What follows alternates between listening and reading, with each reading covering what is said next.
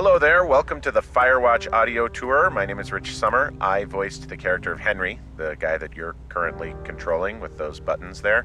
And I'll be chatting with you in a little bit. Thanks for checking it out.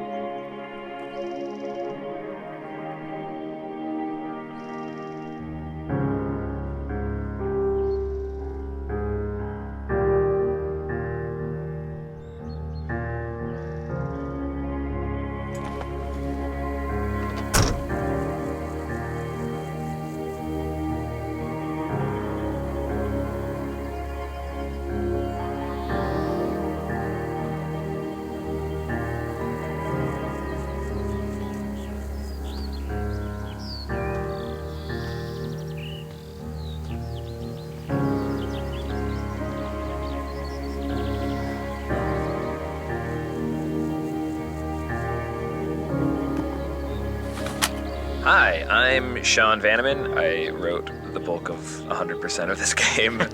Hey, I'm Jake Rodkin. I did a lot of level design, UI design, and worked with everyone on the story for Firewatch. The game has this weird structure that Chris and I talk about in another tape. This is the first thing I wrote, was this opening of the game that jumps between Henry's life and the trip out to the woods. And I used a little product called Twine to do that, which you can download and use. It's just a very simple choose your own adventure tool. The simplest way to program a video game that one can then share with friends and play. I think we were worried that the team would sort of perceive Henry as a blank slate, as sort of a generic game player protagonist, and we wanted to make sure, or we wanted to get in everyone's mindset, you're playing as a specific guy with a specific life. Yeah, there's a reason when you play video games that a lot of your protagonists have amnesia, because it's really difficult when you're driving a character around who knows things about their life, or his or her life, that who you ostensibly are that person, don't know. So yeah, we kept trying to write an opening of the game that happened sort of like weeks into Henry's experience, and then quickly realized that it was like, well, why would he not be able to say X? Well, because his relationship with his wife is Y. So, but the player doesn't know that.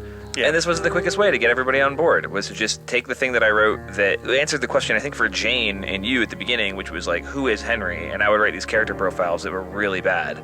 And then I went, what if I just let you play a thing? And then you can figure out who he is. And we held on to that until we had the idea to put into the game. It means that when you're playing Firewatch and Henry and Delilah start talking about Henry's wife, you don't have to learn it through his dialogue, because you made the choices that brought him where he is today.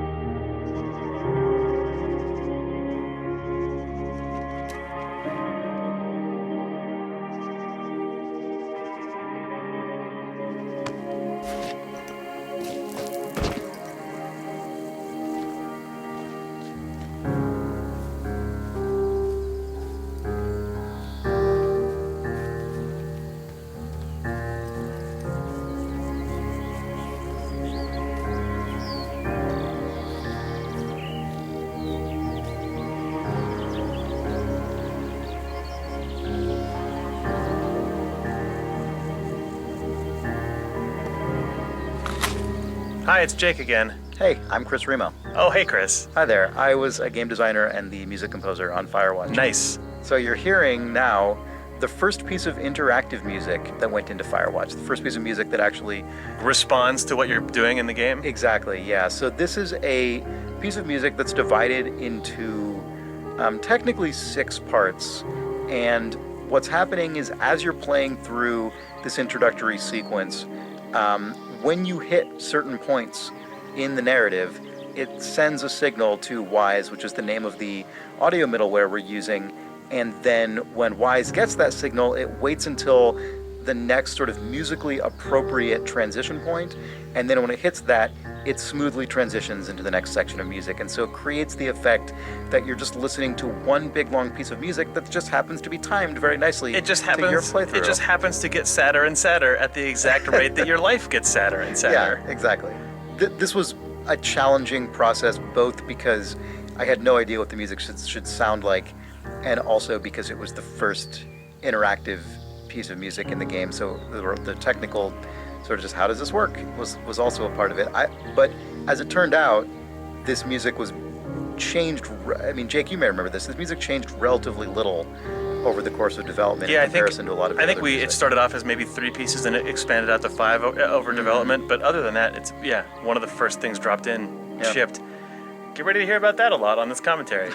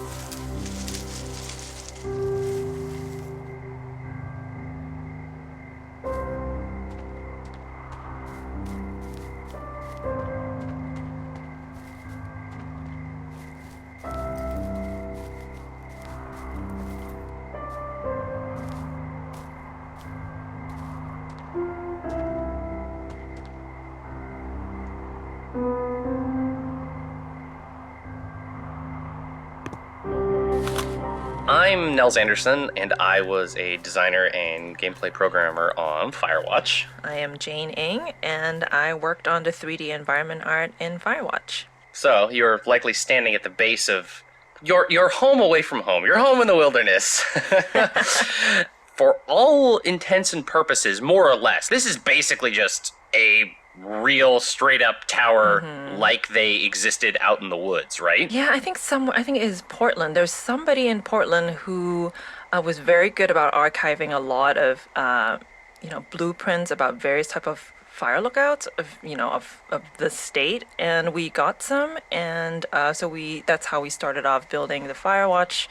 The lookout tower, just by looking through how they were actually built. It's slightly taller than a real one, right? We had to make quite a bit of adjustments because, for example, the stairway you see here, normally fire lookout stairways are not on the outside, but for more interesting gameplay and views for the player, we opted to change that.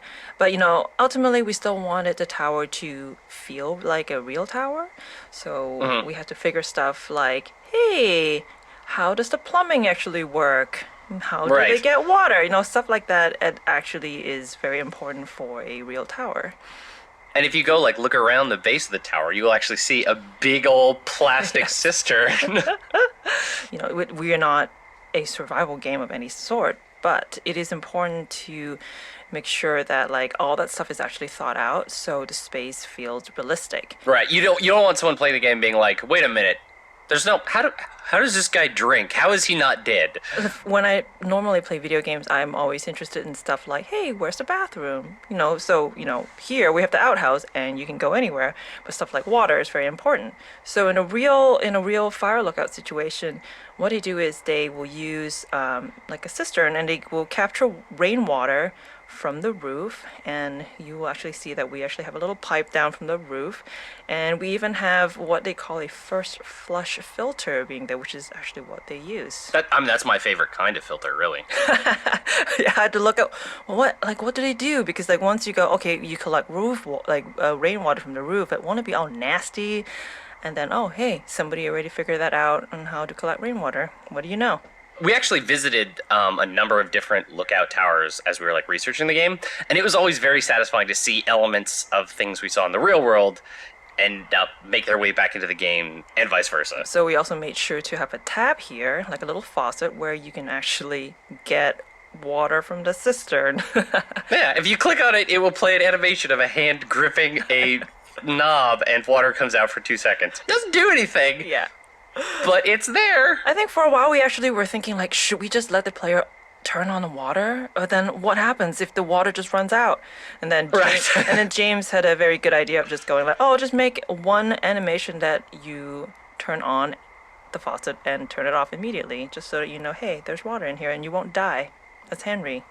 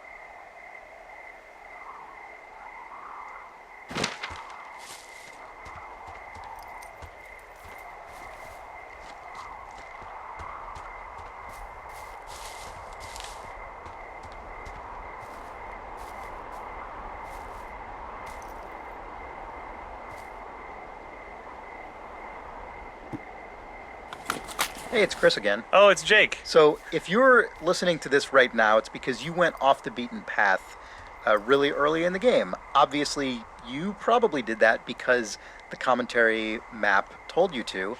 But You don't need a map to tell you to go here. You could just go here. we had to. One of the biggest challenges in this game was throughout the entire narrative, keeping in mind that really players can pretty much go anywhere that they've unlocked on the map at any time. And sometimes that's actually really inconvenient for the narrative of the game.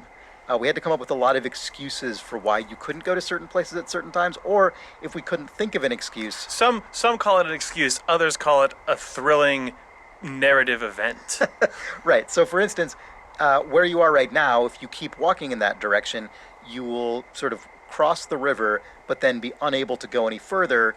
Because, There's like a lot of dense underbrush. and then about halfway through the game, when a big fire happens, that area is burned out, and you can walk past it into Cottonwood Creek and Pork Pond, Pork etc. Pond and all those areas. Yeah, it was really, really hard to think of justifications like that weren't completely implausible. Yep. And so we actually have relatively few cases of that in the game. Yeah, if we couldn't come up with a good way to keep a player out of a space, we instead flipped the other direction and went, well, what can we do to support it and make it interesting? On this day, before the story started, not a whole lot, but we thought it was fun to point out that you can wander a lot more of the map than you might even think at the very, very, very start of the game. Yep. And then especially once you get ropes, that increases a lot more. So just as you get these items that allow you to explore more of the world, we had to face these increasingly complicated and frustrating design challenges of how does the whole game not break all the time now. It was interesting and difficult, but also cool. Yep, bye.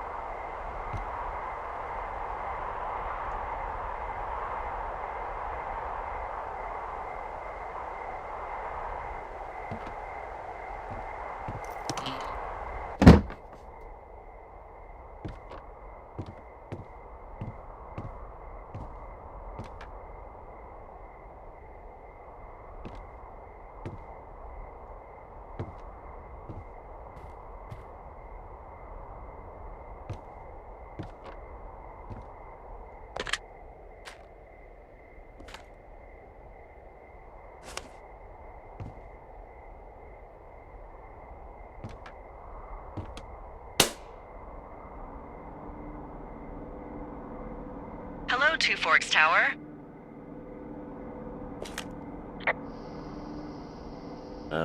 Hello? Whoever this is? It's Henry, right? Yeah. I'm Delilah. Yeah, that's what the guy said on the phone. So, what's wrong with you? Excuse me? People take this job to get away from something. So, what's wrong? What's wrong with you? That's a great idea. Go ahead. Look, I just hiked for 2 days, so I don't really follow whatever it is you're doing right now. You take a stab at what's wrong with me. Fine, then can I sleep forever? Sure, buddy. Okay, now go ahead.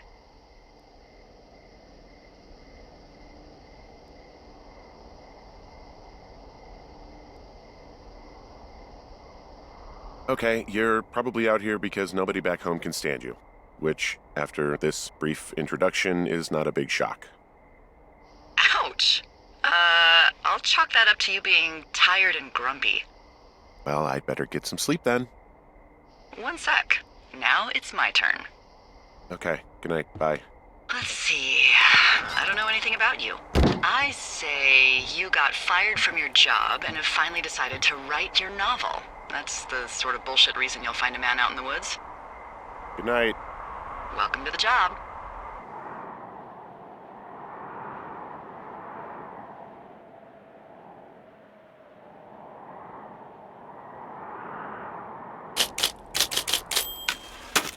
Good morning, Henry. Well, I guess good afternoon. You probably slept like a rock. Anyway, there's still a few hours of daylight to get some work in. I can see you at your desk, so call me when you're ready.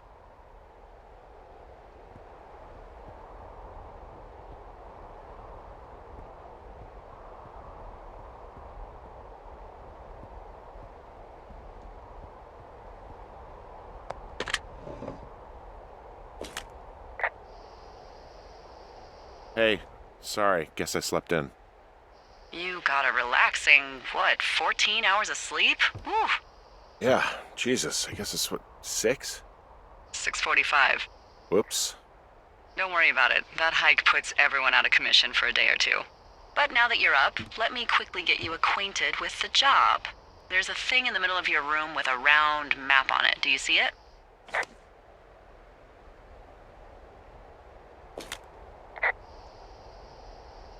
Okay, yeah, I see it.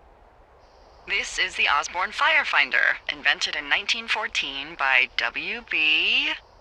Osborne? You use this to spot, you guessed it, What the fuck? What is it? Nothing. You use this to... Oh, fuck me! Good God, language, lady. Out your west-facing window. Are you seeing what I'm seeing? Are those fucking fireworks?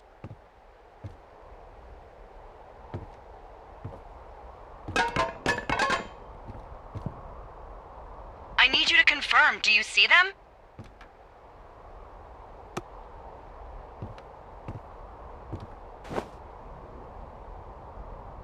Seriously, are you seeing this?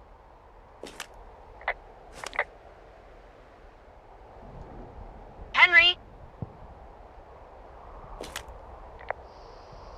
Whoa, that's not legal, right? No. You need to get down there right now and stop them. Fire danger is through the fucking roof. Is that really my job? Your job is whatever I say it is. Look, the closest ranger is like 2 days away. Go down there and set him straight.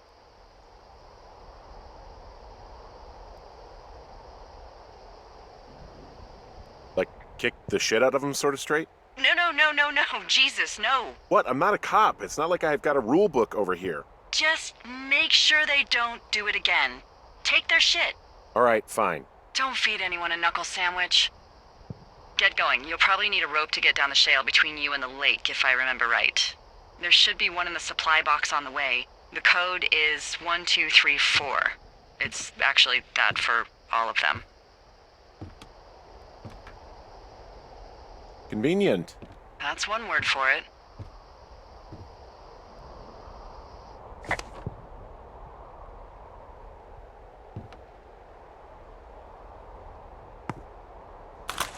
Nels, it feels like you on the team did the most sort of digging about what the real job is like, what is in the actual space, and then checked us against reality when we kind of went off the reservation. I mean, in general, I really like doing research. That's sort of a thing I've enjoyed on all the projects I've worked on. So for this, a bunch of folks on the team read this great book called Fire Season by Philip Connors, which is kind of like a memoir-ish thing from this dude who still is an active fire lookout even today. But I also just, I called up the Ministry of Forests and Natural Resources here in British Columbia and got redirected to like 3 increasingly small Ministry of Forest offices until someone just gave me literally the phone number of this cool old lady who had once been a fire lookout. So I just kind of chatted with her for like an hour and a half just about what doing the job was like. The reason why the game is not a simulation of being a fire lookout is because what everyone talks about is that the number one challenge with the job is that it is incredibly, impossibly boring. Because you can't, like, read a book. You can't, like, be doing other things, right? Like, Not really. Yeah. At the end of day 3, where Delilah mentions, it's like, Henry's like, well, what do I do for the rest of the summer? She's like, you sit in that chair and you look out the window. That is actually what fire lookouts really do. So all the folks I talked to said, like, figuring out ways to combat boredom is the number one thing. The lady I talked to, she said she did a whole lot of needlepoint and cross stitch because you can do that without looking at your hands very much. Obviously, like, lookouts are also responsible for doing, maintenance on their towers. But again, it's like not maintenance because some crazy Yahoo smashed up your tower. It's maintenance like, oh, the paint is kind of flaking off, better paint it.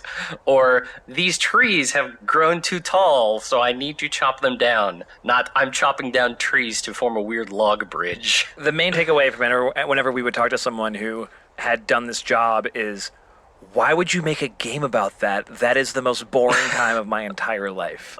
So hopefully we showed them how. It feels like people who do this job like fall into 2 camps, right? They're the people who think they can do it and can't hack it and bail after like a month or 2. People like Jack Kerouac, who tried to do this and wrote about it in Desolation Angels, and then he went crazy from a lack of cigarettes and then left. Or the people who kind of enjoy the solitude and then figure out ways to deal with it. But, we do have, like, a lot of the window dressing for the stuff people use. Like, other folks I talk to, it's like, what do you do? Well, we read a lot of books.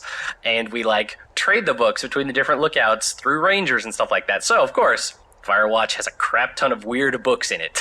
Stuff like that.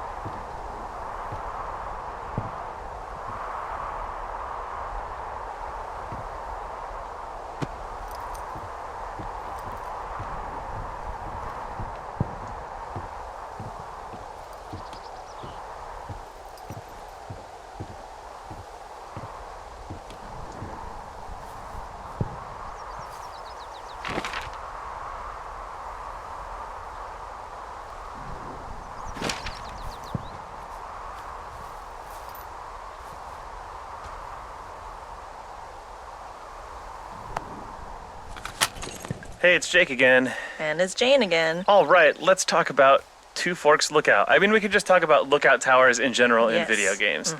Mm-hmm. Well, you built it. You want to talk about it? Yes. So lookout towers have standard sizes, actually. I think most of these were either 14 feet by 14 feet in the inside, or something like 7. Like, there's actually like a tiny. standard. Wow. Yeah, the cabins have standard sizes, and the ones that you have a bed and stay in are the 14 feet ones. And We realized through a few experiments that if you make a space that's actually 14 feet in the game, it would be too tiny. Yeah, I remember you found a lookout tower enthusiast website that had posted the actual blueprints that the State Parks and Forest Service used. So we're like, we're doing this. Yeah. We're building it to scale. Yes. It's And tiny. You can't move around. It's tiny, and then basically the camera just has no room to maneuver at all. Yeah, and you just feel like a fat guy, like you can't fit between your desk and the firefighter. Yeah, and it feels like you're just in a shoebox. So we did a few experiments. I was like, okay, how about it's twice as big? And when it's twice as big, and it's just like no. Palatial Yeah, fire it looks lookout wrong. cribs. And then on the outside, the silhouette of the space also looks wrong. So we ended up with I think something like 1.5 size bigger than real life, and it feels like a real fire lookout. Over the course of the game, as things change, there's a bunch of variants of the tower too, right?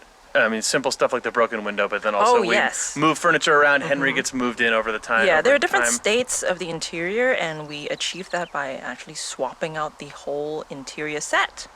Like 7 or 8 times, I think. A lot of times. As the game moves on, then more and more of his stuff starts showing up, and then Henry is a slob, and so his like undies are everywhere and all Window this gets stuff. broken, window gets fixed, Exactly. conspiracy board goes up. Yeah. Yeah, and dirty socks get all over the place. Just tell the story of some slobby dude up here. Exactly.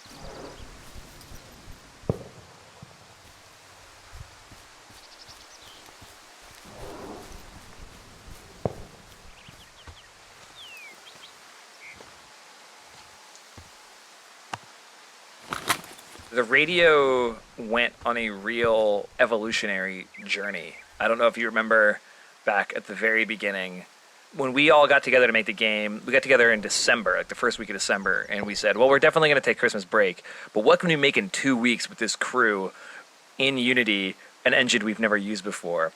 And we started starting with the radio mechanic, and I quickly wrote like a mystery about an FBI agent looking for a kidnapper in the woods, and then you had like a dispatcher who was like, go to this place and look for this. Oh, I think he left. And I think that's when we sort of proved out that looking at things and pointing at them the way you would like in a shooter, but then getting options to talk about them was the thing we were going to do. That's kind of where the radio mechanic is so different from most conversation systems in games, right? Because most game conversation systems like, oh, you're standing next to this guy, so you can talk to him now, and you will be able to talk about things that have recently happened to you. But since it's a radio, it's like you could be anywhere, anytime, talking about whatever you're looking at. So even as we started to like do that initial prototyping, we sort of realized like, oh, that's very interesting. Also, this is really complicated and very different from how most games do dialogue. Yeah, when you're standing in front of a character, you just sort of have the very binary rule of I am standing in front of a character in an adventure game, I can talk. I walk away, I can't. When you change that up and you can talk about things wherever because the proximity to that character is no longer relevant, you start to find really weird cases. Like, what do you do when you want to talk about an idea or a sound you just heard, a smell? So then we had to sort of bring the radio mechanic into the realm of the intangible. And I don't think that really came on until much later. Yeah, we got I think during that prototype we got the very initial vestiges of it, but in that initial prototype it was so simple where it's oh, if you're looking at this weird stone head, you can push the one button to play this crappy audio top of "Oh hi Mark" from Tommy Wiseau's The Room, or you can push 2 to say "Oh hi Denny" instead. That was the darkest time of development for me. It was the most wonderful time because that movie gives me real physical illness. When we had mapped the radio mechanic to 2 lines from The Room, I was in a bad way about that. I enjoyed it greatly. I know you did. I know you did. Yes.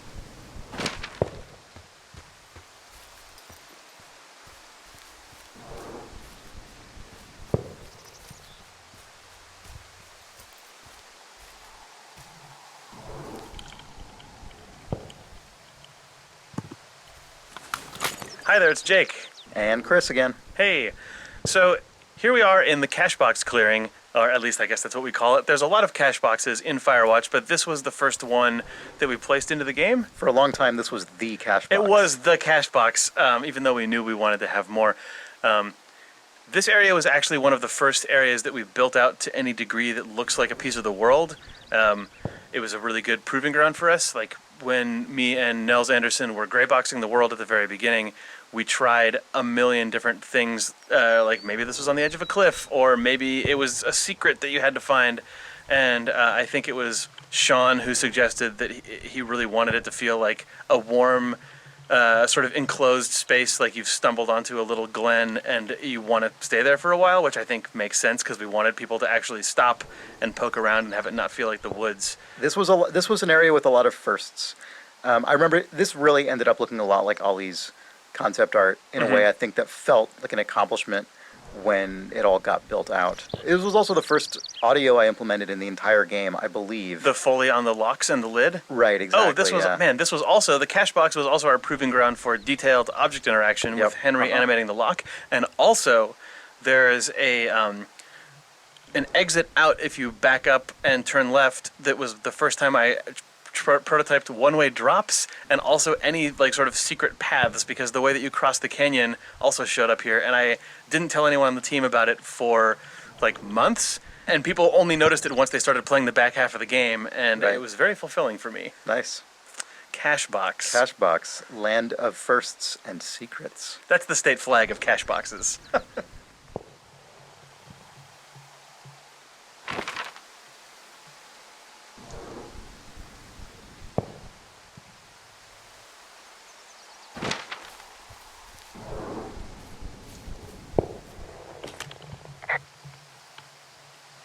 So are there a lot of these out in the woods?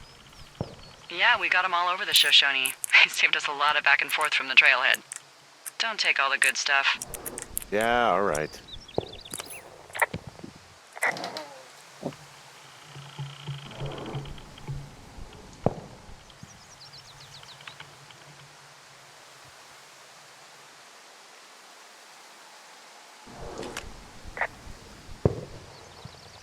Hey, I found a note to a guy named Ron from some guy Dave. That's probably Dave Gaskell. He's completely nuts. Is that right? Harmless, but yeah. One of those, fall off the grid and eat ants for a week type. Totally fucking cuckoo. Which is kind of what the job attracts.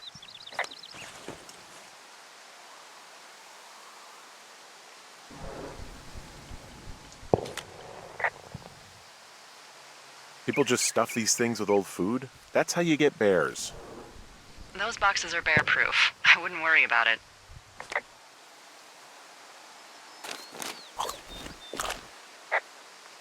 I tracked down that rope. It was right where you said. Great. So you should be set to get down to the lake.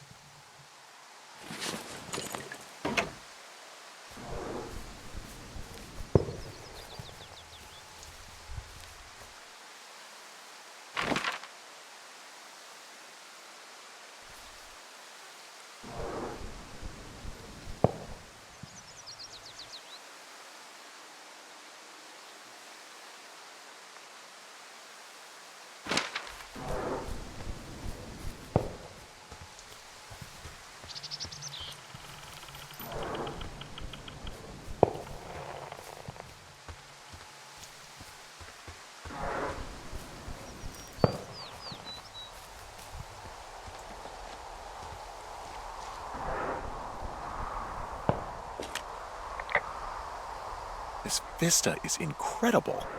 Which one? Down the hill from my tower. There's a canyon and then the rest of, well, everything. Yeah, you should see what I'm looking at. An eagle has been hovering over this gorge for the past hour. And maybe if you're good, you can come by and see it at the end of the summer.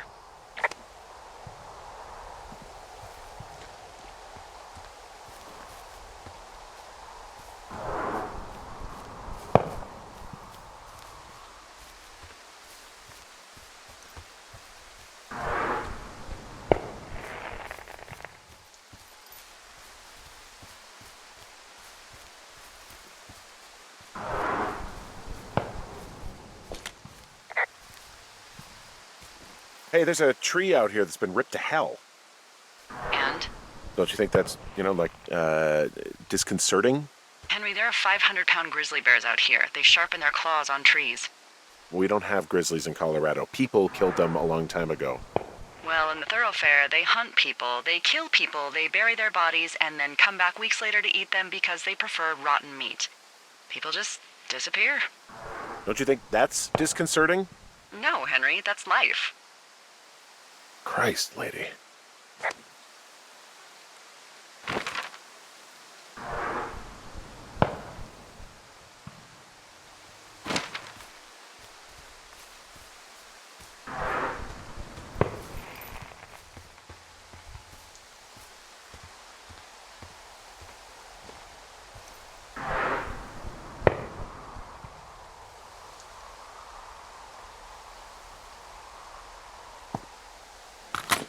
Jake, Oh, hey, Sean. you did a neat thing here in the game that I like a lot, which is when you make a dialogue choice with Delilah about what this dangerous hill should be called.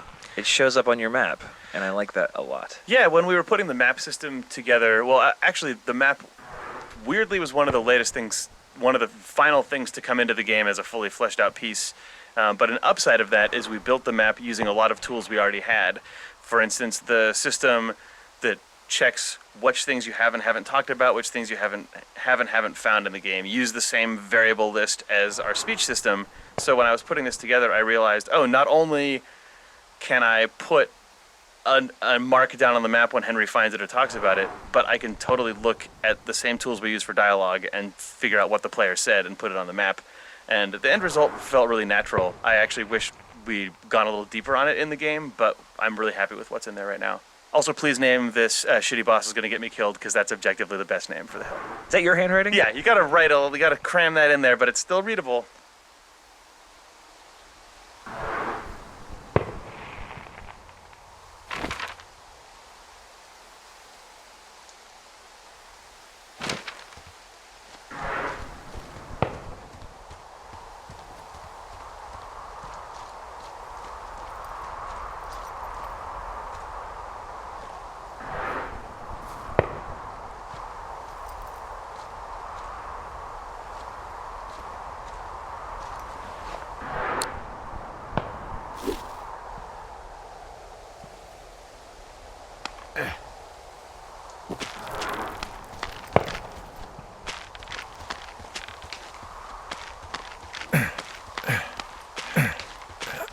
No, no, no! Oh!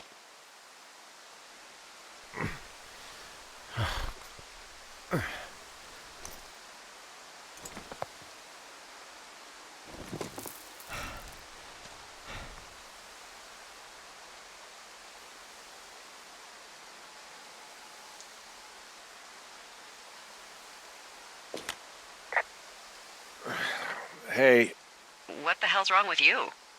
my rope snapped coming down the shale slide. You didn't break anything, did you? No, I think I'll make it. Well, be careful for Christ's sake.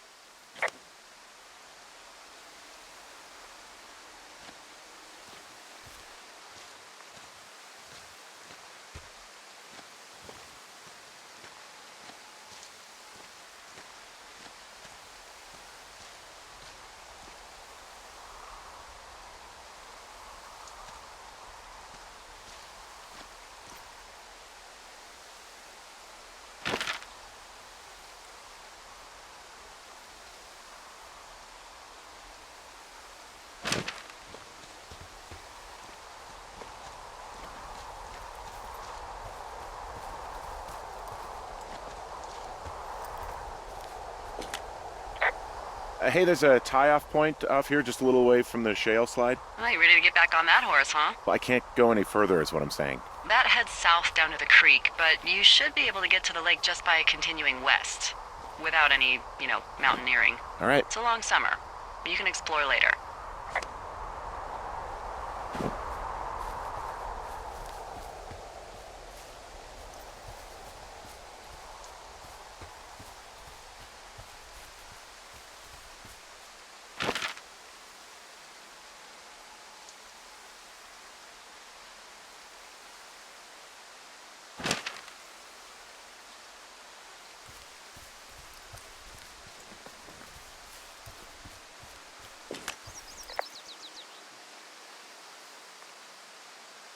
Wow, there's a big rock outcropping down here near the lake. It's really something. Yeah, makes for good camping. There used to be a group of guys who would boulder out there a couple times a year. What happened to them? Dunno, just stopped coming out.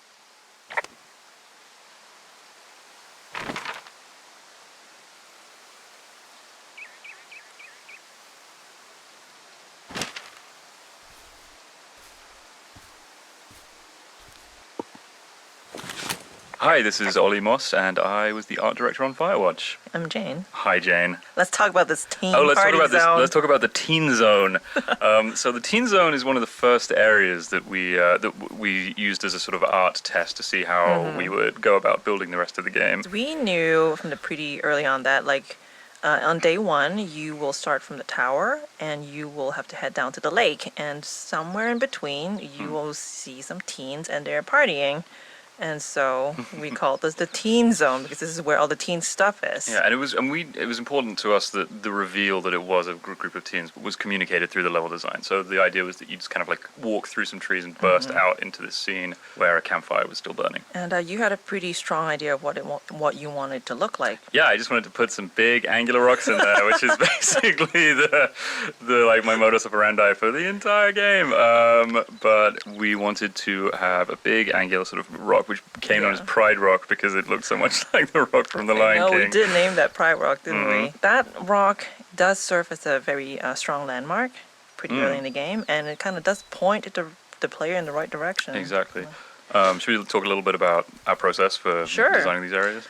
So in the beginning, when we just have no concept art, we will just mock it out with just literally just gray boxes and a gray terrain. And then we will take screenshots and give it to Ollie to be like, please pretty this up, Ollie. Oh well, first of all, I'll do a terrible garbage sketch and pitch it to the team. And if people like the gist of it, then we'll go away and do a bit more of a detailed drawing, and then you would go. Yeah, we'll add in some more shapes, and then we just keep going back and forth with paint overs from Ollie. And then it's just a sort of tennis, really, just back and forth between the two of us until everyone's happy with what we have. Yeah.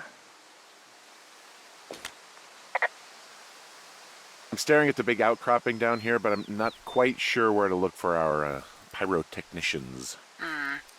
Maybe keep heading west toward the lake.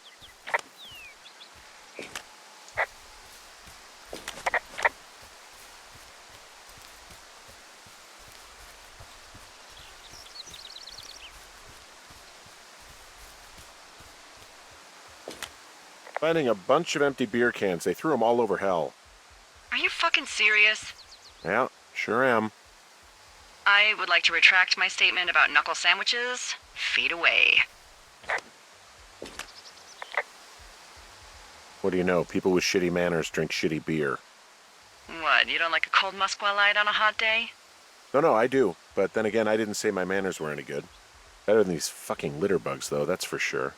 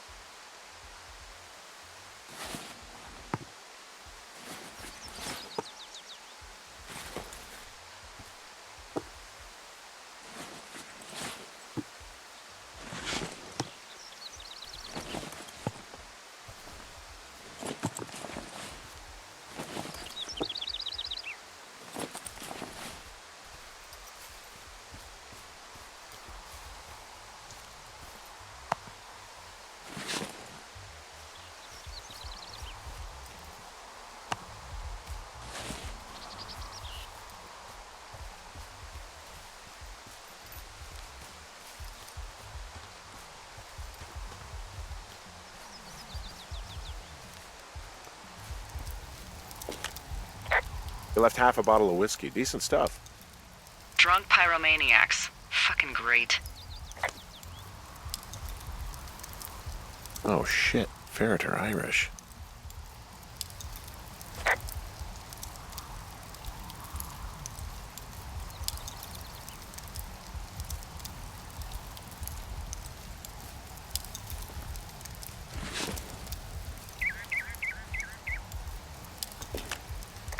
Oh, look, they decided to have a campfire, too.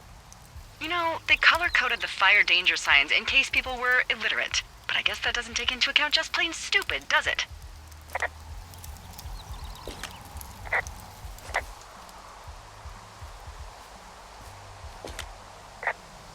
They left their packs tied up here. Don't fuck with them. The last thing we need is some hikers filing a report about harassment.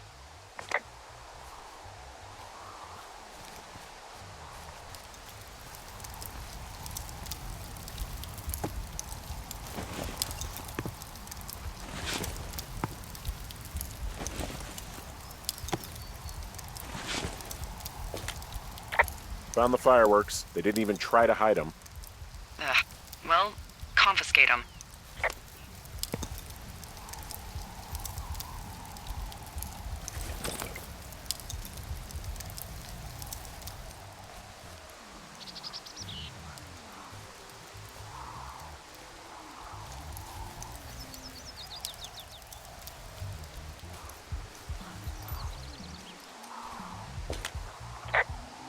Well, they left their clothes out to dry. It looks like two people.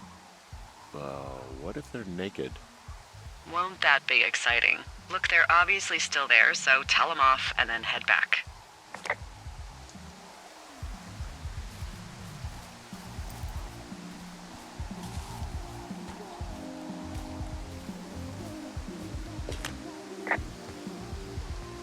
I found a bra. A nudie pyromaniac. Remain professional.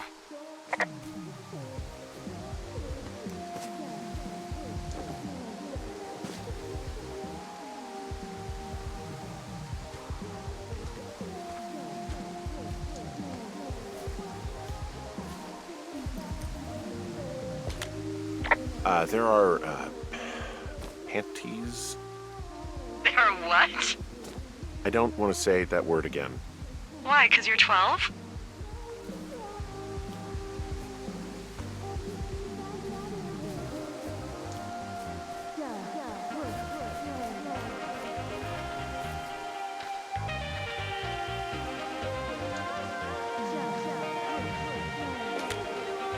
There's a... Ooh. Yes?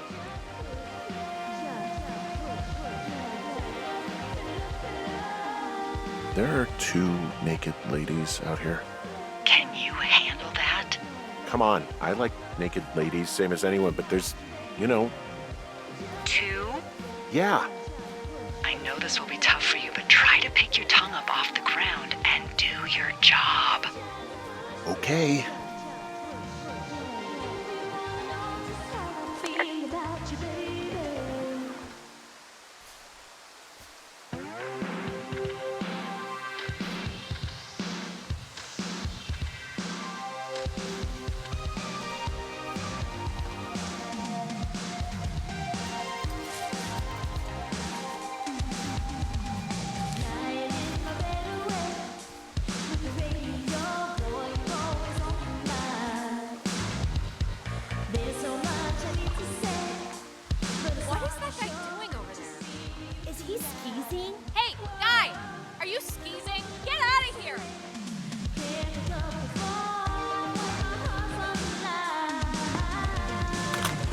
My name is Patrick Ewing. I worked on tools and gameplay programming.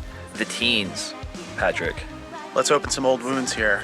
This is like going back to like an old battleground and being like on these hallowed grounds. Yeah, I bad died on things this hill. happened. I died on this hill. Yeah. I mean, it's one of the most complex interactions in the game, if not the most, right?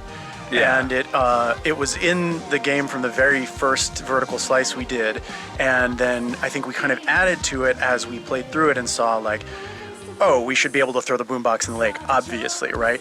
Okay, the teens need to react to the boombox being in the lake. Oh, but then they should also react to you putting it down. What you should do if you're making a video game is build relatively ironclad, predictable AI and systems that react to inputs. But instead, we built a series of relatively flimsy state machines that were like, if this, if this, if this, but not when, and also if.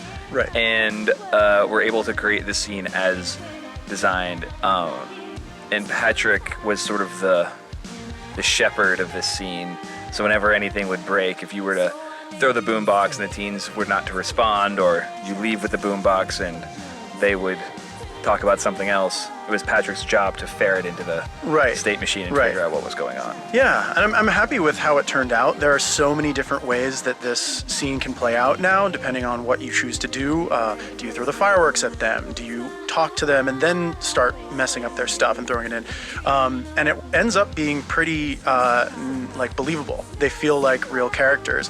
It's just such a crazy spaghetti code in the back end that I'm always terrified when I see someone play through it, that there's some interaction that we didn't think about. Right now the player is interacting with the teens in a way that is completely not by the book. And I mean, luckily we beads haven't... of sweat are building on your brow. Yeah, I think it's just a PTSD response at this point. We would see the bug reports if this was actually still breakable. Yeah.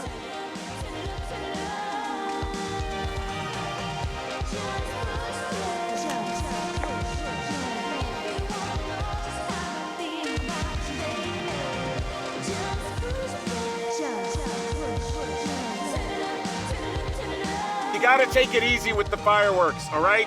You ought to take it easy at the Sizzler buffet. Chelsea! What? He's just some loser out in the woods. I mean, he's grody. Why do guys think it's all right to just stare at girls?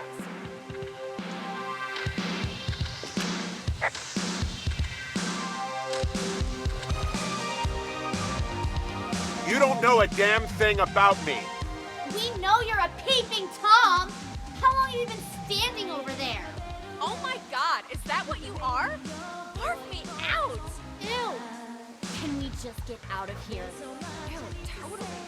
You're gross. You're just some sad man out in the woods.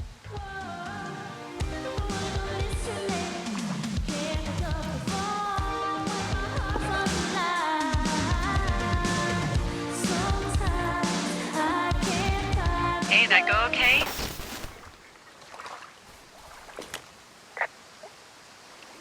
I hope they drown. Yow! I don't think anyone would mourn a couple of future arsonists. Just gonna go ahead and not log that as a threat. Thanks. But seriously, though, thanks for dealing with it.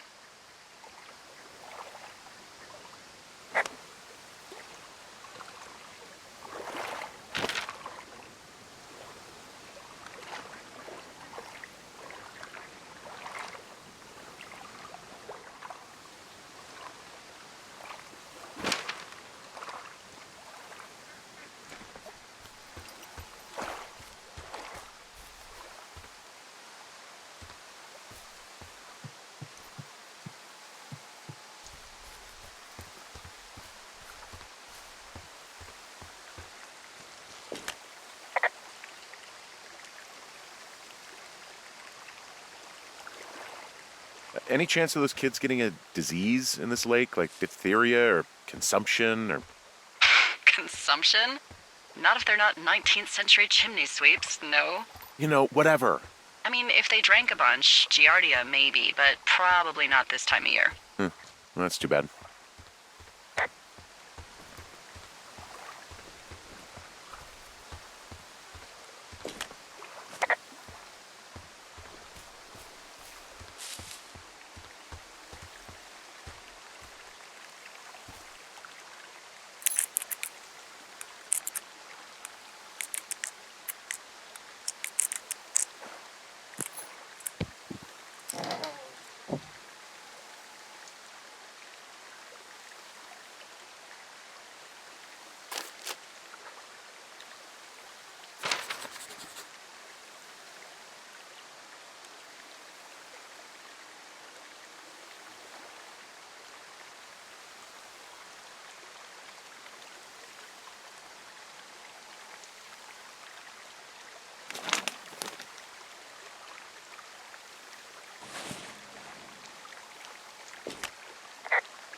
I found a sweatshirt from the University of Eastern Colorado. There's a University of Eastern Colorado? I really don't think there is. Why would somebody make that up? Right, and then put it on a sweatshirt. The world's a weird place.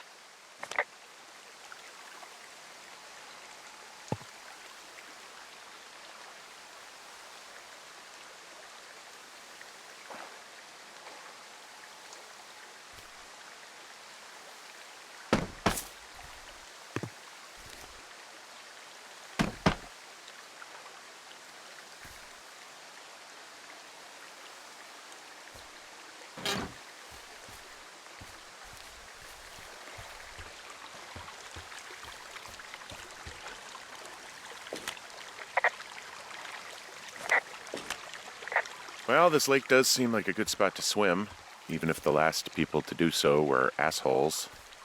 Yeah, right now, though, it's all snowmelt, so you'll freeze your balls off. But as hot as it's been, maybe that's a fair trade. Starting to feel like it.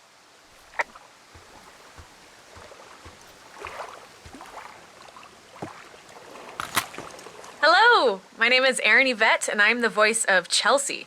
Hi, my name is Nikki Rapp, and I'm the voice of Lily. And we're the drunk teens in the lake. The obnoxious, skinny dipping, drunk, firework blasting teens. This isn't the first time that you've played a Lily, though. It is not. It's actually the third time I've played a Lily. My first Lily was Lily Zanotto in Psychonauts. And then I played the lovable Lily in The Walking Dead from Telltale.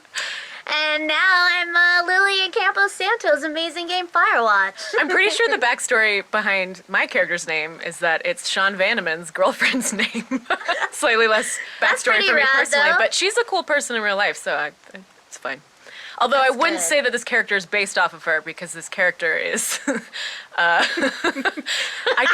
guess I always pictured her being changing majors constantly in college because she like can't decide what she wants to do. Like she's gone through like psychology and sociology and like, and just constantly flunking out of everything. Yeah, So she's I just think switching until something sticks. That's good you had ambition. I don't think my character really, I think she just was kind of drunk, cutting class. This isn't the first time that they've done something like this. Not at all. I think they were professionals at it. They were good. They were good at getting people to buy them booze, you know. Totally. That kind of a thing. That's good. Stand outside of 7-Eleven. Whenever people ask me, like, oh, who did you play in Firewatch? It's like, oh, remember that time on day one where, like, you saw these silhouettes of, like, gyrating women? I was one of those. I probably like, called you a fucking bras. asshole.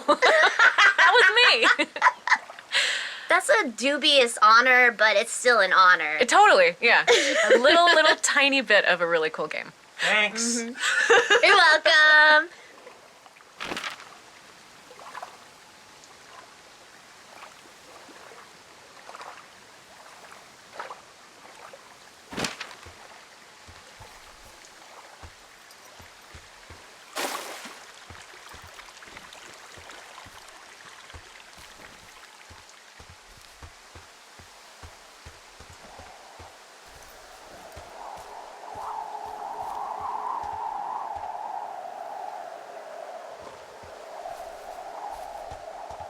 I take it you fell prey to the Forest Service's big recruiting effort when it comes to, how the hell you ended up out here.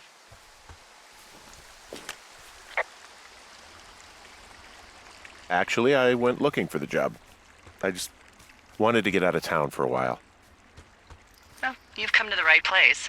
Thanks to last summer, we got a bump in Forest Service budget and can actually afford to have you. Oh, you're talking about that giant fire that probably caused some damage. Turned an entire jamboree of brownies to dust. Brownies don't have jamborees. Well, they should. And you don't know what the hell I'm talking about, do you? I do not. Jeez. I mean, the federal government almost let Yellowstone National Park burn to the ground? Ring a bell? Yellowstone is like, 15 miles away? Why would they do that? Well, the short story is that for 60 years, we got very good at not letting forest fires happen. And then about 15 years ago, they decided that forest fires in wilderness areas like Yellowstone should be left to burn. So that's what they did. I can't believe you didn't hear about this. There were reports that the entire park was gone. Dan Rather telling the country that President Reagan didn't care on the nightly news. And what the hell's he gonna do? Smoke jump in and snuff one out for the Gipper? So what should they have done? I don't even know. By the time the Yellowstone folks realized the little fires weren't gonna burn themselves out, 100,000 acres were gone. It's Yellowstone, you know? People don't want to touch it. But we touch it every single day. But hey, I got a 30 cents an hour raise because we can't have another fiasco. Like the goddamn park can burn down again.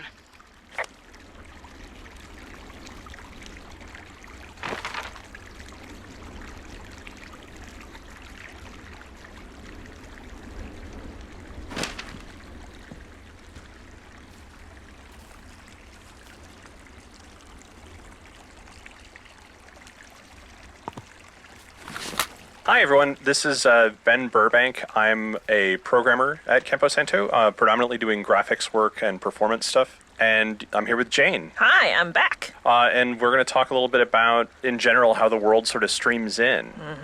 This is a big open world game. There are, like, what, tens of thousands of trees somewhere in there? Yeah, and we have how many chunks of the world that we stream in and out? There are 100 plus. Yeah, I think over 120. One of the big challenges with that was we have to remove parts of it when you're not looking at it, because video game consoles and computers don't like to draw things that aren't seen. Especially not a lot of trees. Yeah, it's a lot of work for that little graphics card to do, to try and draw all those that big forest. So the canyon's one of the spots where we have like obvious occlusion where you can't see most of the world. So we unload like the tower hub. The tower that you see in the canyon is fake. It's a small fake version. Yeah. Which is a common trick. Yeah, so it's like a very low cost version of what it would actually be there. One of the biggest challenges for Jane and people building the levels was figuring out line of sight. So how far can you see? Like if you have a point where you can see entirely across the map, we had to be very careful about what is actually loaded and what's actually drawing. Yeah, so even though the canyon is pretty much a straight corridor, we had to put in some kinks in there. So, you know, like right sort of in the middle, there's a little area where you have to go around a rock. This is so that we could make sure you won't be looking at the lake when we basically delete it out of the world. Yeah. The game also, you know, it's sort of non-linear. Like there's a linear story going on, but there's the ability for the player to just go backwards. So we also had to keep in mind like reverse line of sight and things like that, which is a little different than a traditional action game or something. Yeah, it's kind of like a little puzzle game almost to figure out when we stream in and out things. So hopefully you don't notice any of it, because if you do, that's actually us not doing a great job. You probably will notice it though sometimes. I'm sorry about that.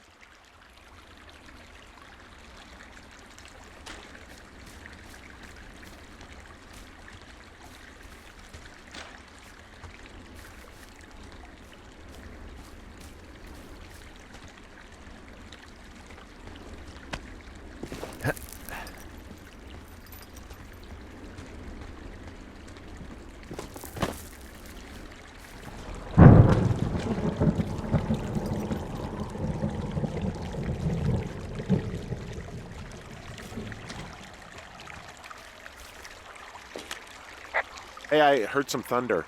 Yeah, I've got eyes on a storm out to the north.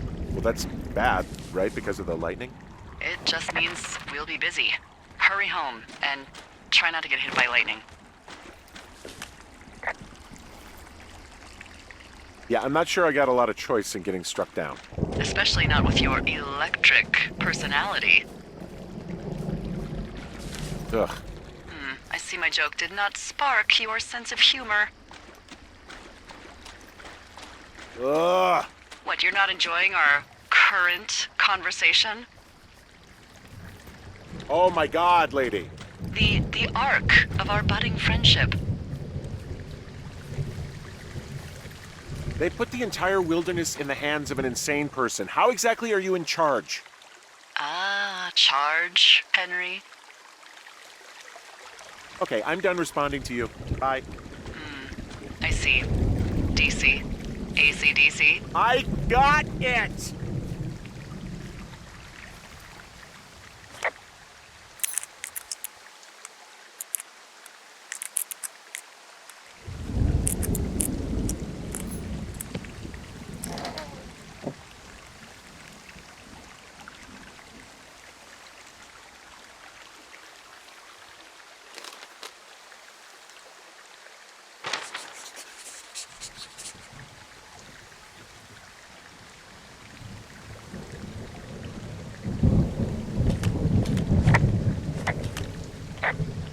There's a horn or an antler or whatever.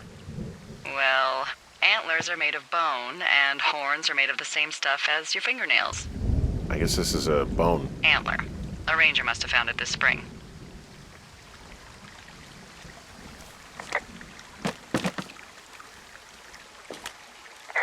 I found a flashlight. There's one in there? Great. Well, the sun's gonna go down soon, so if the batteries still work, you're in luck.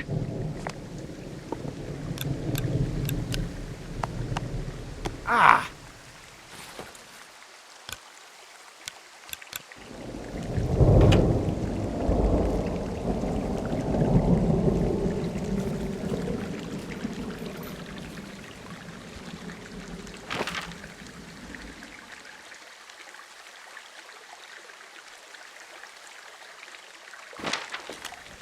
What's in this cave down here? In Thunder Canyon? Thunder Canyon? Hey, I didn't name it. But in the cave, I don't know, rocks? NFS tells people not to go too far in there. It's pretty dangerous. So, I say, fuck it. You're a grown man, you can go where you want. great. Used to go caving with someone back in Colorado. She loved it. Might be great to explore it sometime this summer. Well, that could be fun. Obviously, be very careful. It doesn't seem that dangerous. Whoa, whoa! Oh, no! Henry! Seriously, it's completely fine in here. God damn it.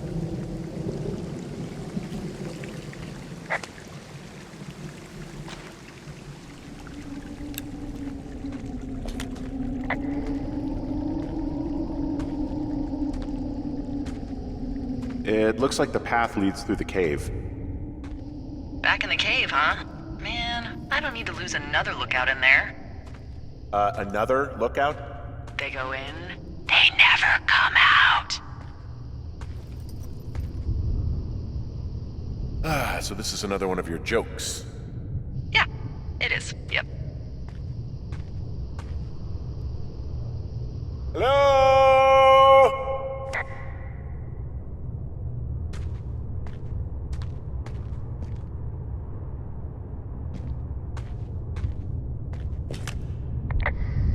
This cave is gated off.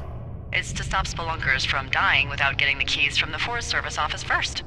Makes sense. Although Debbie says she lost them like 3 years ago, so maybe its mysteries are locked away for good. Ah, damn. Yeah, but maybe you can find another one to get your caving kicks in. Oh, this one's so close to home and convenient, though. Aw, sorry, Hank.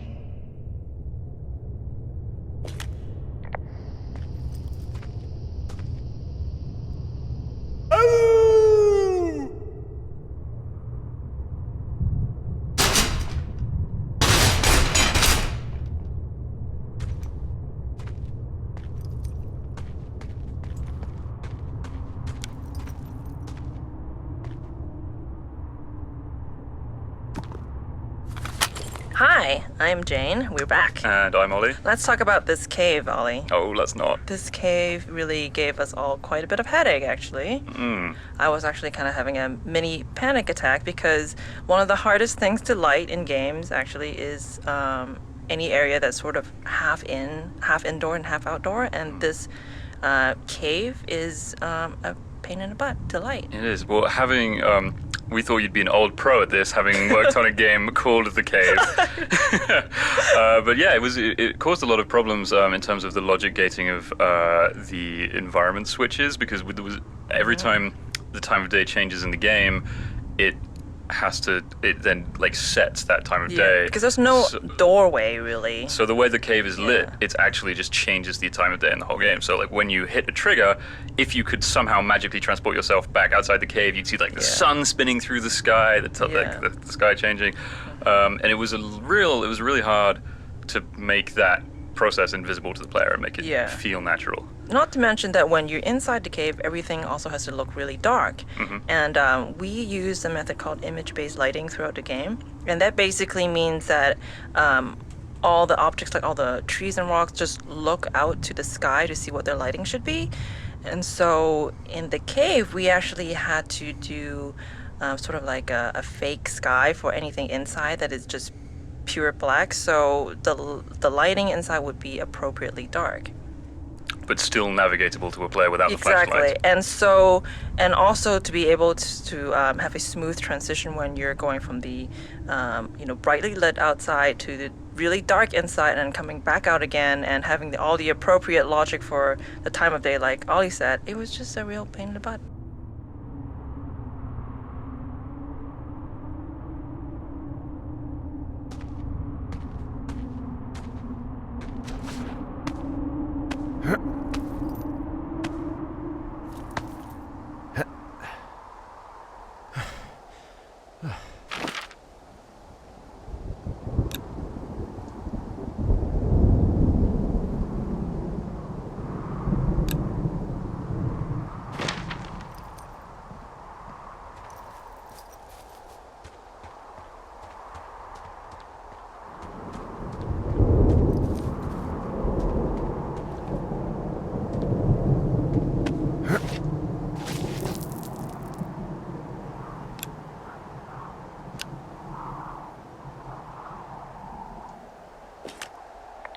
There's some guy out here. Some guy? Wait, he's looking at you?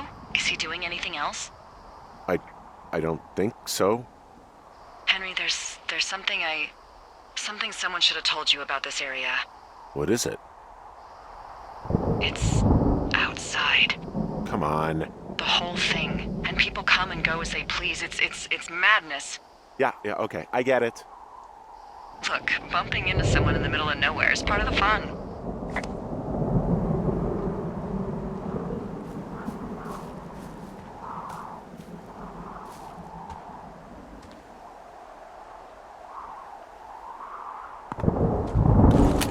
I love the little details in Firewatch's branching dialogue. There are a lot of very subtle, hard to notice things that Sean put in while writing it that you really couldn't notice without multiple playthroughs, but they add up to this feeling that you're talking to real people who, just like real people, kind of echo back things you said earlier, who continue in jokes that have been established, et cetera, et cetera. And one of the subtlest that I don't think I even noticed till I was rewiring the game midway through is the spooky figure who you meet towards the end of day one. Spooky figure. If the teens call you a creep, Henry calls the guy who's putting a flashlight in his face a creep. Right. And he goes, "There's some guy out here creeping," or he says something like, "He's a creep out here." She's like, "A creep, Henry." He's like, Right. "Yeah, there's a guy who's spooking me out here. I don't like it." And I mean, I like doing stuff like that. I pay a lot of attention to the sort of infectiousness of language. Yeah. Especially in this office. Someone will start using a turn of phrase that then I'll be at lunch with someone later, or I'll be out with Jake or whatever, and then I'll hear the phrase theory crafting through them, where it's like, like if somebody was saying, "Oh, there was a total creep outside at the bus stop," then it wouldn't be long, like 18 hours later, it would be totally conceivable to hear Jake be like, "Oh yeah, that guy's kind of a creep. I don't know if we should have him by or whatever." Yep. And I'd be like, "Man, okay, like that word is now like bubbling along the surface of our social networking." Mm-hmm. And people are like that. People are weird, sort of like passive, like non-participatory sponges sometimes. Yeah. And I just like putting that stuff in the writing. And you can do that in games in a way that you can't do that in other media. If you do that in like a book or something, it's so double underlined that it feels like you're making a big point as an author. But in a game, because it's player driven and it's passive, it just feels causal and the way the world works.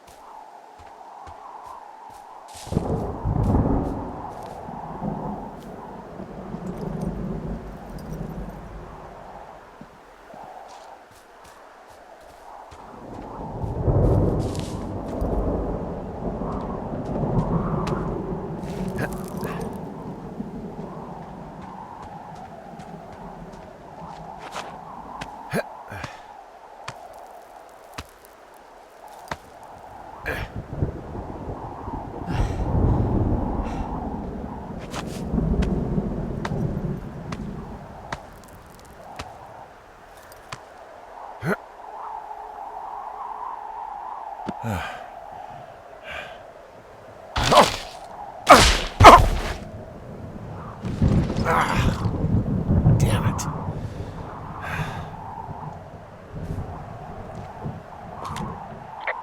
Well, that trail isn't closed anymore. Oh, really? Yeah, I took care of the blocked path.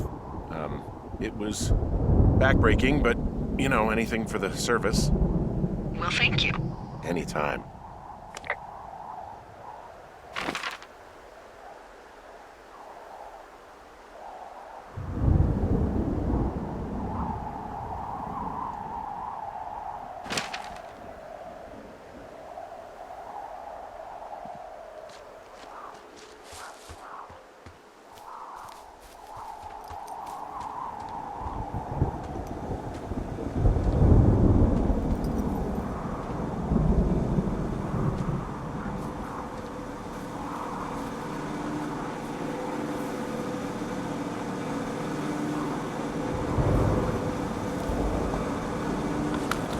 Chris again here. Hey, and Jake, congratulations, player. You have completed the teen loop. Oh man, that's true.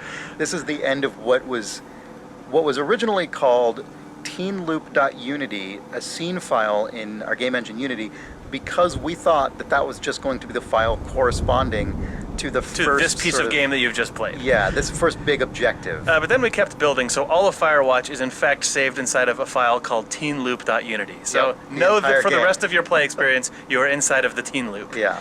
This part of the game, you probably are right now if you're listening to these commentary notes basically in sequence. The music is either about to kick in or has just kicked in. It's dark. You're finding your tower's been broken into. This I really strongly remember feeling when this went into the game and had the music, which was actually the first music implemented in the entire game.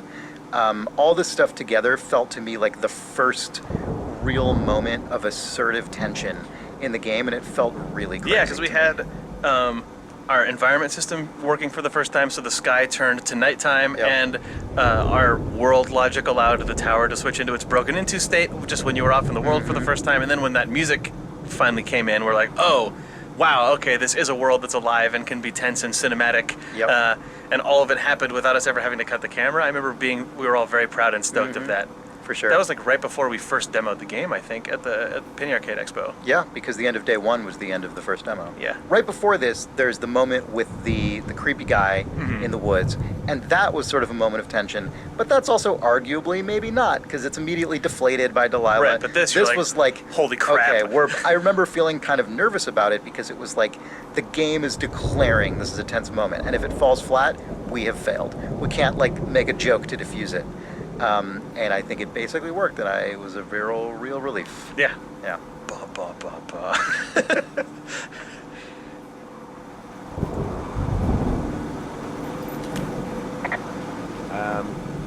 So it's just the outhouse then, in terms of going to the bathroom?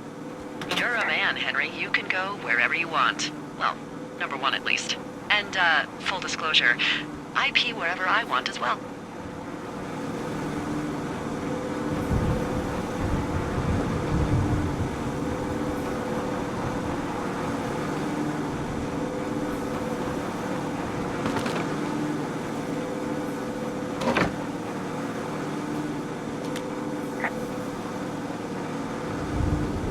So this generator is all the power I've got out here. Yep, it doesn't go through much gas, and, well, you don't have much in the way of electronics, so... What about my hairdryer? Oh, I'm sorry. You might just have to make peace with frizzy locks. I could never.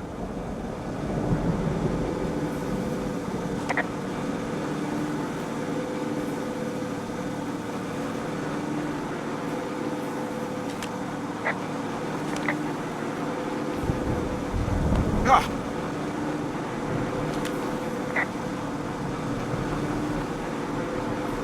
I don't think there's any fictional character I hate more than Forrest Burns.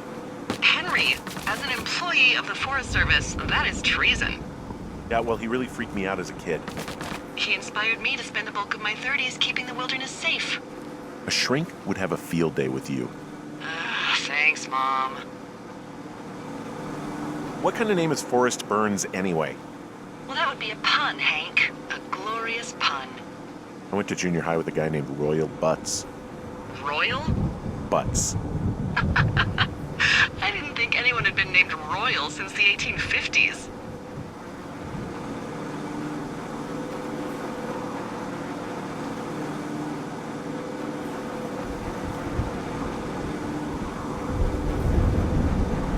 I like the outhouse in that rustic, I'm roughing it sort of way. Yeah, it's a little privacy among the seemingly endless expanse of, well, privacy. I like it all the same.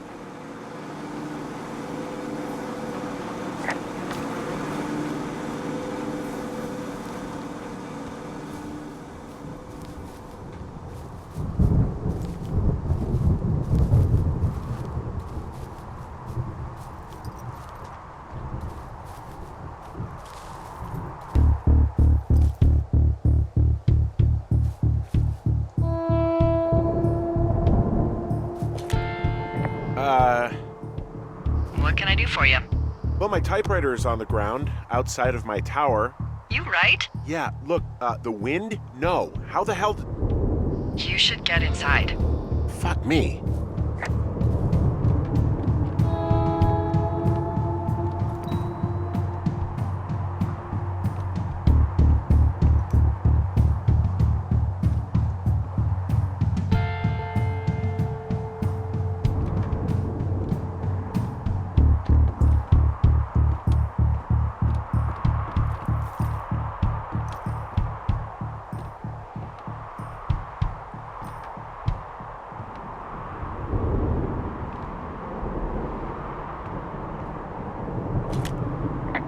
Someone broke in.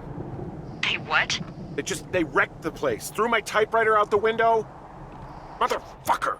Holy shit. I'll let the Forest Service know what happened.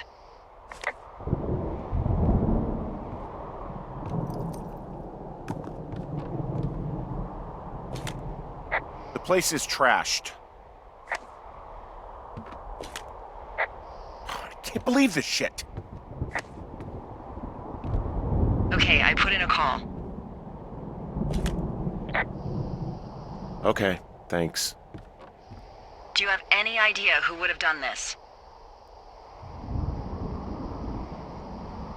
Maybe that guy I saw in the canyon, but I don't know why the fuck he'd want to mess with my stuff. Well, I'll have the Rangers keep an eye out for a man hiking on his own and question him if they find him. I can't believe someone would do this. I worry about bears and fires, and that's about it, and now I've got to worry about some deranged hiker going after lookouts? Great. Okay, in the morning I'm gonna call my friend Patty, who works the desk down in Cody.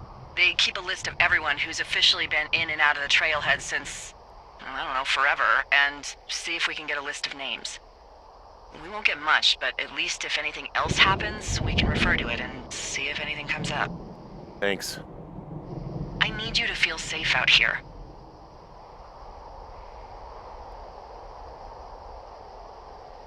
Don't worry about it. Oh, you can protect yourself, huh? I just don't worry about it. Perfect. Keep that attitude up and you'll have an excellent summer.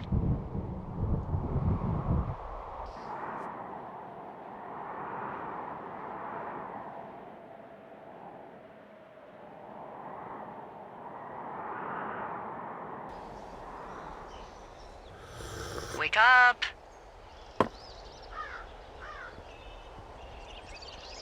Hey, wake up.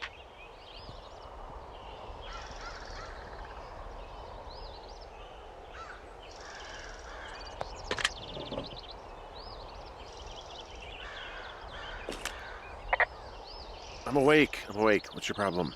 Our problem. Sorry, our problem.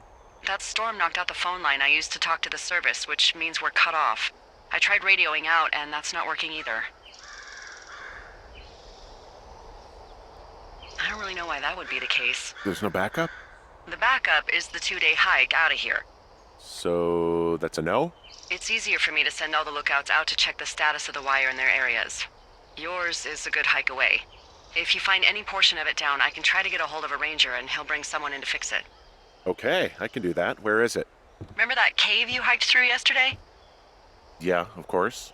So you're gonna want to go back there, go through it, and keep going straight to the north when you come out. Will do. Thanks, Hank. It's Henry. What, you don't like Hank? Yeah, I don't like Hank. But thanks rhymes with Hank. No, it doesn't. Okay, all right.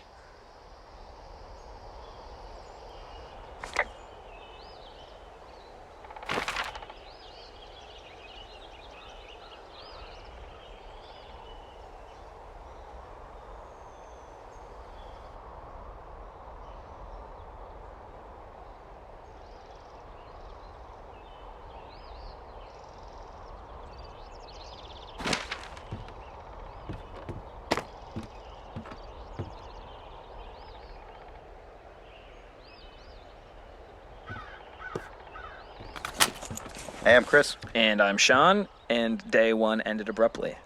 A lot of games don't do that structurally. Yeah. You sort of get to an end point, you touch a flag, or you continue on infinitely with no cuts. Right. Cuts are very rare in games that have sort of a... First-person games especially. Yeah. The idea for that came from the movie Dallas Buyers Club. So interesting. I know. I remember so specifically seeing the first time that movie cuts to a day title card where you learn that the Matthew McConaughey character has diagnosed with AIDS and essentially given 30 days to live, and then it cuts and it says day one. And it was that was like a gut punch when you see that because of what it implies. And I was like, oh man, our game is set in basically a limited amount of time, and there's like this tense thing that happens that makes it, it's not as though there's like a specific date that's coming up, but there is like tension now that exists. Also, we had to figure out just how to get around the fact that we had a big open world and needed to tell a linear story, and so I just came in the next day and pitched that idea based on that movie. And we all just thought it was like stylish and interesting and solved so many problems, so we did it. Ended up creating a lot more problems, but I think it worked overall. Yeah, it was great.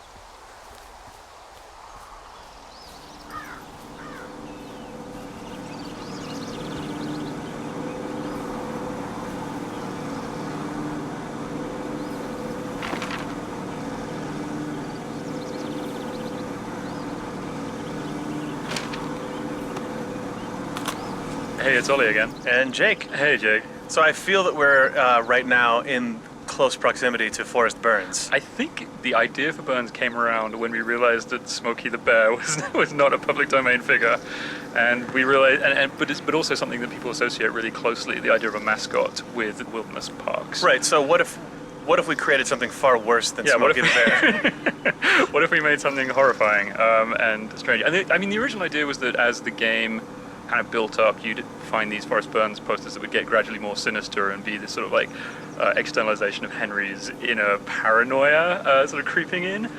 But that did not happen. We didn't do that. We just made a wacky character and stuck him in the game.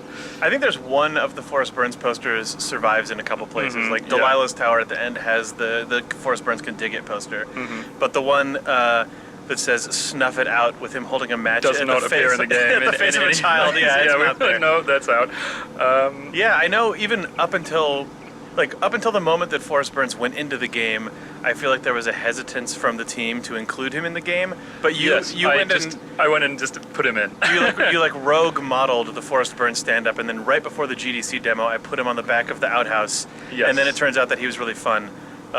Fun Forrest Burns fact: for a while, you could use him as a physics object, and then we've discovered that you could surf Forrest Burns and use him to get to inaccessible areas. So you can no longer do that, unfortunately. That's much to my chagrin. Yeah, surf Burns down the shale slide, not allowed. Anyway, that's him. Enjoy him. Yep. Use him well.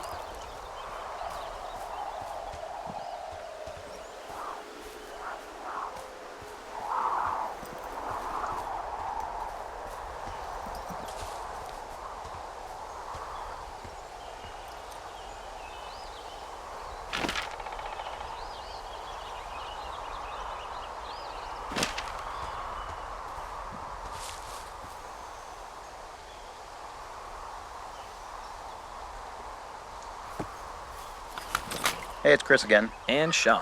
Hey. Hey. So the conversation that you may be hearing or may be coming up soon has Delilah taking a call from another lookout. Unbeknownst to her, Henry can hear this all happening. And when she finishes that call, you as the player can choose to call her on it or not call her on it. And that was a very interesting piece of writing and design, I think. Yeah, I really loved the idea we had here, and I love the way it is performed, but I feel like I especially would add something to it if I were to go back into the game and noodle around. This is a kind of a confusing call for people, and I'm sure if it was for you, you'll understand why, which is that people get really hung up on the fact that Delilah takes this mysterious call, and then it's never sort of overtly explained that she's just doing her job. She's just literally just talking to someone else. And the lens through which you hear it is 100% just Henry's paranoia. But I feel like that could have been underscored here way more had I let you, the player, find a nuanced middle ground and sort of pry at her about what that call was without freaking out. Mm-hmm. If you call her on it, Henry gets very, very defensive. And while I think that goes to illustrate the fact that Henry doesn't have a lot of capacity for nuance and middle ground because he's so damaged and bummed to be in the situation he's in, I feel like he kind of did players a disservice by not letting them feel out the relationship and a potential mystery early on.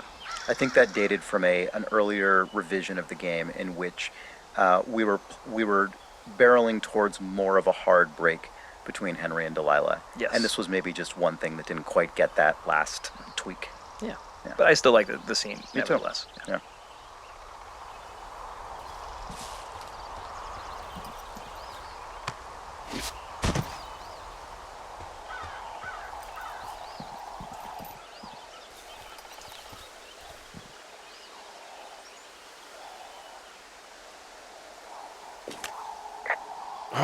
It's actually pretty damn cold out here. Roger that. Warms up fast. The mornings are cold in Boulder, though, right? Yeah, they are.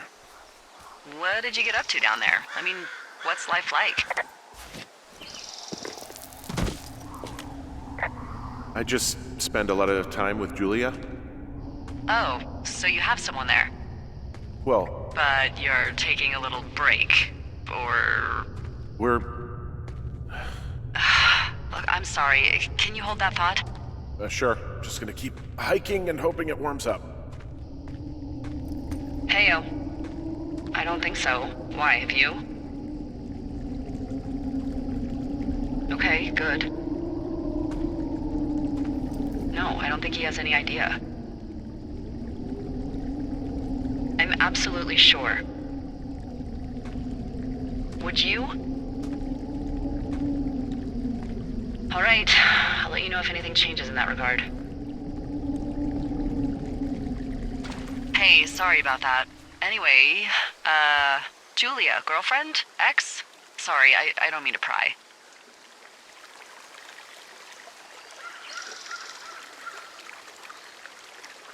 That would be my wife, Julia. Oh, like your wife? Or like she's taken half my stuff wife? My wife. But you're here. She's sick, and I shouldn't be here, but I am. I'm sorry, Henry. What is it? We'll get into it. Okay. Well, in the meantime, you are here, and it's beautiful, and escaping isn't always something bad. Yeah, sure. Like, I gotta go do a thing, but I'll have a radio. Okay, call me if you need to.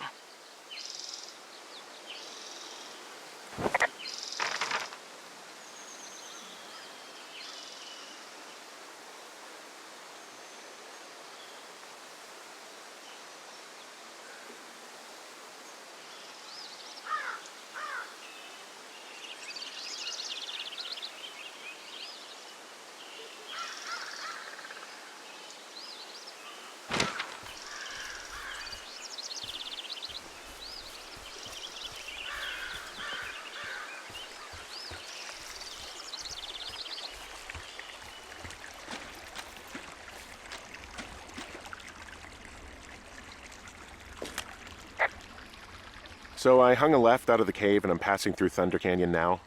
I'm not seeing any wires in here. Oh, no. No, it sounds like you turn east towards Jonesy Lake. Look, from the cave, you just want to come out and go straight to the north. Got it. I can't seem to find a way north. I'm back in the canyon. You made it down through the cave already, though, right? Yes? Good. Find your way back to the supply box there, then about face and head straight north looking for the trail. If you're ever unsure, just don't forget to check your compass. Roger.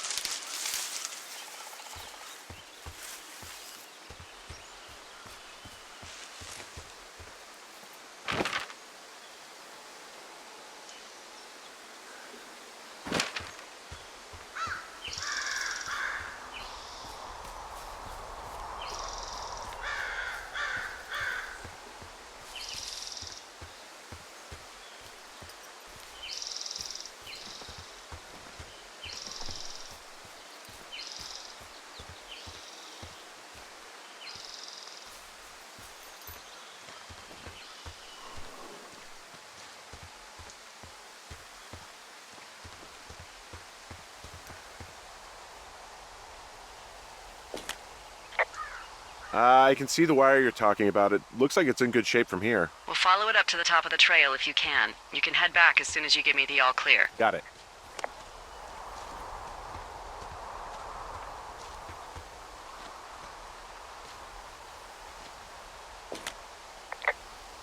So we really can't reach anyone any other way than these wires? What else do you suggest? Smoke signals? Just seems dangerous. Well, if they don't hear from me for a few days, they'll send someone out, but I'd rather it not come to that.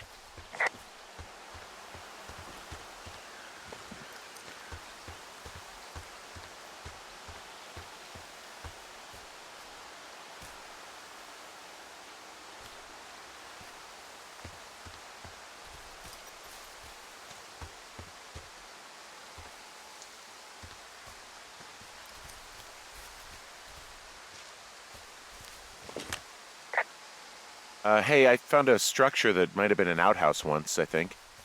Whoa, you don't need my permission to go to the bathroom, but, use abandoned shitters at your own peril. I mean, I'm in the right area?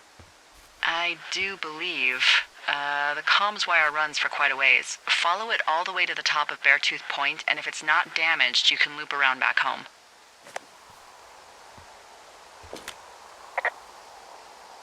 This outhouse is in the middle of nowhere. Well, I hate to tell you, but everything out here is in the middle of nowhere. You know what I mean. Am I on the right track? Just keep following the wire to the top of the ridge, and then you can head back.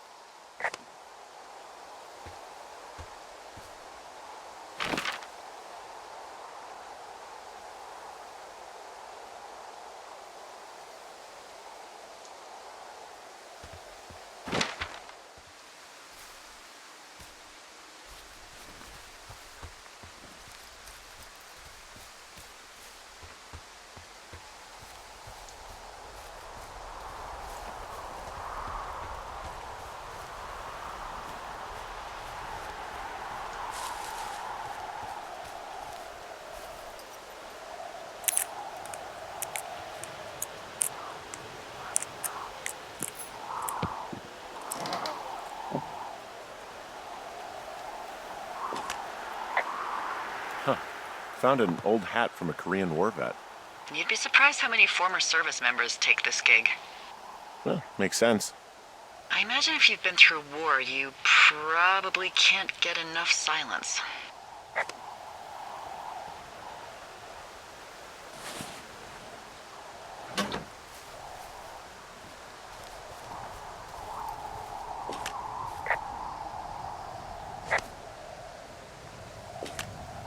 Anything I should know about the cabin at the top of this hill? Hello? Okay, then.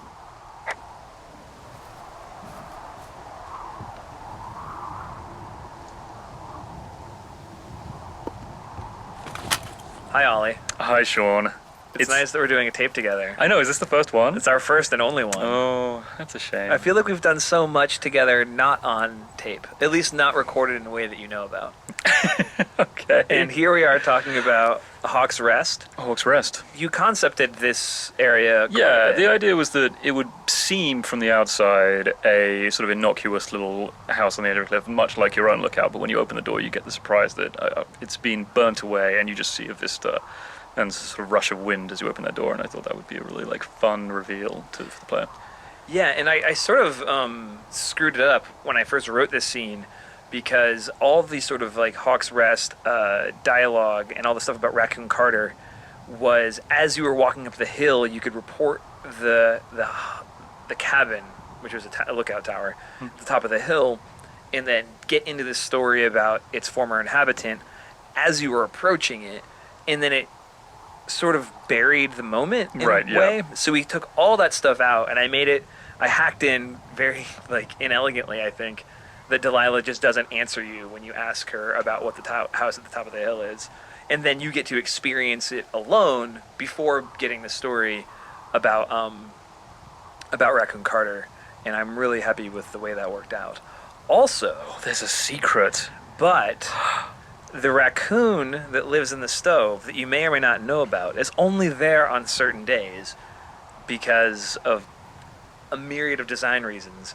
But if you're here on any day that isn't day 2 and you open that stove, there's a little Spoilers. critter in there. And that was animated by James, textured by Ollie, drawn by Ollie. I really like that raccoon, Oliver. Thanks, Sean. You did a very nice job on that raccoon. Also, you did a very nice job on the rest of the game, and I'm only going to tell you that on the Hawks Rest tape. I'm actually going to edit this out. I don't want anyone hearing me ever compliment you. Fantastic. In the record, but because it's around taped together. But yeah, I really love the way this area came together. It's lovely. Lovely the way it is. Very nice. Well done.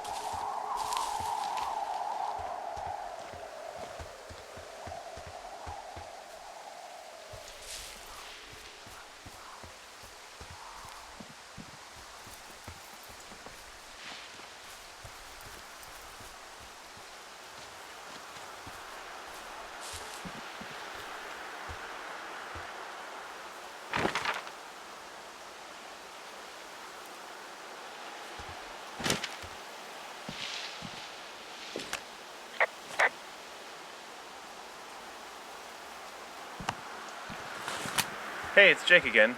And Mark's here. So, is there anything style-wise that you had to consider on this game as opposed to doing work in like I don't know, a lot of the other stuff you've done is probably more AAA in scope. Yeah, I mean, my previous work, I've done a lot more just ridiculous, over-the-top Hollywood-type blood squibs and explosions and laser beams and that kind of jazz.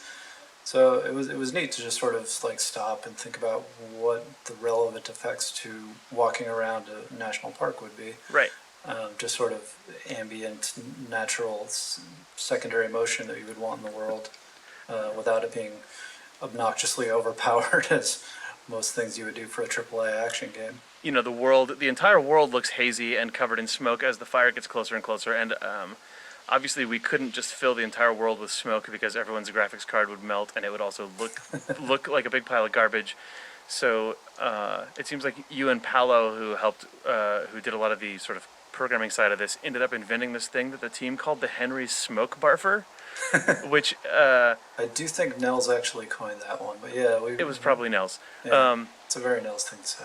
Yeah, Henry at this point in the game is wandering around with basically a pigpen cloud around him. When you see the sparks flying around on day 79 or the sort of lingering haze on days 77 and 78, that's actually just Henry's body emitting those, then leaving them behind in a trail. I made up a group of emitters that rotate around the watchtower that, you know, if you look real closely, you could probably make it out, but it gives that sort of feeling of it's super intensely smoky outside without having to...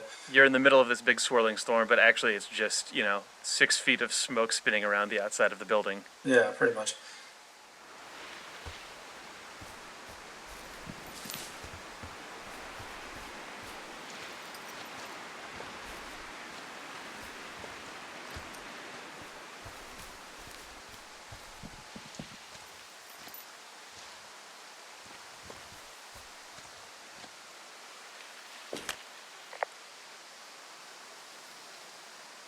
Can you see the communication wires from where you are?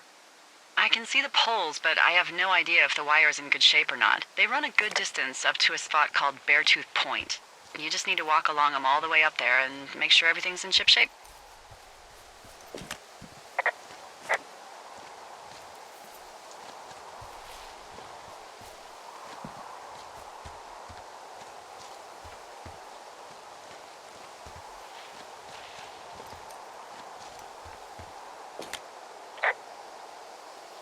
Yeah, okay, the wire's down here. Really? Awesome. Good find. It's like, I don't know, a mile and a half east of me. You just follow the trail up the hill, you can't miss it. I'll go see what the damage is.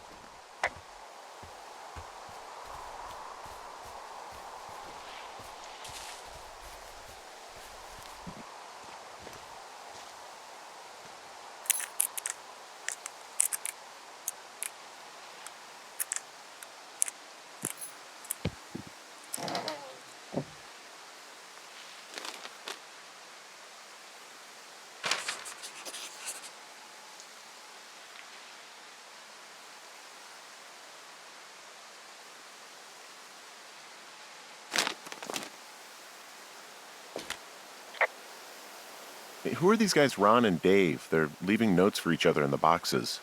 Is there any chance one of them was that guy I saw in the canyon? You know, the guy with the flashlight? No, they're both rangers. They're not out here this season. I didn't really know him that well, but I always assumed the only thing Ron cared about was chasing tail and getting loaded. It's somehow comforting to know that he was able to keep up a correspondence with someone who wasn't going to send him a topless Polaroid.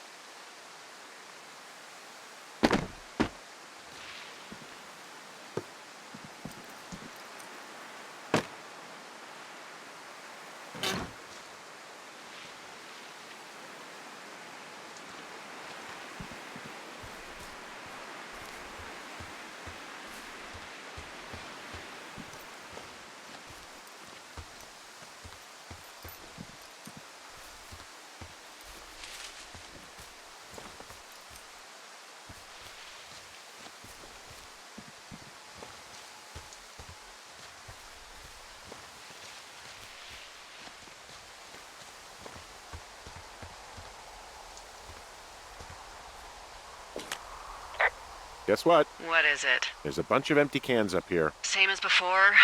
Yep. These fucking kids. Why do you think they'd be up here? Hell if I know, but they better have stayed away from our communication stuff.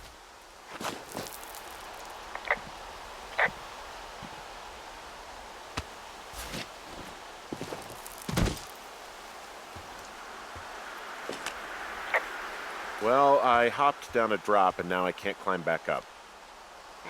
That is a pickle. I mean, I can just keep hiking, but I figured I should let you know in case I get myself trapped out here. How adventurous of you. I've been doing a lot more climbing out here than I expected. Well, keep your radio charged. I'd hate to one day find a skeleton with an orange backpack at the bottom of a ravine.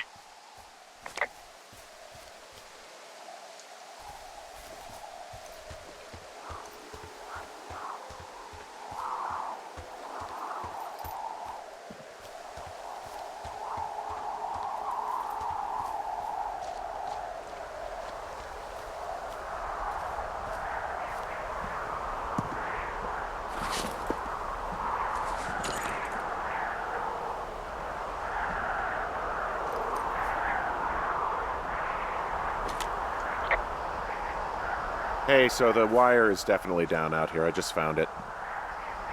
Yeah, the thing is, it doesn't look like the wind. It looks like it was cut deliberately. I knew it the moment you said you found their trash. These idiots are gonna pay. Do they realize this is how people die? I mean, what if something happened to one of my lookouts while this was going on? And God forbid there's an actual fire burning out of control. What do you want to do? I want you to go find them. And then what? I haven't thought that far ahead. That's not true. Everything that comes to mind is illegal. Let's hear it. Oh yeah? Hey, I came out here for a breath of fresh air and some adventure. What do you got? I think I want you to just find them and scare the hell out of them. Yeah, I'd make a spooky ghost costume, but they stole my sheets.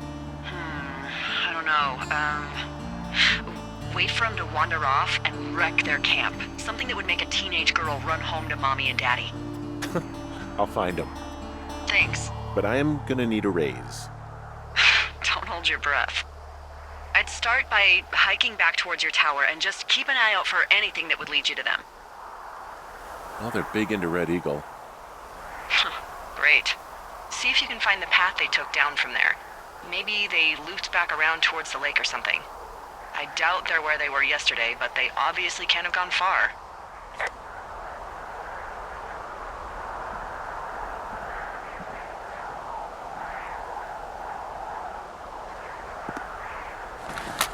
Hey, Chris again. And Sean. Hey, if you saw the second trailer for Firewatch, there's a moment that takes place here where Delilah points out that there's someone in Henry's tower. Henry points out that he's not there. Camera swings back to the tower, and it's a big dramatic ending. Of course, that moment happens in a completely different part of the map in the actual game and has totally unrelated to this moment that you're now experiencing. And this was a trailer that we had debuted with Sony at E3, so we knew we had a big audience and that a lot of people were going to see it.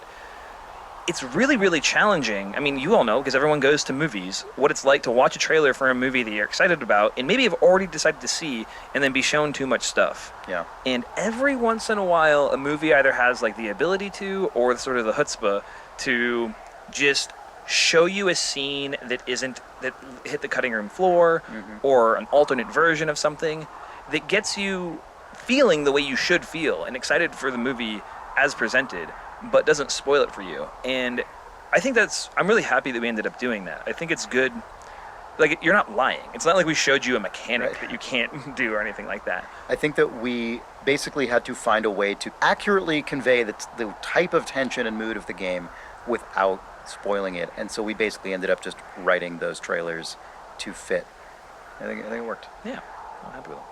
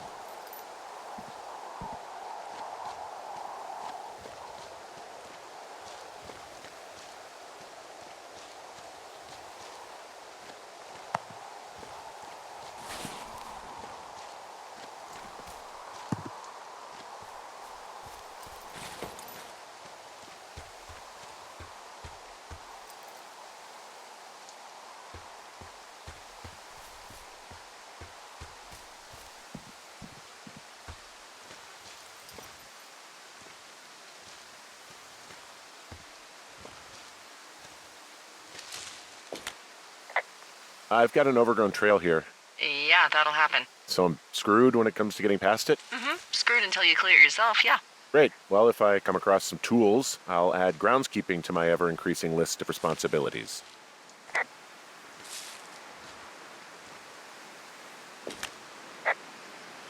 There's really no way past some of this underbrush that's grown over the trail. See, the thornier a trail is, the less inclined a ranger is to want to deal with it. They'll just hike or take their horse a different way.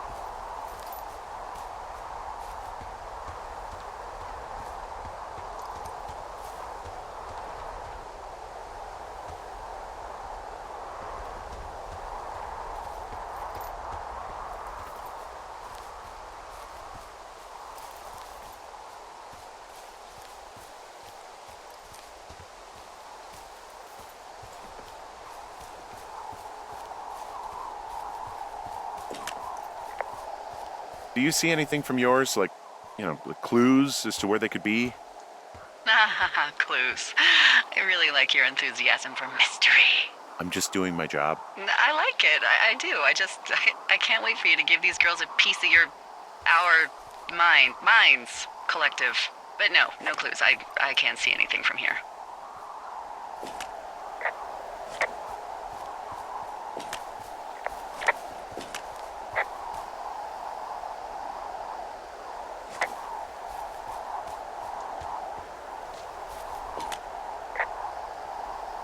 Hey, I'm out at a ravine. What's this thing that spans across it?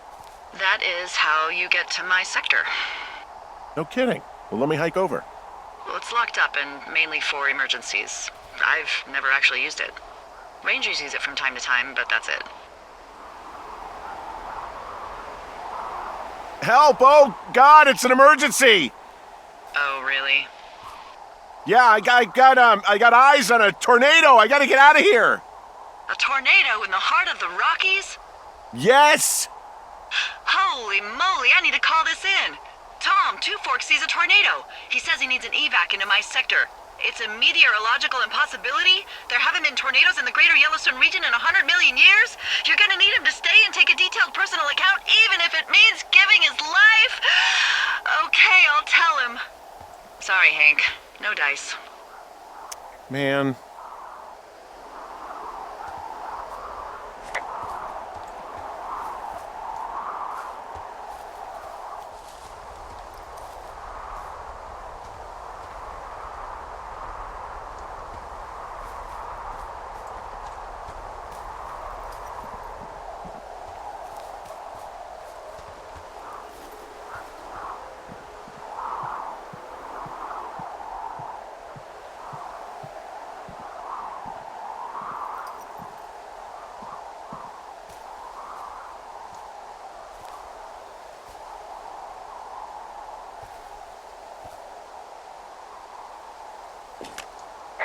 There's an abandoned pack out here. And it's not one of the teens? No, it looks like it was lost a long time ago. Well, you could always pilfer it for supplies.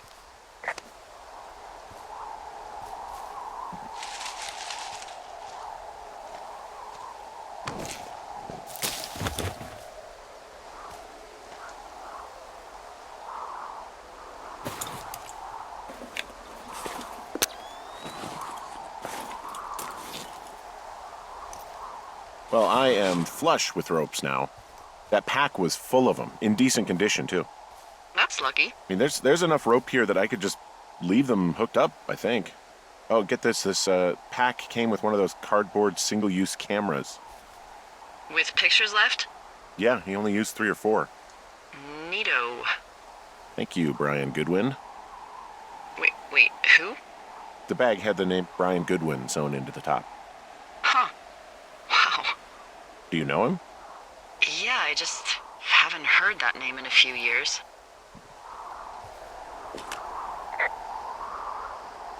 Was he a ranger or something? Oh, no. He was stationed in Two Forks, your lookout, with his dad Ned 3 summers ago. Great kid. You can bring children out here? No. You know, I'm not a stickler for rules. They took off halfway through the summer.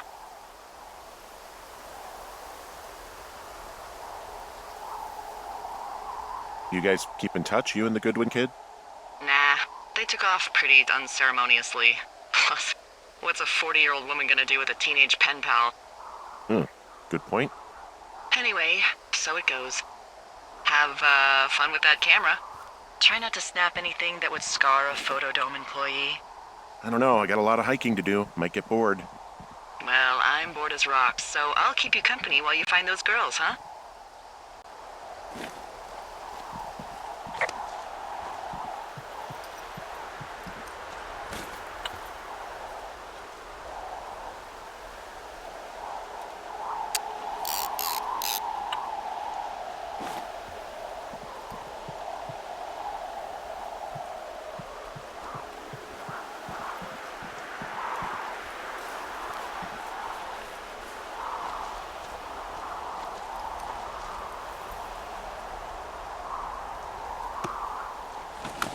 Hi, it's Ben. Oh, it's Jake. Hey, Ben. So let's talk about Henry's camera. Or I guess, more specifically, the Goodwin family camera. We liked the idea of Brian and his dad bringing one of those little cardboard cameras out with them, and we had thought at various points in production, maybe we should cut taking photos because it's really complicated. Maybe you should just see the ones at the end in the credits and be shocked by the Goodwin family. When I joined the project, I actually was super excited about this feature. I liked the idea of having the camera have a little bit of a real-world feel to it. People seem to like when you showed an animated GIF of it on Twitter. people went crazy, like, remembering these things. Especially once the idea was proposed that on PC you could print out your photos or you could upload them to the internet and get them developed, which is the thing that we do. Yeah, the photos that we take are actually secretly 5 megapixel, like, first generation digital camera quality photos, but just good enough that if you print them out, they look okay. Yeah, like once we went all in on that as a concept, it seemed like having the camera in the game was like an essential no-brainer. And then we went all in on making it work like a real camera. Like we really wanted, you'll have a fixed number of shots you can take. Every time you take a picture, Henry has to wind the camera by hand. And some players like ignore it and don't take pictures. They'll take like the 2 that Delilah tells you to, and then the end credits will play and they'll see 2 pictures and maybe have a little feeling of loss that they didn't participate in that feature. Yeah, or people who get super bummed because they get really into the mystery and take pictures of like strange machines and ripped up campsites and a dead Brian Goodwin, and then get to the end credit sequence and go, oh, that was me. Yeah, they only see the sad things. I Those like people that win. Depending on how much you use the camera and what you choose to take a picture of, you end up getting a different story at the end of the game. That's the thing that I think worked out the best with the camera and made me the happiest that we actually went all out on building this stupid thing. Yeah, it's really nice.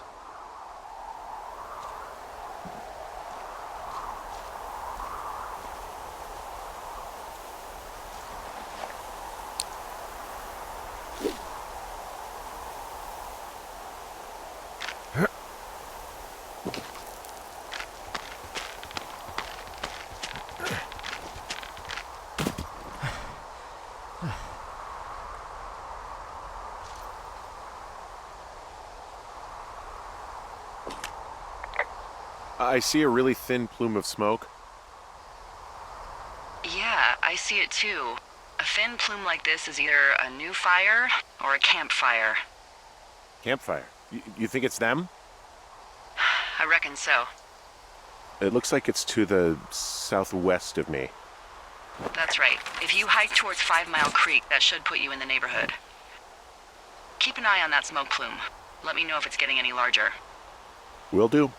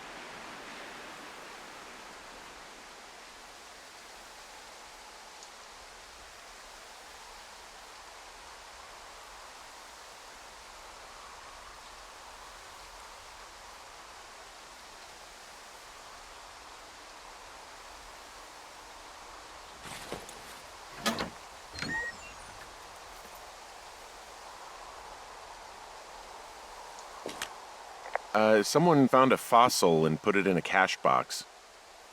Could be the same person who left that antler. And maybe they're leaving me an entire creature, piece by piece.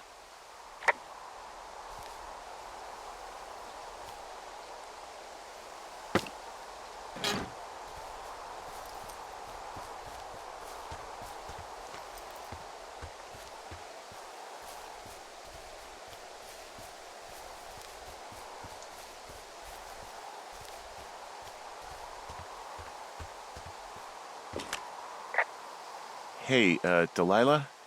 What do you got? You found him? No, not yet. Why would there be a fence out here? Because sometimes hikers go ass over tea kettle when on a trail. So the Forest Service would put up a big chain link fence? A chain link fence? Yeah. It looks like it surrounds a huge area. Huh. That's weird.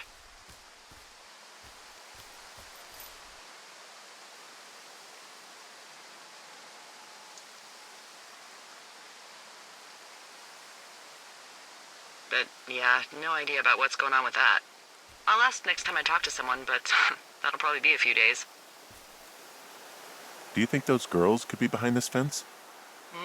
Well, having once been an ornery young woman, the last thing I would do is climb a fence. Especially if I knew I was in trouble. I don't even know how I would get in. It's really strange that that's out there, by the way. Yeah, it's weird.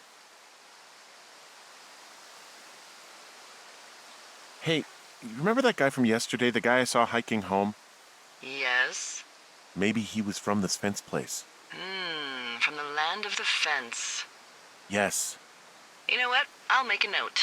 You might be on to something.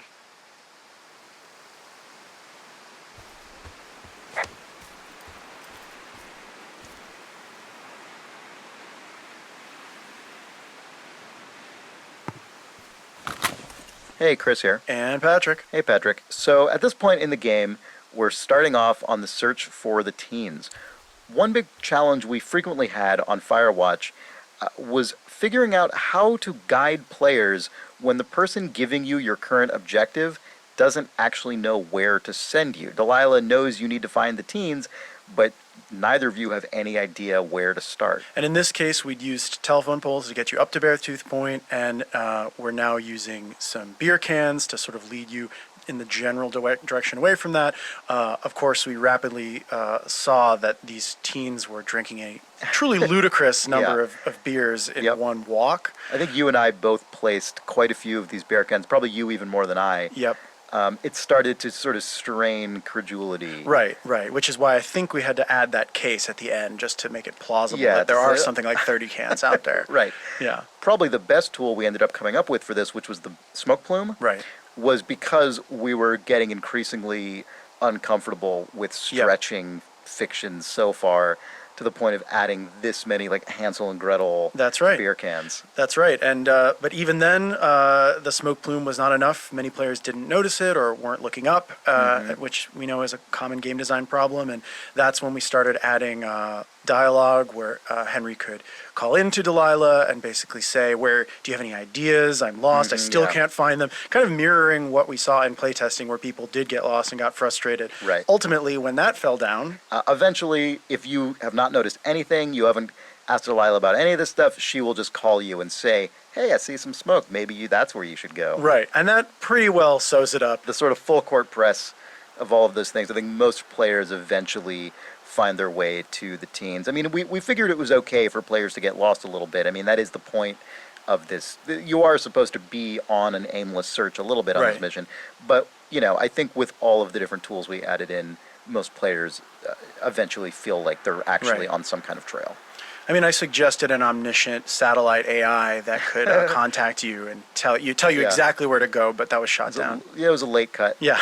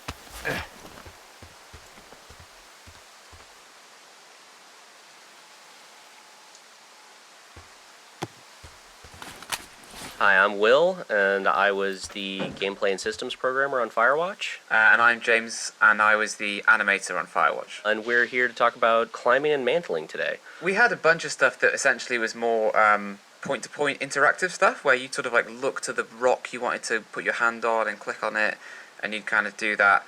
A lot of the platforming-y type stuff just got pared down because as you make the game, you realize what game you're making, and it's not really about being an athletic climbing person, it just kind of like made the game slower when you were trying to get to the next conversation. Mostly what the climbing stuff ended up being useful for in like game design terms was characterization. So some of the mantles do a decent job of getting across that Henry is kind of a lumbering, slightly heavier person, as we sort of like force you to watch Henry kind of slug over an edge rather than being a nimble, mirror's edgy person.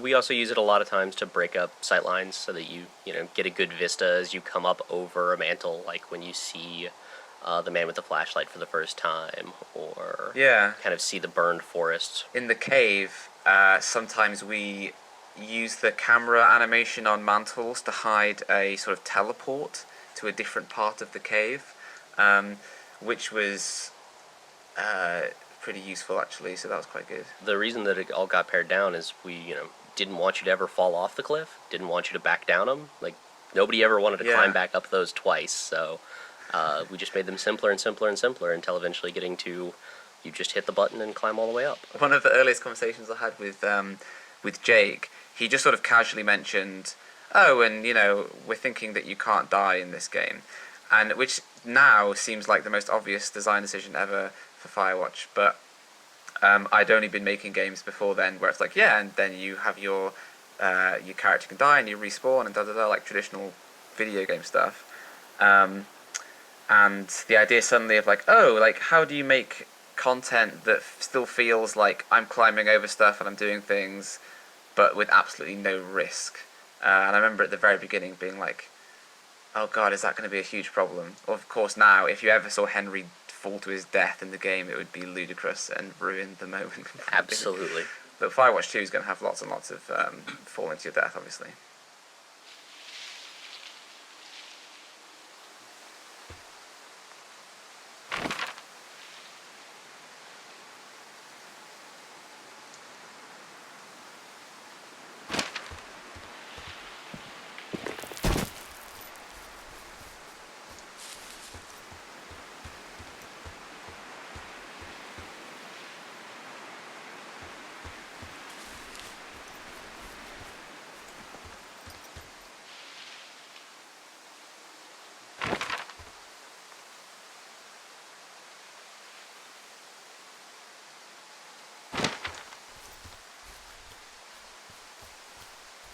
What does she have?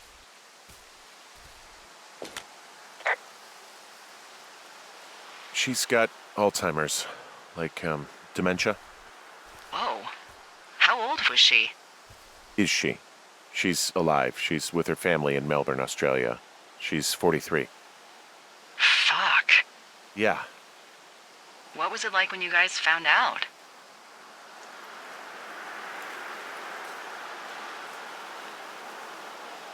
Devastating.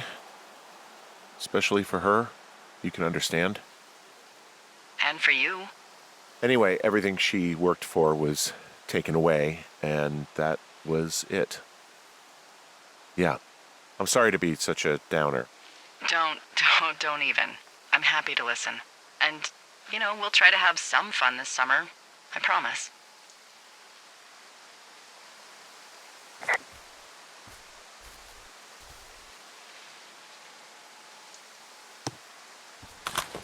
Oh, hey, this is Ben again, and I'm here with Paolo. Hello, I'm Paolo. I was the graphics programmer on Firewatch. So we're here to talk a little bit about the time of day system that the game uses and the skybox stuff. You're in an area where there's a weird device that you can use to step and mess around with those while we talk. As you can see around you right now, you can walk on the different parts there, and you'll see the weather changing. So immediately when we started working on Firewatch, there were a couple of important points. We had to have a dynamic time of day. So at any point, people could trigger changing the sky, changing the fog, changing each individual component independently. At the same time, this has all sorts of technical implications, but the most important are, okay, how do we represent all this information? Games have many ways of baking data, which means that you sort of gather the lighting information in a scene, and then you save it into memory, which is usually a texture or other data structures, to then use it in real time. Now, the problem with that was that we had a lot of different permutations, and we wanted them to change in real time, and also we didn't know ahead of time how many we were going to have. So we tried to go with a fully dynamic solution. In this case, what dynamic means is just that as you walk around, you'll see the sun moving around, the sky color changing, the fog color changing, and the shadows moving. So all those components are always rendered every frame, and there's no information that is stored anywhere. So what pieces make up the sky again? The sky, we tried first an approach of representing sort of a simplified version of the scattering equation and seeing what that would look like. And it was looking good in the game, but it was still very difficult to author. And since Ollie, as the art director, is absolutely talented with colors, at some point we just sat down and we sort of worked together and said, okay, imagine that you could just paint the sky in Photoshop and think about how that would work in the game. It might just magically work. And by doing that, we basically dissected his process of assembling just a painted sky in Photoshop, and we created a shader, which are basically programs that run on the GPU to render things, that suited his exact style. So really the sky is just a series of gradients that blend into each other with a couple of controls to change curves and attenuations between them. So as you walk around, you'll be able to see how both the sky changes and then the fog adapts to the same color and the sun moves in the right direction. And then there were just a couple of numbers to make sure that like the brightness around the sun would be higher so that it would still sort of represent and give the feeling of what the sky and how the sky behaves. And this like gave Ollie the ability to test some things very quickly. Exactly. Having immediate feedback for filling a world that was as big as Firewatch, especially for the sort of limited team size that we had, was absolutely important. Like we had to have a way so that artists would make something quickly, have an idea of what it would look in the game, and knowing that it was pretty close to what we were going to ship. Yep.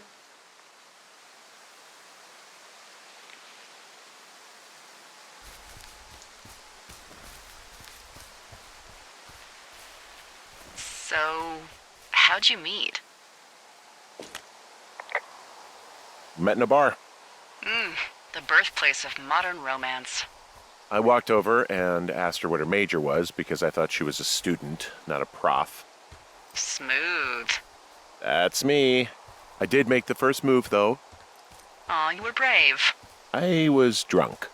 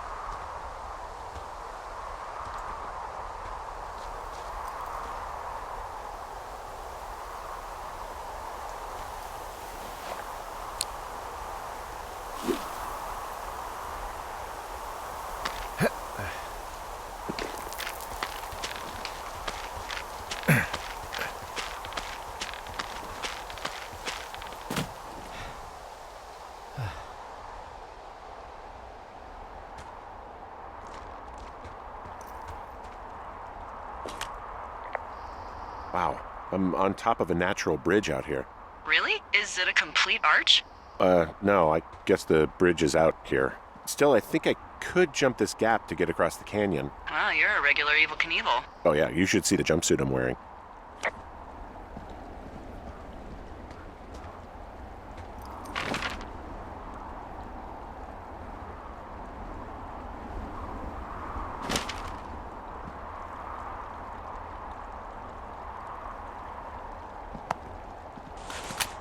Hey, Jane. Hi, Jake. Let's talk about how I almost killed you over this canyon crossing. Why would anyone have any objection to something in a game as lovely as this area? So originally, when we first built this whole canyon, you can only walk through the bottom where the creek is. It looks really lovely when you're walking along the bottom looking up. And you cannot get close to anything. You can just up here. imagine what the top of the canyon looks like, and you don't ever have to see it or make it. Basically, there was nothing up here. But what if, think about this though, what if you could walk across the top of it and look down, and then we built all of that too? I just remember the day when you mocked this out in the paper map and just gingerly just showed it to me. And then I looked at it and I was like, what's that line? What's that line doing going over there? No way, Jake. There was no way I was gonna win that. I mean, I ended up just building a lot of it myself to And try. then, and I think you were like, okay, how about this other thing? I was like, okay, this other thing is fine, but this is definitely not happening. I just secretly built a million walls and trees and did every single thing that I possibly could to make it so But you you would look did at a it. good job though, because the thing I was really worried about was when you're up there, you end up seeing basically the whole length of the canyon, and then also all the way to basically towards Delilah's tower, which means it's Right, way all the way through the Beartooth Point it would be area, way or too much game to try to draw. Mule Point. Yeah, So that exactly. that was the original sort of It was a lot fear. of very careful, then you go around this turn, and then you secretly drop down 3 feet, and a bunch of Yeah. huge trees come up.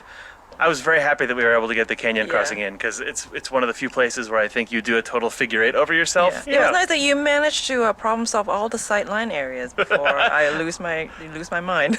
Thanks for not killing me. I'm alive to be on this commentary track.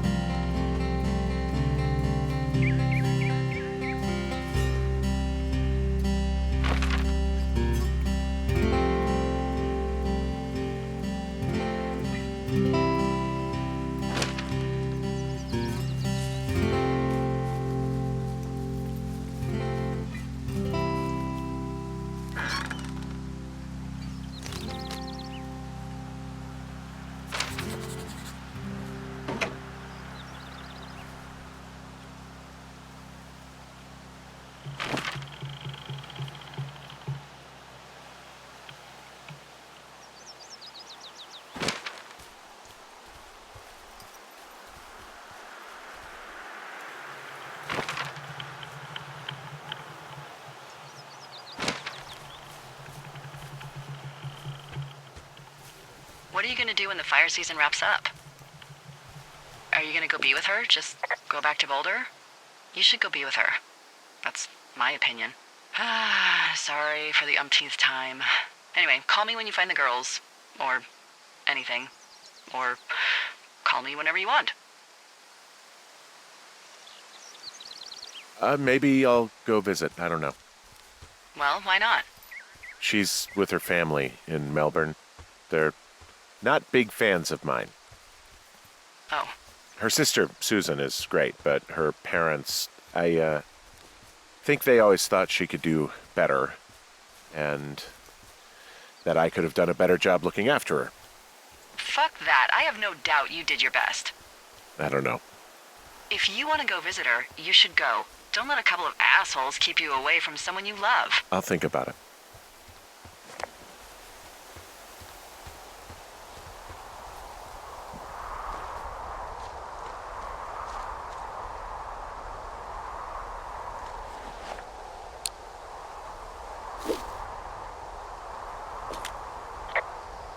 I'm back at the shale slide. You know, the one that nearly killed me yesterday. You ready to give it another shot? Do I seriously have to? To get down to 5 Mile Creek? Yeah, afraid so. It's quite a ways downhill from here.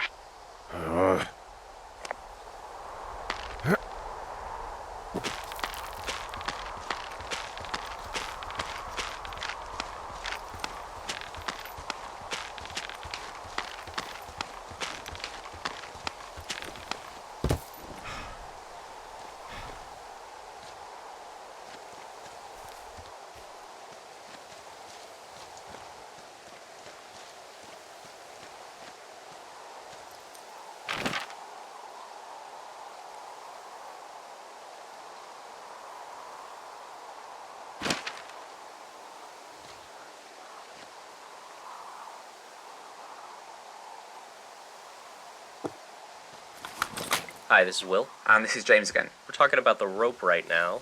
You should be one nearby. Yeah, the rope was the very, very first thing I ever did on the entire game. It kind of seeped into being quite an important part of the world layout. We sort of had this whole Metroidvania items thing, and the rope was very much our first, that's the rockets that let you get through the door in Metroid. It was such an early flag we planted in the ground for ourselves. So, yeah, there were lots of technical things, weren't there? All of the rope climbs are different. All the rope slides are different.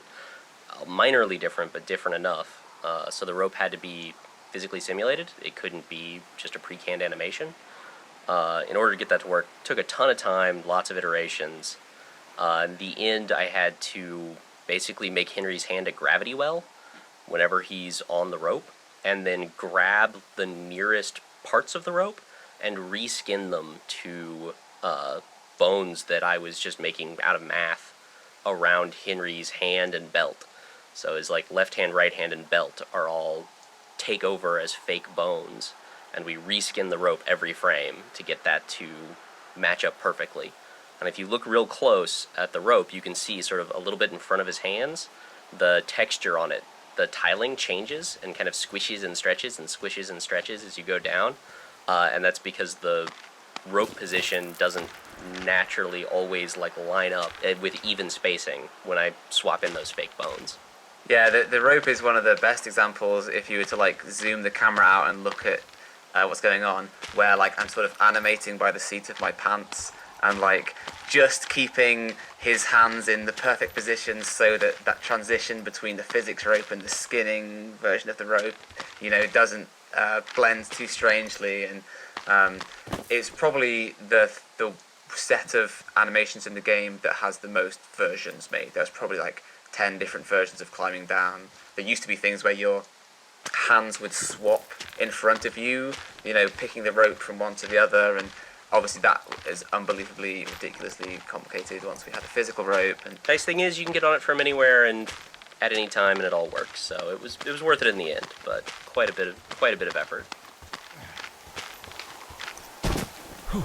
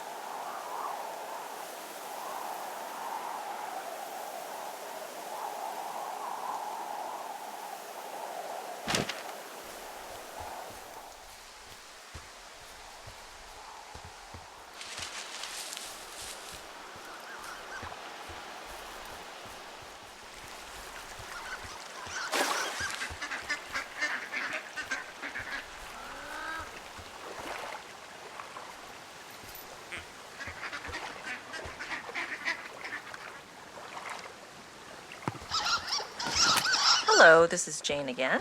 And Chris. And we are now by the lake. And you might be noticing that there's some really sweet duck sounds by the lake. Jane bugged me for duck sounds for months. Actually, one of them, the oldest, we track our tasks on the game with like a task tracker or a bug tracker. So you rank them all by priority. And I think the like lowest or second lowest priority thing on my list for months was duck sounds for Jane. And that just sat there until I think one day I just didn't have a lot to do. And I was like, you know what? I'm doing it. I'm bumping the duck sounds up the chain. I think I just looked on the internet for public domain duck noises. Yeah, I think you were actually wondering what kind of ducks there would be too. You were I very looked it thorough. up. I researched it, and I think I was like mainly there. Like I think I fudged it a little bit because I didn't want it to just be like the same to. I wanted there to be a variety, so it didn't get annoying if you hung out there for a while. It's not just ducks; it's like waterfowl. Yeah, of all so kinds. I branched out a bit, but we got them in. Yay! Thanks for bugging me about the duck sounds. Yeah, it won't be a real lake without duck sounds. Exactly.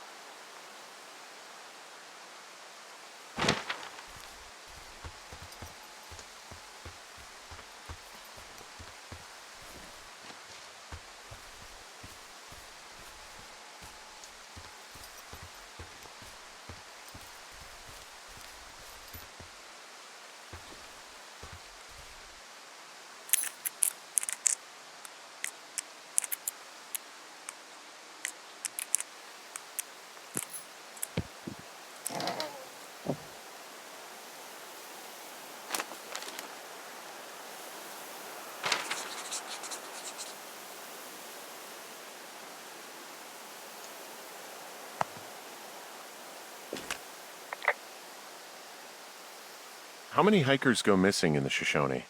More than none, unfortunately, with most of them being in this area. The thoroughfare because it's so remote. Why? I found an old flyer for a missing hiker. It just got me thinking, that's all. Like how you said one day you were talking to the Goodwins and then the next you weren't.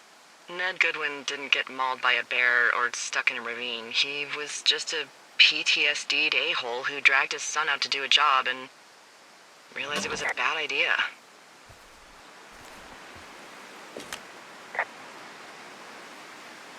PTSD? That doesn't sound good. Yeah, I don't know. He was in the army. He was off. It's actually the saddest story. He was only discharged because his mother, Brian's grandmother, died. She'd been taking care of him, and Ned was the only next of kin. Damn. And you got to know Brian a little bit? Yeah, I talked to him way more than I'd talked to Ned, that's for sure. How was he at, spotting fires? Better than you. He actually liked to stay in the tower.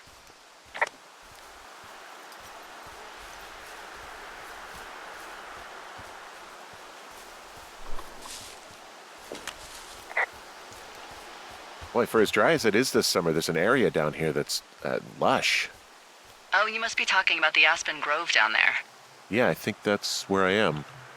Those trees are actually one root organism. Did you know that? I didn't. Yeah, they share their water as a colony that can live for hundreds of years, even through fire. Can you believe you're actually getting paid to learn all of these amazing things?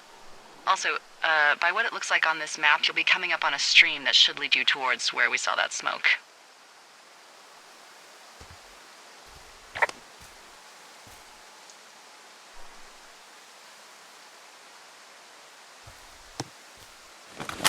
Hi, this is Ben again, and I'm here with Paolo. Hello.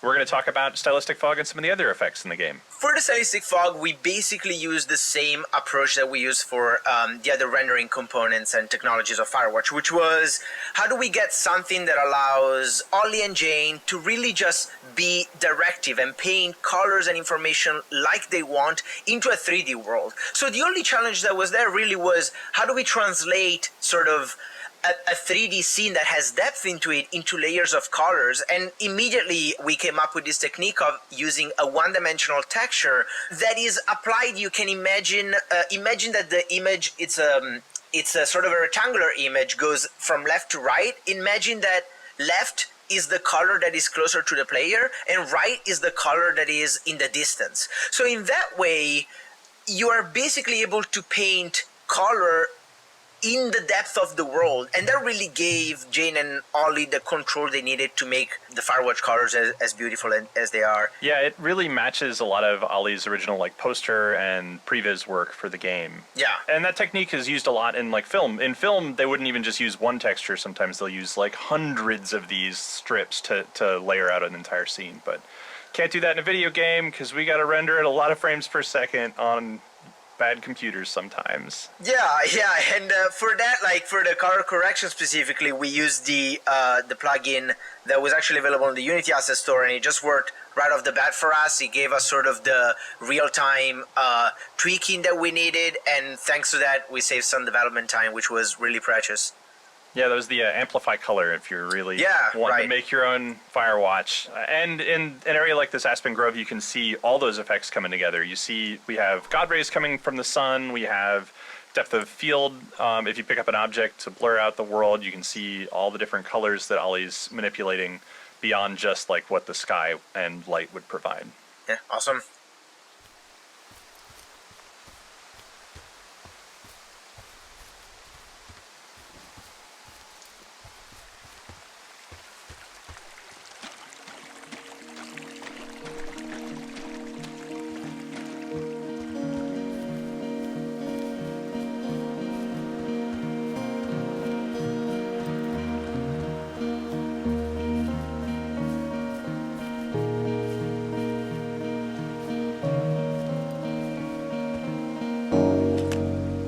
Found one of their empties. Guess we're on the right track. Roger that.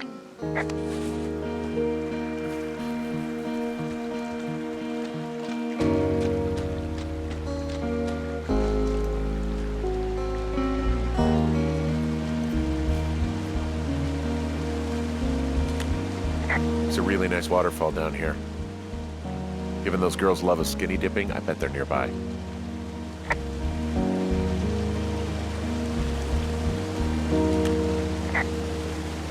There's some cloth out here. It looks like it was torn from something. Strange. I'll keep looking around.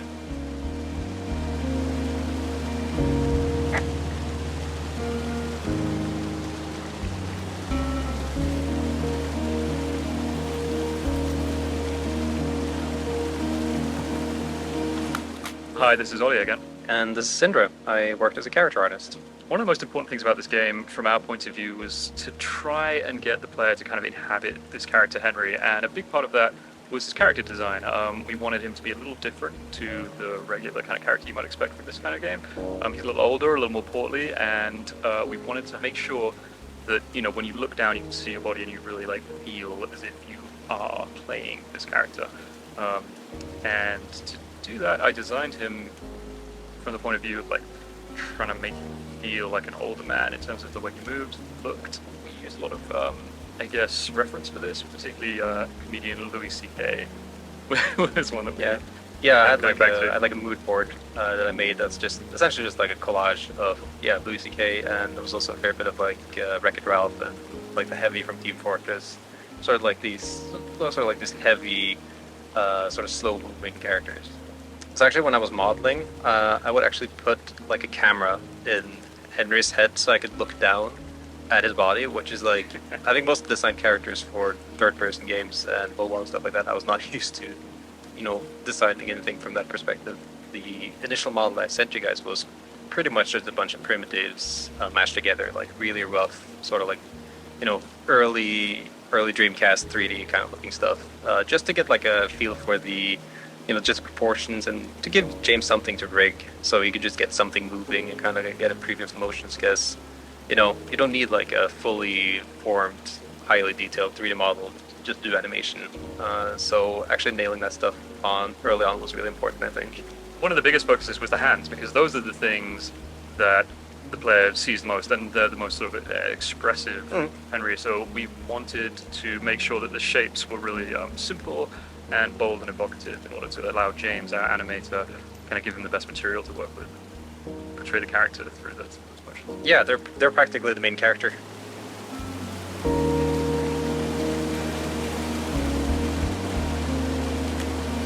Found another. Roger that.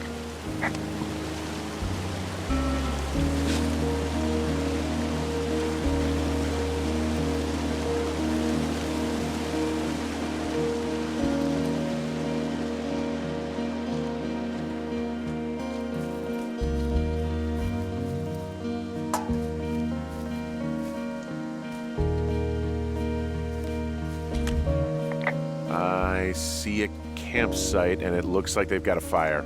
Is it them? That seems like it. I swear, they must have dragged 4 cases of beer out here. Track them down, and don't let them see you. What a job this is.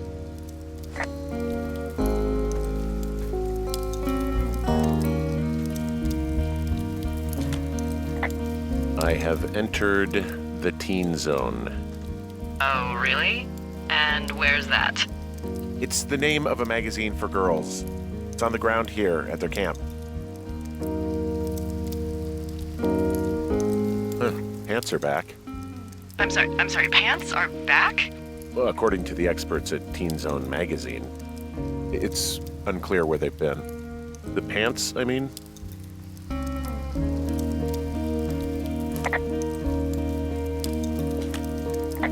Well, I found some dangerous hunks. What on earth are you... It's another one of those magazines. I don't get why the hunks have to be so dangerous. Well, you're clearly not a young woman. Girls should want nice hunks. Ugh, boring.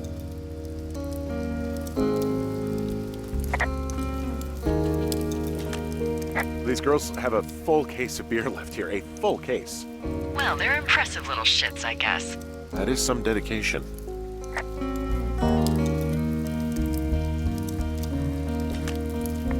Ah, found my sheets! So they did break into your tower. Looks like.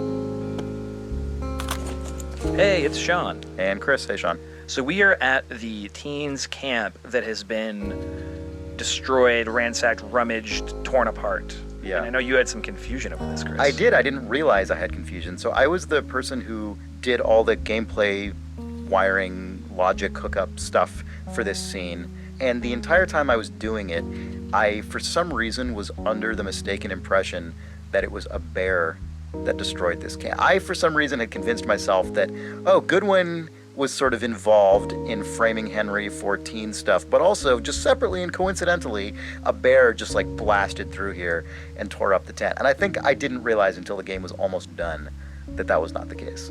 And I think that's one of the challenges of making a game like this, and where we're telling a story that doesn't explicitly call out why everything is happening.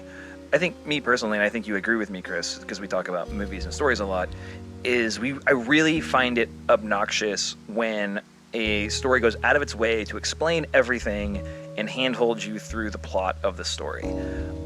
Ultimately, you, the player, may have thought it doesn't really matter to you whether it was a Goodwin or a bear, because it's doing all the things on an emotional level that it needs to do as a scene, which is stress you out, realize there's danger, and create the fact that the teens feel like it was you. Like, you just know it's not you, so that's Right. what works here. Or as you may have correctly intuited what happened, and that's also good. Yeah, Goodwin sets out to cause you distress and frame you for acts of violence such as this. By inflaming the already existing tension between you and these teens. Exactly right. Because he just wants you out of here. You entered that cave on your first day, and he knows what's in the bottom of it, and he doesn't want you to. Yeah, trips a trigger for him. Yeah. But yeah, all right.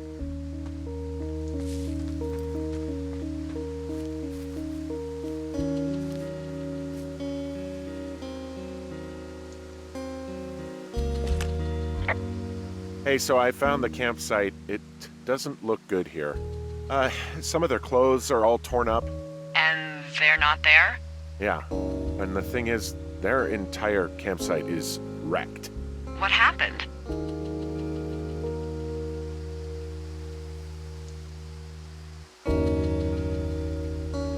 Hey, just look around, okay? See what the deal is. Their tent looks like it's been through the shredder, which would explain that scrap I found. What could have done that?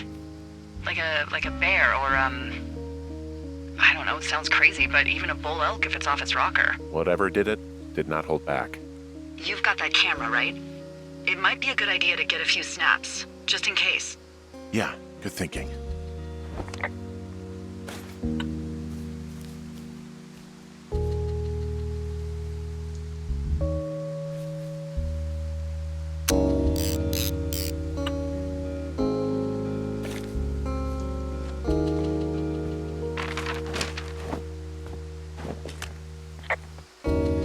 Looks like someone left a note.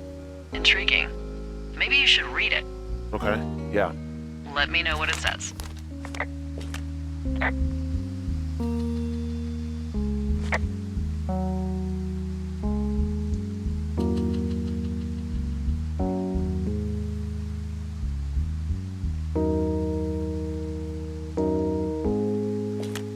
Oh, they're gone, for sure. Well, what's it say?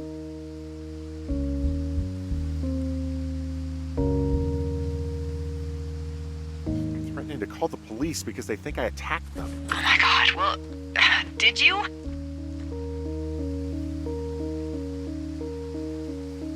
No, well, hey, I didn't do this. Okay, someone or something went to town here, but it wasn't me. Because I told you to scare them, not assault them. I didn't. Of course I didn't. I just threw their stereo in the lake. Yeah, I really wish you wouldn't have done that. This is, I don't know, weird as hell, but it wasn't me. It's okay. I believe you. Weird stuff happens in the woods. It could be other campers. They could be having a bad mushroom trip. We really don't know. But they're gone. There's no way to call the cops. They're not coming back. And we can get to work. I'd really like to start enjoying a quiet summer. Yeah, me too.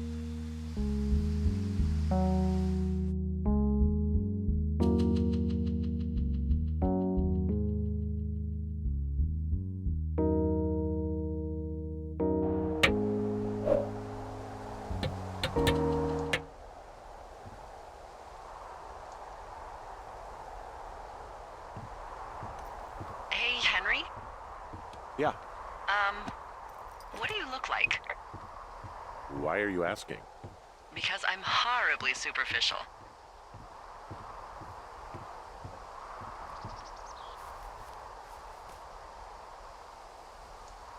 This isn't that hard. Well, I get confused for Burt Reynolds all the time. Oh, is that so? Women say that we have a similar musk. Uh-huh.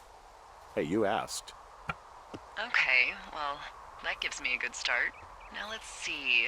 In my scope, I can only tell you're a white guy wearing shorts. It's hot. And maybe, by the way, I'm not white. It's not very, PC or whatever they say. Oh my god, you are the whitest man. Wow. I don't need a spotting scope for that. And if not shorts, then what do you normally like to wear?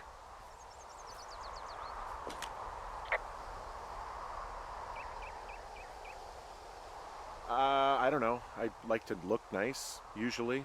Well, I try now, I guess.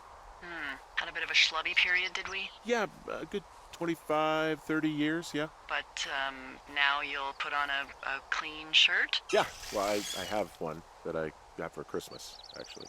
Just, it's navy with white buttons, but I like it.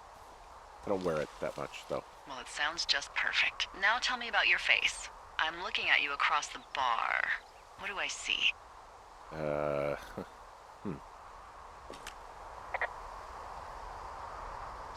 A pretty thick beard. Oh, have you always had a beard? For a while, yeah. All right, perfect. I want to know about your eyes. Get out of here. I'm drawing you. I need to know. You're what? Is that okay? Don't answer. I'm gonna do it regardless. Fine. Your eyes, tell me.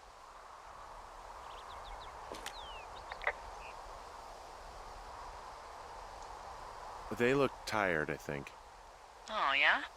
Yeah, you hit a certain age and you think you're a younger person who just looks tired all the time. Speak for yourself, mister. But I guess that's getting old. Well, some people might see distinguished. Okay, got it. Thank you, Henry.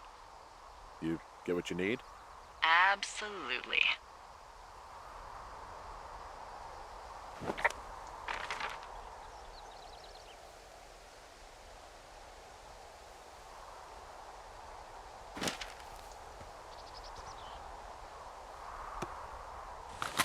It's Ollie again. Oh, it's Jake. I realized sort of halfway through development that the player has a kind of quite a sort of nebulous idea of what Henry looks like, and that would be a fun thing to play with by getting the player to describe themselves to Delilah, and then having those answers feed into a drawing that you would then find in Delilah's tower at the end of the game. I think actually even one step back behind that, you had done a sketch really, really early on of the inside of Delilah's tower that just had a drawing of Henry's face and said Henry and pointed at his tower, and I think that was the inspiration. Yeah, maybe Delilah I thought that moment already was really cool, that you'd get to Delilah's tower and see that she'd drawn what she thinks you look like and an arrow pointing at your lookout tower. But in that sketch, it was Henry's face, and we're like, how would... I think you said, this doesn't make any sense because she would not draw an on-model perfect Henry. Right. And then Sean took the Delilah draws Henry idea and ran with it and made it the conversation for day 3. Mm-hmm. Because I think day 3's initial design was, you nail up some boards. Nels and I had to actually build the end result from all the sketches you did of the different faces, shirts, and mustaches. Originally I was just going to draw individual drawings for each person. It ended up being well over 1,000, maybe thousands and thousands of variants that would have had to be drawn. So we needed to come up with a smart solution. We had to do something smarter, so we broke it all down into pieces, and that piece of paper that you find in Delilah's tower is actually, I think, being put together from pieces in real time for each player. There's no texture that has any one of those things. And it allowed us to do a somewhat sort of shonky Delilah drawing, which I think is quite funny and unexpected, given that I love that Delilah is bad at drawing. It's a game. A game full of everyone who can draw because you drew all of it. So it's good that Delilah just draws bad drawing.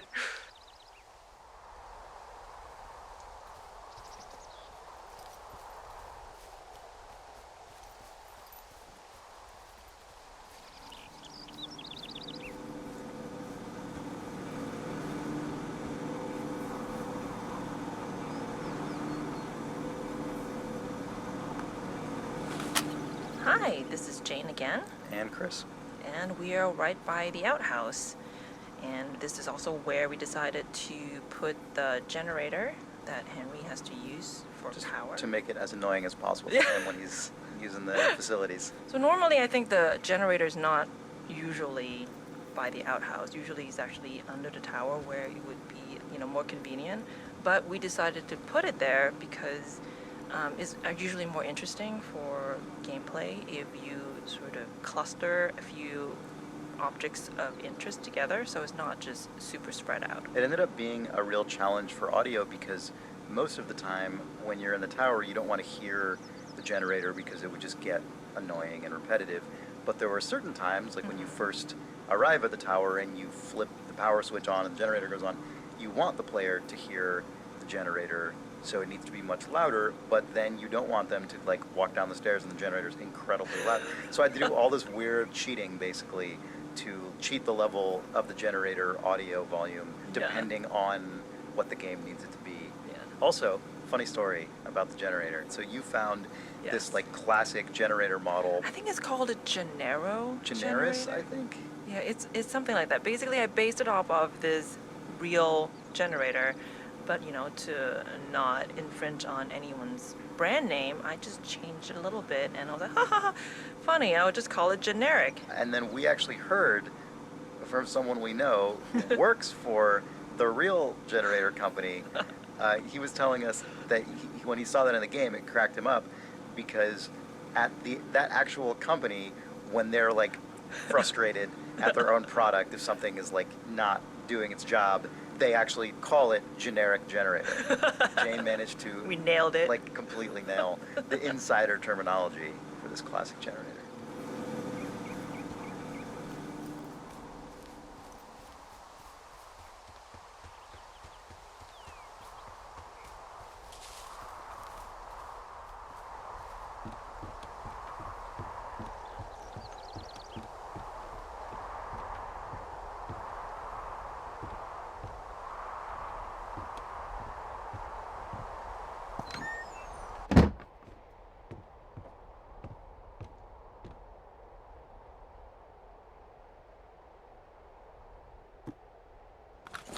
Hey, this is Will. And this is James. We actually spent a lot of time trying to get the physicality of Firewatch nailed down, and one of the big parts of that was getting objects in your hand, like feeling like you could pick things up and touch them. Turned out to be quite a bit of work, though, nothing that was like reinventing the wheel. It was just a matter of getting, very specific offsets and very specific grips for every single item in the game, nearly. We had tons of concepts, and we were looking at all sorts of games, and like Far Cry 2 and things for like, where's the best example of grabbing something in the world and it isn't just floating in front of you in sort of Half-Life 2 style. We ended up just basically popping it into your hand over one frame, but making sure that happens at the exact moment that your hand's swiping over it, and it's worked surprisingly well. There were sorts of strange things as well, though, like these giant hands, and then like you'd put a beer can in his hand and suddenly be like, oh right, yeah, it looks like a little miniature minibar, airplane can of Coke. And so there are all kinds of strange little things that cropped up, but actually having the objects in your hand and you could turn them around from any angle, it ended up making it worth doing all these super detailed props. Like Ollie would make the fireworks and do just really funny, cool designs that you could only actually see if you turned them around and looked at them really closely, and I think it paid off, basically. And those are just like a couple of poses that we blend between. Those aren't even very complicated, the lookovers, right? Yeah, not at all, really. There's basically one for books, and there's one for everything else, and it's just pretty much 2 points, like fully to the left and fully to the right, with just like a sort of intelligent blend between those two things. So there were so many items in the game, we couldn't have authored individual examines for them all. But even that ended up being incredibly hard to tune to get just right. Again, lots of iteration.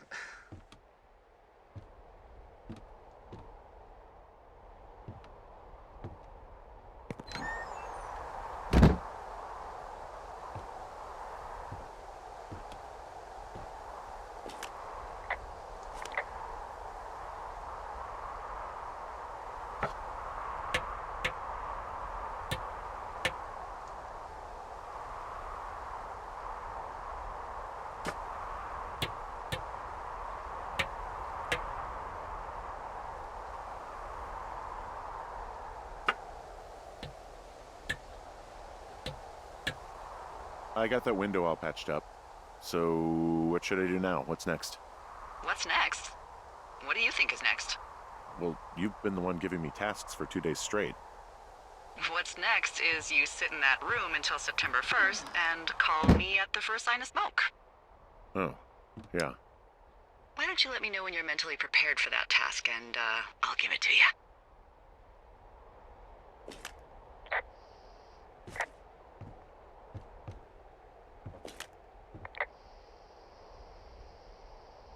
Okay, I think I am ready to tackle my long-term commitment of keeping this national forest safe from total destruction. I am glad to hear you've really thought this through.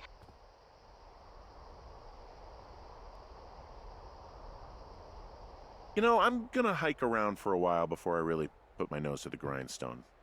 Huh. Yeah, you do that.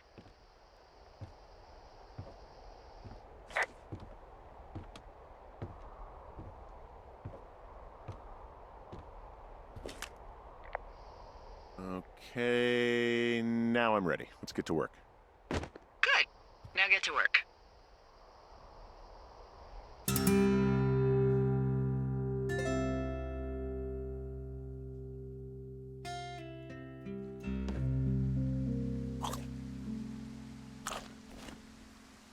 Hello, Henry. Having a nice afternoon?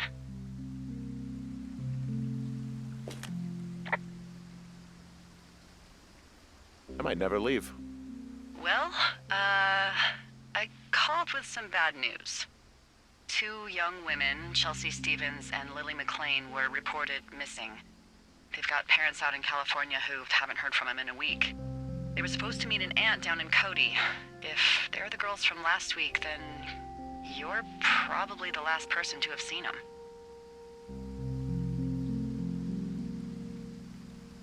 I didn't do anything to them. What about their camp? That wasn't me. You know that. Don't get defensive. Look, it's not gonna be an issue. I mean, if they turn up dead, then maybe. Should I just not say anything and save us the trouble?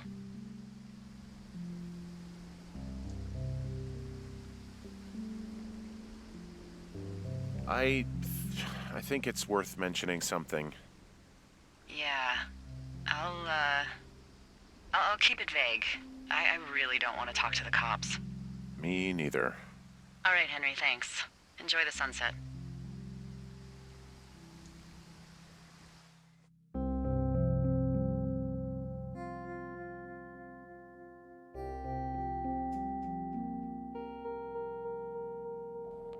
Henry? Henry, wake up.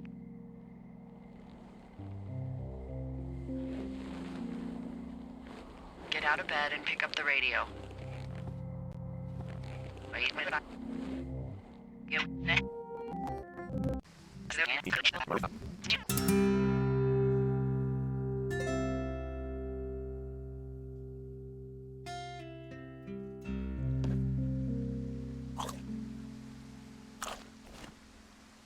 Hello, Henry. Having a nice afternoon?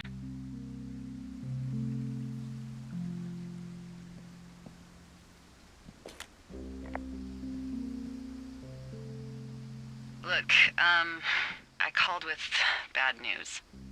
2 young women, Chelsea Stevens and Lily McLean, were reported missing. Hi, it's Ben. And it's James again. And this is day 9, a story-only day. There's not a lot to do. Yeah, primarily you just eat a sandwich, but there was at one point gonna be elks.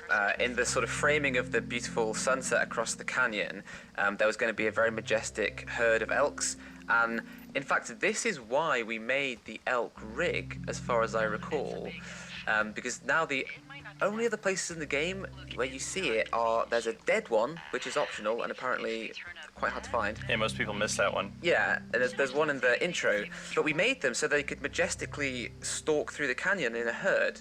And, well, actually, I made an elk walk cycle and nibbling on grass animations, but the problem was, we did all this weird, like, you know, sort of conjecture about like how we could implement this, and it's uneven ground and there's winding passages through the cavern. Like, well, maybe we could do some kind of elk navigation, or we could have them walk along a spline, and then it very quickly was clear that that was very silly. What's interesting, though, is this is still one of the most taken photographs in Firewatch as it is. Like, people still think it's very pretty. Yeah, it ended up being less is more. Yeah. Everyone, you want to slap elks everywhere, but sometimes you've got to exercise restraint. Well, game 2, nothing but elks, probably, right? Nothing but elks. Yeah. I agree completely, yeah. Get out of bed and pick up the radio.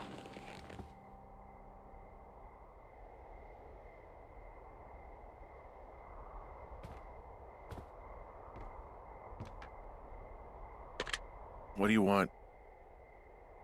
Hey, you big dumb idiot.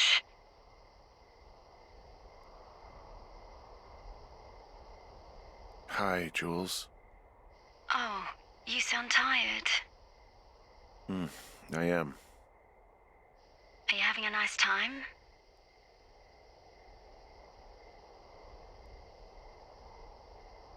I don't know. There's some weird stuff going on. Oh, that's too bad. I'm sure it'll be fine.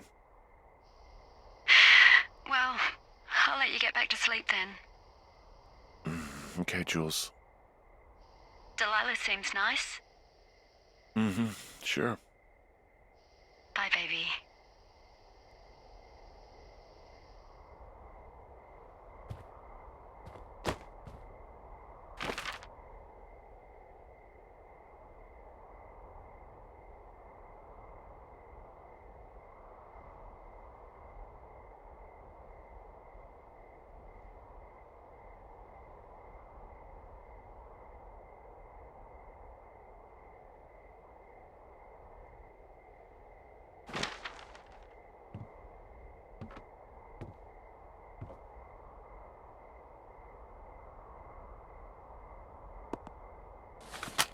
Hi, Larissa. Hi. How are you?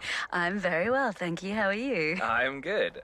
Well, I think you probably know this, but in the original script, your character was not Australian. She was from Chicago. And then you were cast, and I changed the entire script. Hooray Yeah. for me. Yeah. I didn't actually know that she was from Chicago, but I did know that she was originally American. But then when we discussed it, you know, you had that thought of, well, why couldn't she be from anywhere as, you know, the world becomes more multicultural? And therefore, since I am Australian natively anyway, to just, you know, capitalize on that. It was like a beautiful discovery. It was so serendipitous because it would have been really easy, I feel like, even though you and Sissy sound so different, like you have different tones of voice. I think it would have been easy had you had an American accent for people to a little bit be confused. It's a really startling scene, this scene that we're in here, where the radio chirps and it's his wife and not his boss. Her, yeah. Yeah, and we I've wanted actually, it. I was going to say, I've watched a bit of gameplay with people in that moment playing the game and their commentary on it, and it's always really fun to have that, what? Yeah. Who is that? Who is that? Is that, you know, it's kind of like having that moment of going so unfamiliar to kind of jut in with this different sound when everyone's expecting it to be Sissy. So Yeah, and I really don't believe he would have gotten that with such a potent like pop had had it not been the accent. And to the point where I think had you had an American accent, I would have asked you to do one. Had I had, but I wouldn't have had the idea had I not been presented with you as an actor. To do that. Yeah, it never even occurred to me for that to be the case until it was like, well, she's the best woman for the job, and oh, she also happens to be Australian. Oh wait, why isn't Julia Australian? Wait, that's so much better across the board. Why wasn't she Australian to begin with? I am bad at my job.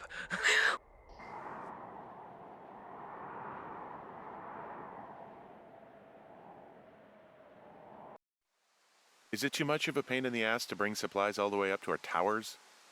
Well, I get my stuff hand-delivered. Oh, how's that work? It's the perks of a decade of service. You're out hiking in 90-degree heat, and I get to do crosswords. Isn't life miserably unfair? Anyway, when you find a supply drop, remember it's not just for you, okay? Other lookouts, biologists, a few people get their food there, and I don't want to have to call in for more. There should be loads of good stuff, though. Beans, prunes, jerky. You know, my sister eats 6 prunes a day. 6. She's, like, really precise about it. She'd be great at this job if she didn't need wheelbarrows full of marijuana to function.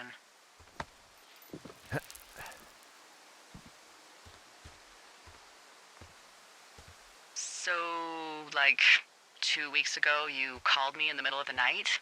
You were sleeping, I guess, and all I heard was the name Jules through the mumbles. I just thought it was so sweet.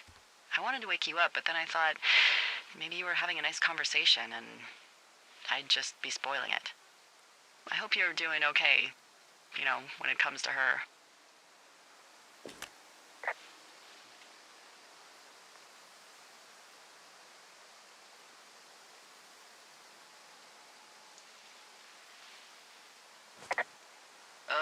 Look, so a couple of months before I took this job, I was with this guy, Javier. Ugh, he's incredible, caring, sexy as hell. He was a driller down in Casper. We dated for almost 5 years. I was working with the Wyoming Outdoor Leadership School, and I was obsessed with it. I wanted to be an instructor so badly. And I was sure I was going to marry Javier as soon as I could be bothered. Walls was also a good excuse to get out of town, drink whiskey in the mountains, cut loose. Then, Javier's brother got killed working in Gillette, and for some reason, I didn't come home. Javier said it was fine. He'd go to the funeral, take care of his mom, stuff like that. It'd be easier solo. When he came back, he left me. I came out here, I lied, and told my sister he fucked our neighbor. I've just lied about it for over 10 years. And, for some reason, I wanted you to know. I figured you've told me so much about you, so, you know, there's something about me. We both fucked up.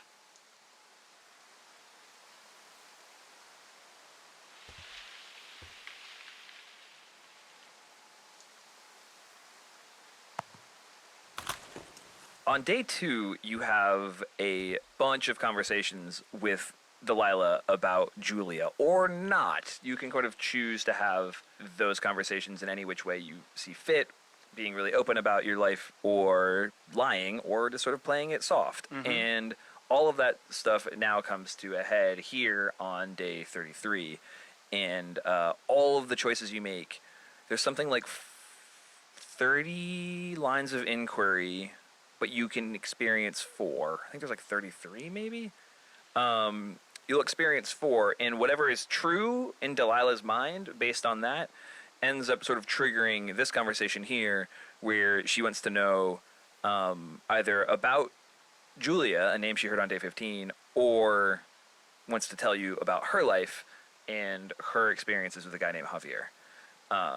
And a lot of players will play this game and never even know who Javier is. It might be you. You might not know that that character exists because of the way you talk to Delilah on day 2. You learn more about Delilah if you tell her less about yourself, if I'm not mistaken. It's actually the polls. So if you tell her absolutely everything, or you tell her absolutely nothing, Yeah. you learn a lot about her. The way we made these work on day 2 is kind of interesting. There's a lot of sort of state management going on. We're paying attention to a lot of stuff. One is just how long has it been since you've talked to Delilah? But then we also kind of need to know how long has it been since Delilah has talked to you about some heavy life stuff? Because if she keeps calling you back and being like, so, tell me about your life. So, your wife, huh? Girlfriend? It's just going to feel, at best, annoying, and at worst, completely unbelievable. So we're also tracking that. And then we also don't want Delilah calling you, like, all the time. Like, we don't want her calling you when we know there's a good chance you're about to discover something big in the mystery. Like, you're about to climb to the top of the wire on day 2. And we don't want her to be like, so, girlfriend? That would be bad. So what we did is we actually paced the game out by putting these invisible sort of like cube triggers all over the world. And, I mean, I probably placed, I don't know, 30, 40 of them. And as you enter them, the game just sort of asks itself, how long has it been since Delilah's called you? How long has it been she's talked about Delilah? And what is true? What does she know to be true about Julia? And it was a little hard to debug, but we built a pretty like clean looking, at least I tried to build a really clean looking state machine for it. But ultimately, I'm really happy with the way it played out, in that it feels like you are wandering through the world and the conversation unfolds naturally. But furthermore, it was really fun to actually build once I had it working, because I could pace the game by physically moving triggers around the world, whereas like, oh, that was too soon, like spread these apart, delete that one, put that one over here, put that one in this grove. And it was a really sort of satisfying way to tell this part of the story.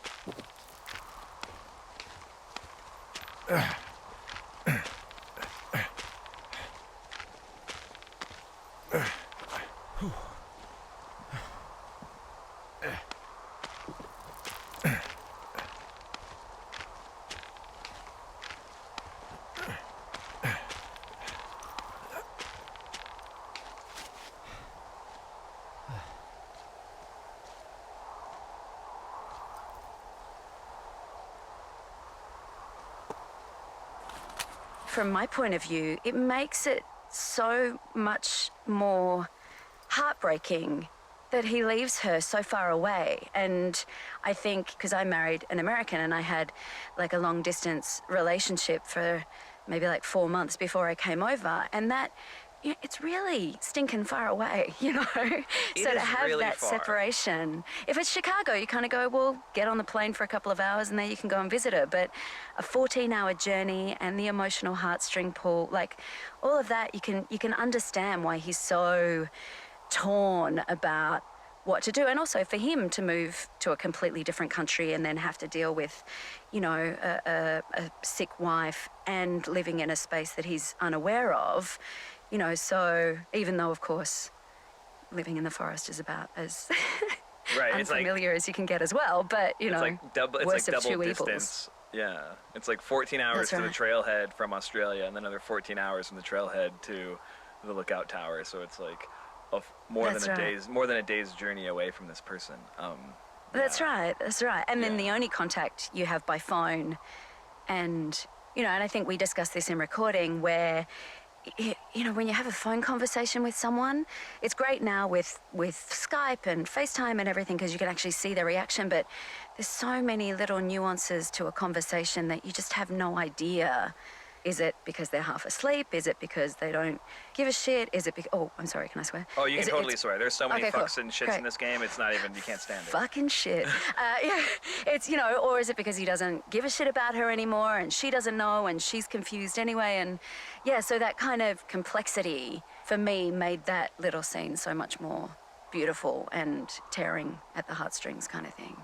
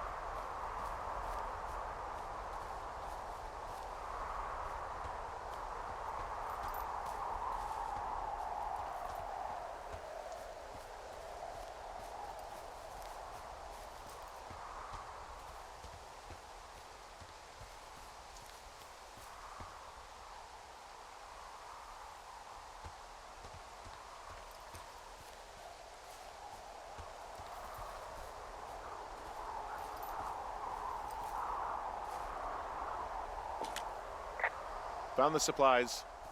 Oh, good. Enjoy.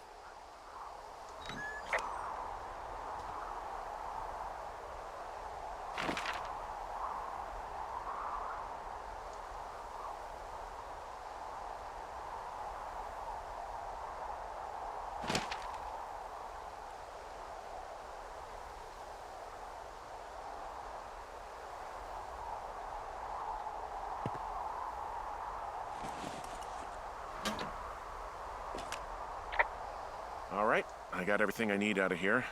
Time to chow down. Just yours, right? Who do you think I am? My Yes.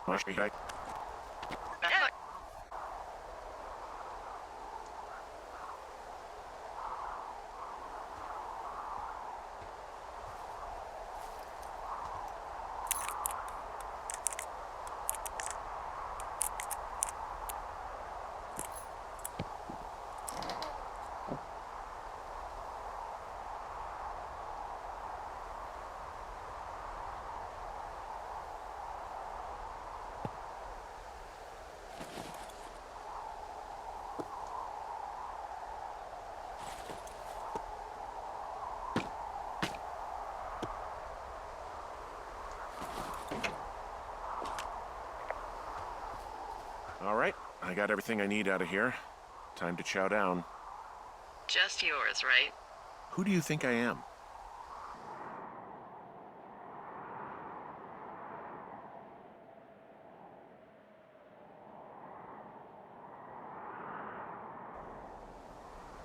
Hey, you didn't take all of the supply drop food, did you?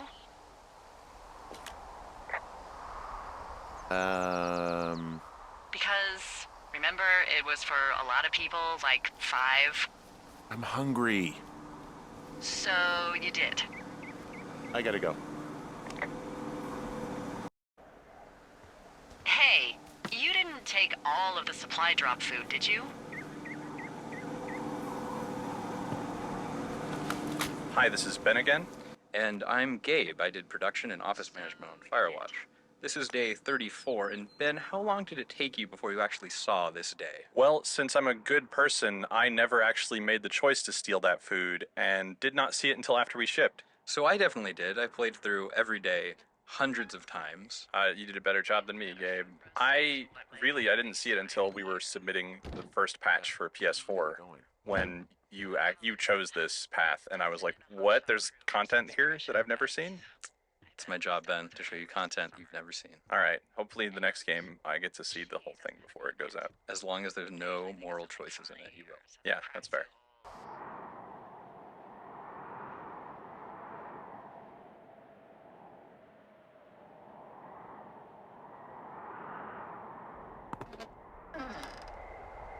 You've got a front row seat for what might be the biggest fire of the year. Yeah, it's really going. I'm gonna call it in. They'll send in a hotshot crew for some suppression, but I bet we'll be stuck with her for the rest of the summer. And she doesn't have a name yet. I usually think of something funny or something practical or a little risque when coming up with them. But why don't you do the honors?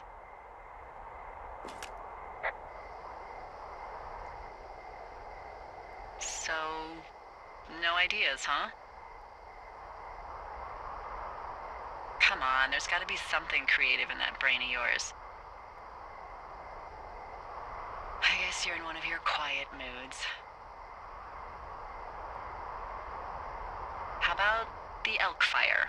I saw a herd crashing through the timber there a couple of hours ago. Maybe we call it the Flapjack Fire. Can you sell that as a name? You really like that, huh? Yeah, I said I did. It's funny. Fair enough. Flapjack fire it is. They'll probably ask me if it was a camp cooking accident or something. So there's this creek down the hill, and, you know what my favorite thing to do is? What's that? I love to take a bottle of whatever I have on hand, plunge it deep into the water, and let it chill in there all day. And then, on nights like tonight, when it is so disgustingly hot, I have something nice and cool to drink.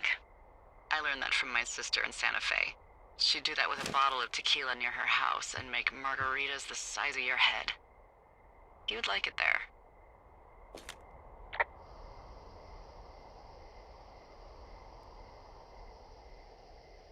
I've had one too many bad experiences with tequila. I'm a little reticent to try it again. Well, maybe you just need a new, good experience with it. Yeah, maybe. Are you looking at the fire? No, I'm not. You should. Let me know when you are.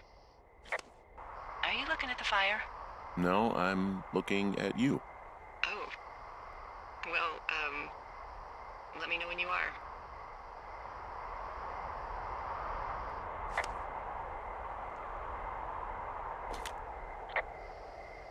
Okay, I'm looking at it again. I love how they look at night. During the day, it's just smoke, but when the sun is down, you can just get lost.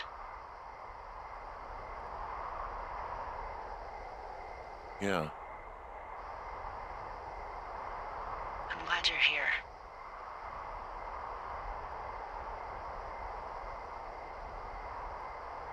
Why do you say that?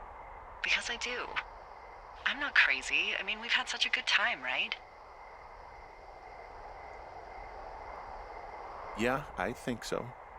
I don't talk to the other lookouts as much as I talk to you. Not in the same way. And I know you're not really available, but I want you to know, well, maybe it'd be nice to get together at the end of the summer. Look, we don't have to plan or even talk about it. I'm just having the thought. I wish I was over there.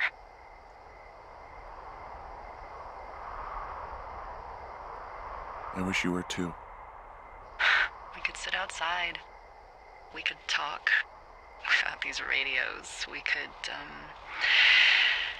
you know. What? What could we do? Well, let me tell you.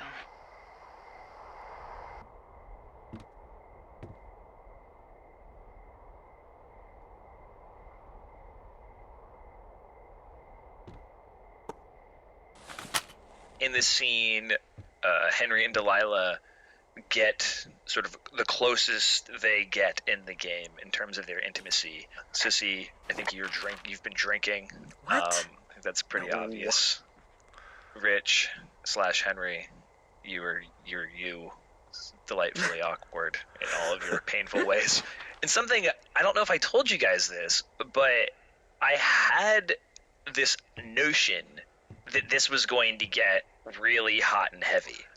Right now, the scene sort of ends very, in a suggestive manner, and I was going to write it to be much more explicit and to go into a place of just, raw, I guess you would call it nakedness, even though, it's audio, but just very, private and sexual, but I didn't because I was afraid. I love that you didn't. Yeah. I'm glad of that too. Number one, because awkward walkie-talkie sex is just awkward. But number two, because if the player isn't playing it as a flirty relationship, then it doesn't have to go there.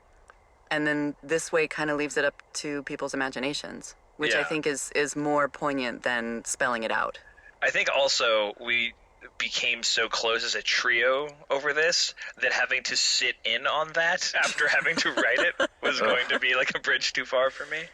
Yeah, I just wanted to say you guys did such a amazing job with the very limited stuff I put on the page in the scene. This is probably my favorite scene in the game. You set the mood. You lit the candle, I'll just leave this here. Just light put this the needle candle on the record. Yeah, little moody blues and walk out. Poured the bourbon. Yeah. No, it was easy to feel all of that. Rich, I feel like I'm yapping the whole thing about yapping on about it. How did you feel about it? Yeah, so good.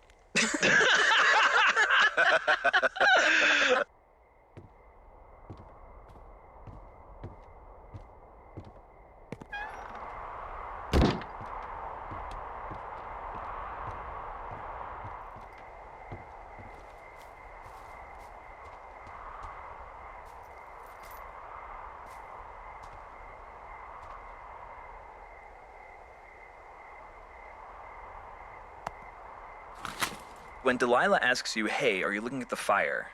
Most players are just either looking at it or about to pull the trigger and say, or hit shift and scroll to, yeah, I'm looking at it. And she goes, great, and starts talking about the fire. But because we are game developers and we know what you're looking at, if you are just staring at Delilah's tower when she says, hey, are you looking at the fire? Henry, without your input, will go, no, I'm looking at you. And Delilah's response to that, the way Cissy Jones played it, is so perfect. It's surprised and like almost like you can feel the one little butterfly in her belly. And I'm just so tickled with it as a moment in the game. I think Jane or someone came up with it and was like, yep, we're doing that. And it was in the game very, very shortly thereafter. So next time you play 64, or if you haven't gotten to that point right now, do that and you will be hopefully as tickled as I was.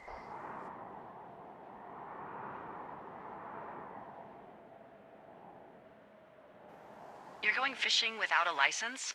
It's one fish, and I'm sick of all the stuff I got to eat. Well, I won't tell anyone you're a poacher. That reminds me, I keep hearing reports from Fish and Game about a problem bear they're trying to keep tabs on. Can you search around the lake for fresh tracks and just let me know what you find? There was a crew burning fire lines out to the east, and, I think sometimes it riles up the wildlife.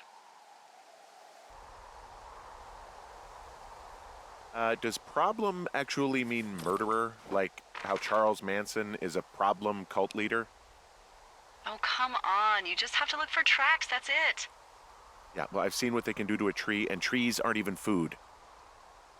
Thank you, Henry. Yeah.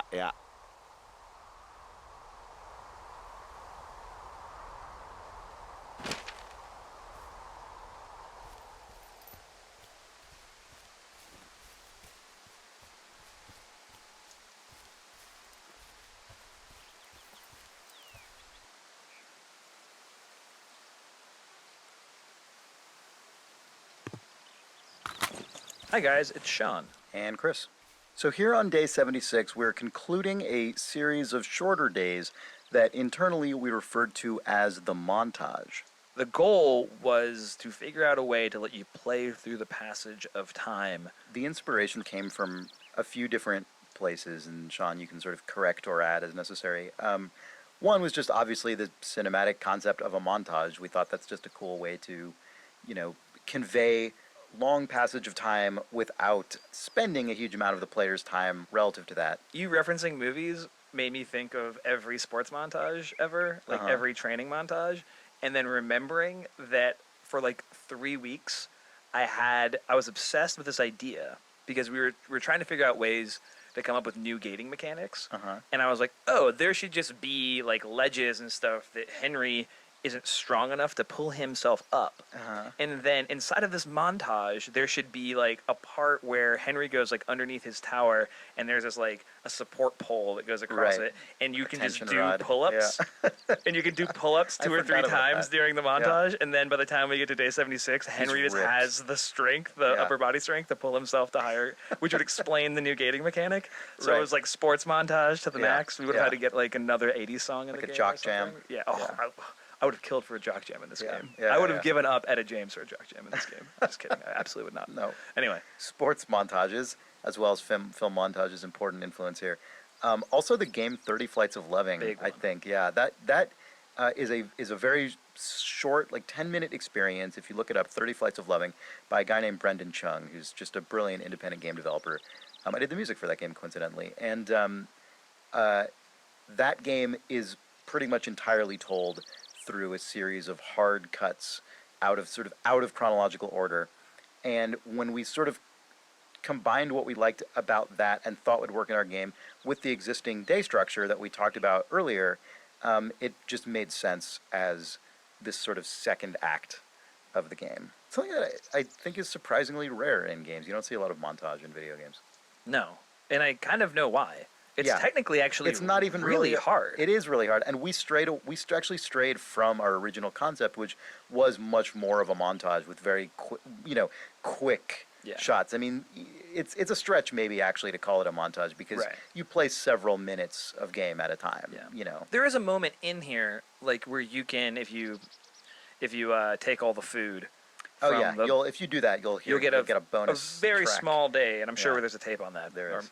That is montage-y in length, but it's a technical hurdle to make a montage. It's hard. You have to load the entire world in and out. Yeah, suddenly. So we made like being able to cut on a beat like a montage would sort of impossible because we're loading scenes and moving you all over the map and redressing the scene every time, and You have to actually build quite a technological underpinning to do one, and I think that's maybe at the core. Something we discovered, at least. Yep.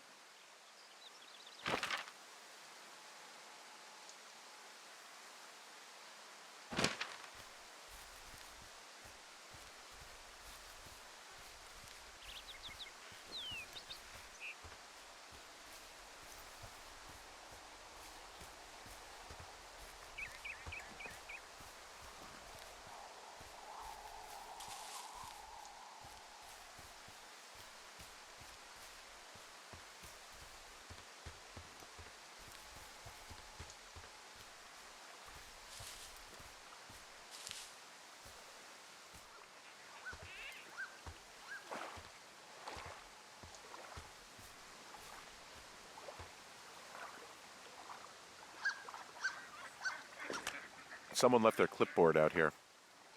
Huh. Well, it could have been one of the Fish and Game folks. See if there's a name or a credential or something. I can call it in.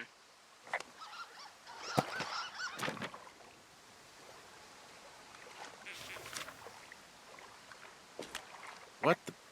It's... Holy shit. What's going on? You didn't actually find a bear, did you? Someone has written down what we said to each other, have been saying. That doesn't make any sense. I don't talk to the other lookouts as much as I talk to you, not in the same way. No way. Wait, hold on. Something's out here. Henry? I'm worried. You didn't find and eat any mushrooms, did you? I mean, they can be fun, but also, devastating.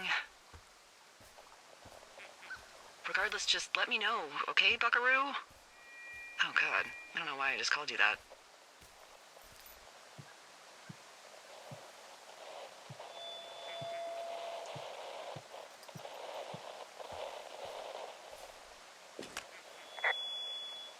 I found a walkie-talkie out here, too. Okay. It's going shithouse. Well, get it if you haven't already, and then we'll figure out whose it is. Will do.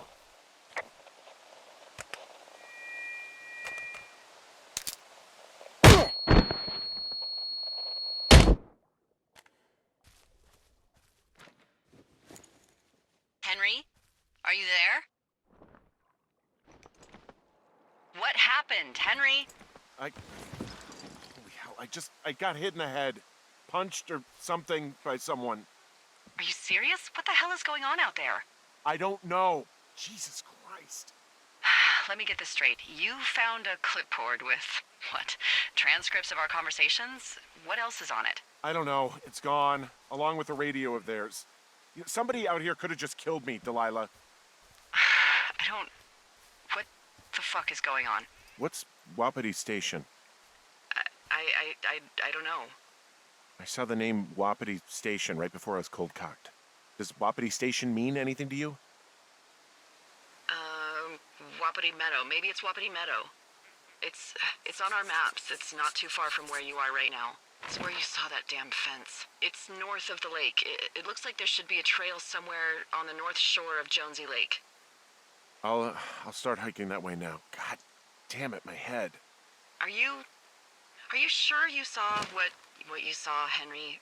Maybe you pissed off some more campers and they came back to sucker punch you. There are people listening to our conversations. The person or these people were hiding in the bushes down here. What the fuck, Dee? I don't know, Henry. This sounds crazy. Yeah, and you're not the one who just saw our words on a clipboard out in the middle of nowhere. Those words were from 2 weeks ago. I know they were. So what's to say that they don't have transcripts from 3, 4, or 5 weeks ago? Our entire relationship, friendship, our whole summer. Someone is out here with a walkie-talkie taking notes and talking to God knows who. What do you think is going on behind that fence? Apparently a lot of following you around taking notes, which is unfucking believable, Henry. Yeah, you're telling me. All right, I'm on my way to Wapiti Meadow. I'll let you know what I find.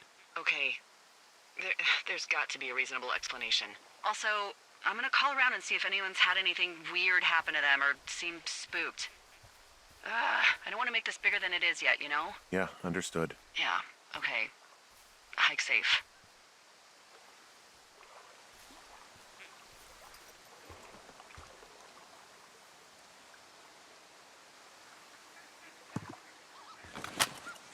Hey, it's Chris again. And it's James again. This moment by the lake where you get punched out by the person who turns out to be Ned Goodwin is one of the few times in the game where we have a complete takeover cutscene like this, sort of fully animated. It shoulders the burden for the whole second half of the game of the player feeling scared. Like when they get to the research site, a lot of people have talked to me about they were always worried that they were going to get punched again because it happens from behind, so they're constantly sort of like spinning the camera around. It's along with like the rope breaking on day one, it's probably like one of the biggest punchy action set pieces I got to animate. And it's also interesting that like most of the action happens off camera, so I'm sort of implying a bunch of stuff and then sort of handing it over to audio and being like, okay, you need to basically make most of this actually work. Yeah, scoring this was almost like scoring a tiny little radio drama because there are the sort of creeping footsteps behind you and they're panning slightly from right to left as they approach, and then there's the big like Indiana Jones style fist punch sound, which was really fun. That was definitely the most outrageous sound I got to put in this game. And then the ringing, yeah, it was really fun. This moment changed a fair amount because it was so incredibly difficult to communicate to the player, oh, there's this exact little thing on the ground that you have to notice and pick up, and you have to do that for the game to progress. There was actually a version of this where you didn't technically need to pick up the radio, and it just led to way too much like design uncertainty and confusion. Yeah, this was definitely one of those points where we had to be realistic about, is the game actually getting better for giving you the option to completely ignore every single part of the through line of the game? And in this case we said, no, it's not actually. Yeah, a lot of this game ended up being about finding a compromise between player expressivity and actually making sure some kind of coherent story got told. So this was quite a significant example of that in development. It took a long time to nail down, but I'm pretty happy with where it ended up.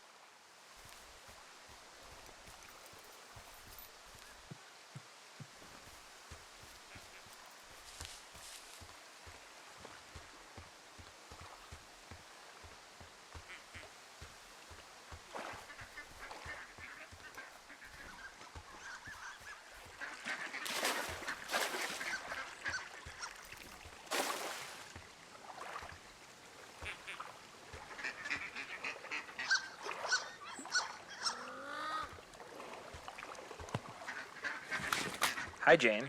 Hi, Sean. There's a turtle here. There's a turtle here.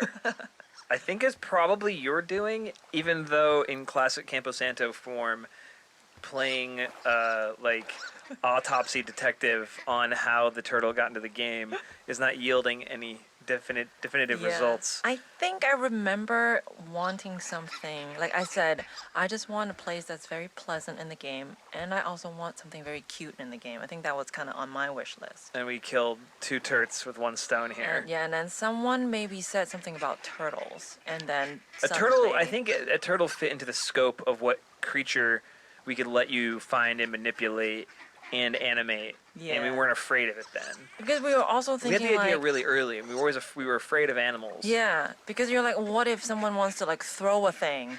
Like if you throw a cute animal, usually that will hurt the animal, and then maybe someone said it would be fine if it's a turtle.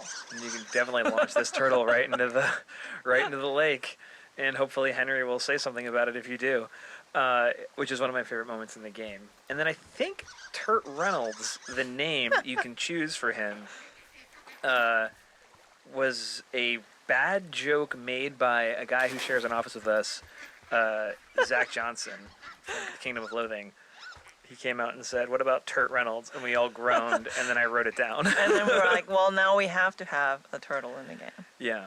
And then Turt made his debut at E3 2015 in the Firewatch E3 trailer, and people lost their silly minds. Yeah, for we were Turt. like, if we put Turt in this trailer, then we have to make it work in the finished game. Yeah, we have to, he has to be a cornerstone. And then, yeah. You can feed him when you put him in your. You can give him a granola bar when you put him in the Yeah, I box think back in your tower. I think that's still in the game. Yeah, you got all your wishes. I know.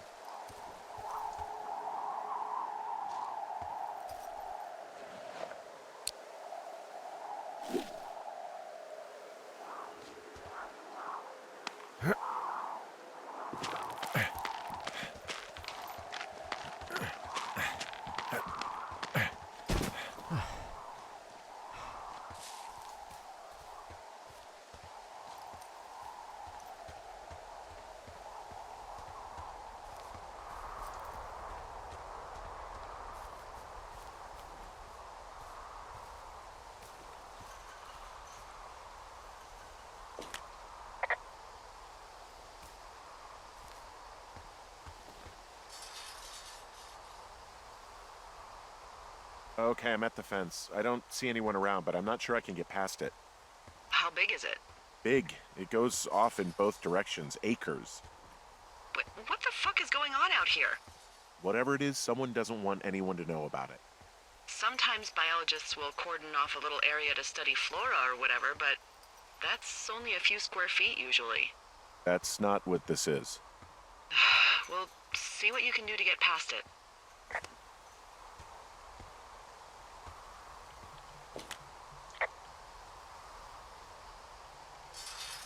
Looks like goddamn Area 51. Maybe they've got aliens. That'd be exciting. Yeah, we'll see about that. And what are the odds they left the gate unlocked? Pretty low, I'd imagine.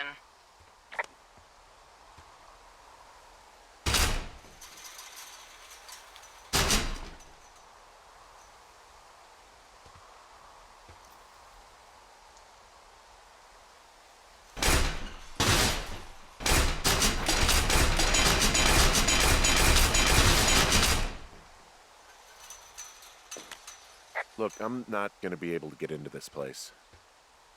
Shit.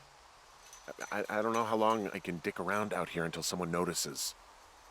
God, if you were an actual firefighter, you'd have that gate down in 2 shakes. Hey, actually, those guys doing the controlled burn, they might be able to help. Where are they?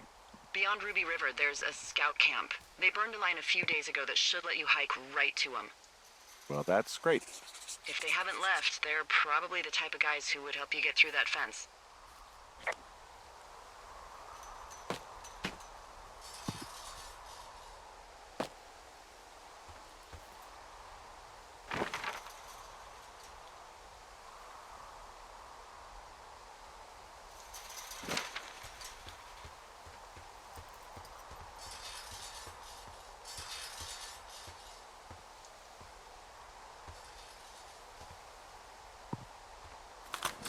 So here we are at the gate of what Henry only knows is Wapiti Meadow. Soon to be known as Wapiti Station. Dun dun dun. So we can even talk about how you actually technically don't have to come here on this day at all, but presuming you haven't done anything strange, you now have to attempt to break in to this weird fence that's just seemingly out of nowhere in the middle of the woods. And realizing that the story needed that, we then were in a pickle where we went, well, we've never made you do anything like that before. Like, go and do an adventure game thing. Like, use an object with an object. And so we kind of put ourselves in a position via the story. And I think this is what I would classify as, like, not great game design, folks. Correct. Where I, for lack of, I'll take full credit, I guess, had pushed us into a place with the story where you needed to try to get into this place to justify going somewhere else less important to find a way to get in later. Because when you're telling a story, like, and then you have to kind of create a diversion, you don't want to be like, the most important thing you want is behind this gate, but you need to go elsewhere to get behind it. It's like the biggest, like, bugaboo of adventure game design, but we had written ourselves right into it, and the story was now like, or the game design was now subservient to the story, which is really bad if you're a game designer or an aspiring game designer. Not the best place to be. Not great. So Nels and Will and James set about piecing together the concept of being able to pick up things and then contextually change the action you could do with those things. And in terms of look and feel, I think you guys did a great job of being able to pick up the rocks that are to the left of the gate. There is, you probably don't know this player because it's very difficult to see, but there is a stick to the right of the gate. And there's another one off to the left. Once you try to get in some fashion, the game is agnostic about which. Then you can say like, hey, Delilah, I don't think I can get in here. And of course, in classic Firewatch fashion, there's a bunch of very subtle micro branches where if you actually try to break in with all three of the things, Henry's like, I tried to smash it and break it, I can't do it. So there's a little bit of reactivity there that's cool, but also me and James and Will basically had to go through a baton death march to get this to work, just because nothing else in the game at all works this way. With because the objects, they're in your hand, but then as you use them on the gate, then they're destroyed, but they have to go somewhere and it has to sync up with a special. It's just any one element that is complicated to do in the game to make look nice, and it has all 10 of them. And it's not built on any sort of reusable system because we didn't imagine we were making a game where you would use thing on a thing like you do in Monkey Island or whatever. But we walked ourselves right to that, unfortunately. But I think you guys did a valiant job, and I really love the way it actually feels to do it. I am just glad I wasn't the gameplay programmer on it. I'm very happy about that. Lucky you.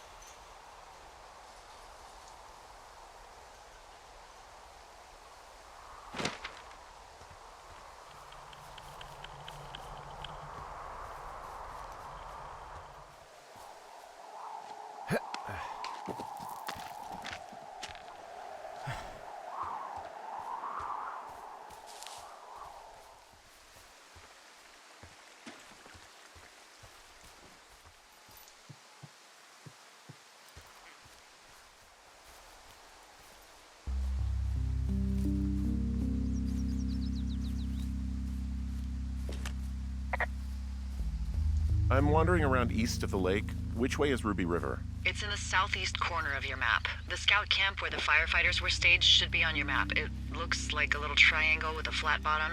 Yeah, it looks like a tent. How did I never see that before?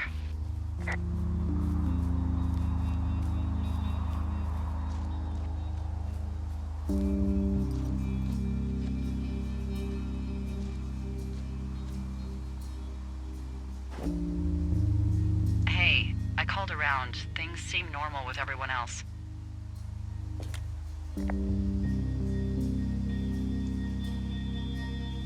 Has anything strange been happening on your end? No, nothing really. Nothing really, or nothing? Nothing. My door was open the other night, but that's not strange. That doesn't sound like nothing. It's nothing, I promise. All right, I'm headed toward the camp anyway. Okay. Keep your radio close to you. Hey, what you just said, keep my radio close to me. Yeah? Before I got attacked back at the lake, I saw a radio on the ground, kind of like the one I use. And? Do you think that maybe someone was, I don't know. What? maybe intercepting our frequency with other radios or something? Henry... It's just a thought. I don't even know how you would do that. Yeah, well, you sound worried. No, I'm not. Okay, let's not spin out of control. Just keep hiking. Whatever you say, boss.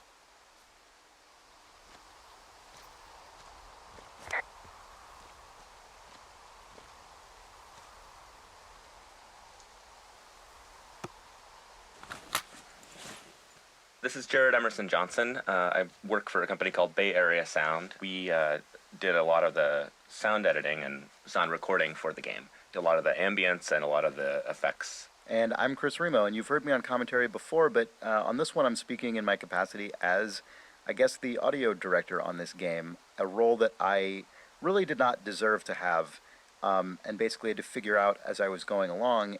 We ended up developing, I think, a pretty close working relationship where we sort of split the sound design duties. It ended up being fairly half and half, probably slanted towards Jared in terms of total work volume. Although you did you did the entirety of all the implementation, so you were sort of the mastermind of what we needed and how it should go in the game, and I just kind of took whatever you needed from me and made it. So I was sort of the content horse, and you were the overseer and overlord, the overlord of sound. Yeah, which was great. I mean, it's funny you mentioned that you were inexperienced, but it was smoother than some projects go, and it was a lot of fun for me. Yeah, and you at one point went and did some field recordings. The sound in the game kind of breaks down pretty evenly between sound effects, which are the footsteps and the interactive parts of the sound where the player's interacting with objects and things in the game, and then there's the ambience part. And especially in this game, in any game the ambience is important, but in this game that was sort of really where we started and finished in terms of what the sound needed to be in creating this space. And I actually had several recordings I've been making over the past 10 years or so, various other big outdoor national park locations, stuff from Yosemite and stuff from... I've actually been hiking on the Pacific Crest Trail over the past 10 years, which is a trail that goes all the way from Mexico up to Canada. So it's great. So I mean, really, all of the ambient sound you're hearing is really coming from real wild spaces up in the mountains.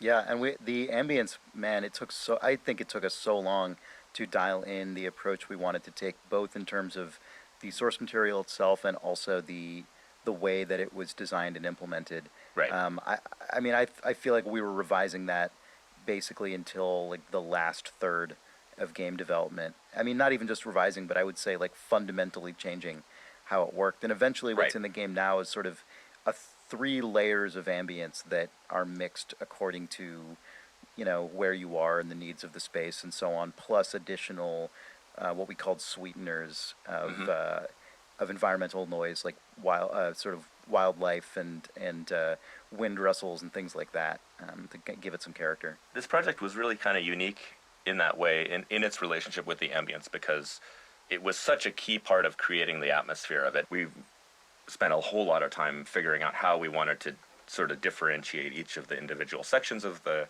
park, and also at what point you are in the story and how the ambience should subtly change. It was probably the most detailed ambience work I've done on, I think, any project I've ever worked on doing this, just because it had to be so specific and subtle, but also evoke really clear tonal feeling across the game. Yeah, I'm really happy.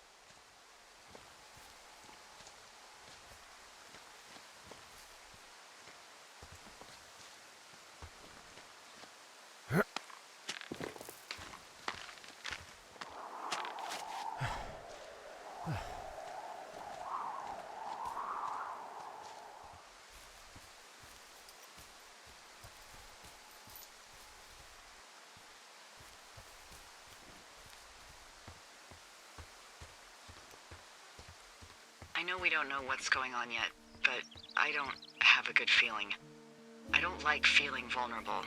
It's not like you can just call the police. I was thinking about the Goodwins.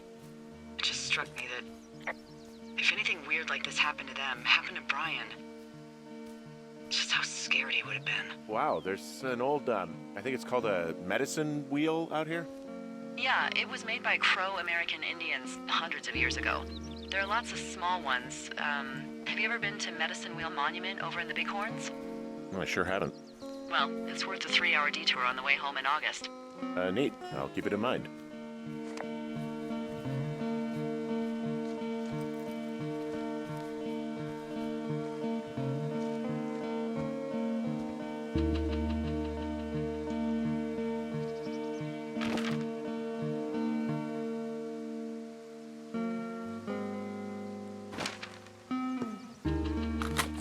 Hi, it's Jake.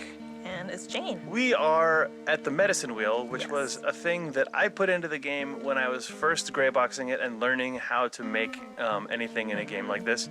That wasn't really early, I think. Basically, we put in a tower, and then very soon afterwards, there was the medicine wheel. Yeah, it was just like, I think it was a thing Sean and I thought would be cool to have in the game. I did not know how to make a medicine wheel, so, or rather, I didn't know how to make a video game, I guess. So I made it the way a real medicine wheel is made, which is out of a ton of tiny, tiny rocks, which meant that whenever anyone in the office turned their camera towards where the medicine wheel was, From the tower, the frame rate died. And then you went in and fixed it, which is great. And by replacing it with like a real game thing that a real. And also, it actually streams out really fast now. Yeah, it's like the most efficient medicine wheel ever put in a game. And it's a fantastic landmark actually, because you know, there's like nothing else like it in the game. I was like, oh, the medicine wheel, like you instantly know where you are. Yep. When doing work on Firewatch's environment art and skies and all these other things, what do you keep in mind when you think about like a player has walked through here before? How do I keep it fresh when they come back through?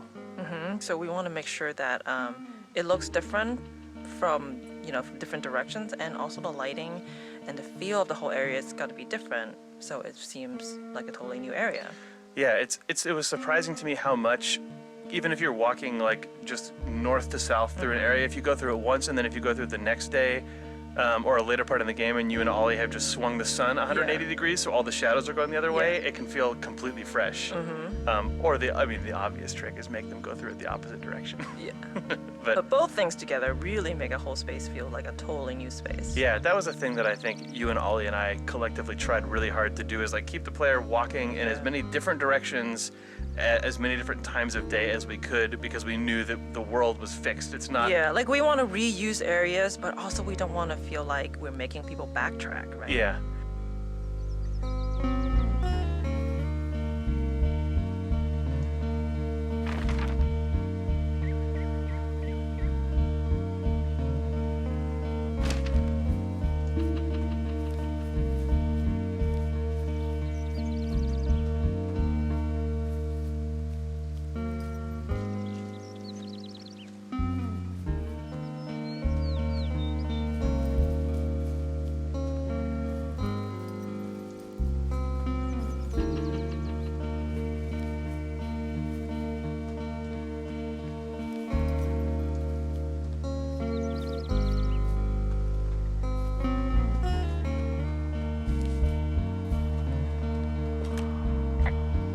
Flapjack fire isn't going anywhere, huh? No, that's why those guys came out to burn that line. It's at the stage where all we can do is pay attention to it. They're not gonna try to put it out? Not yet, apparently.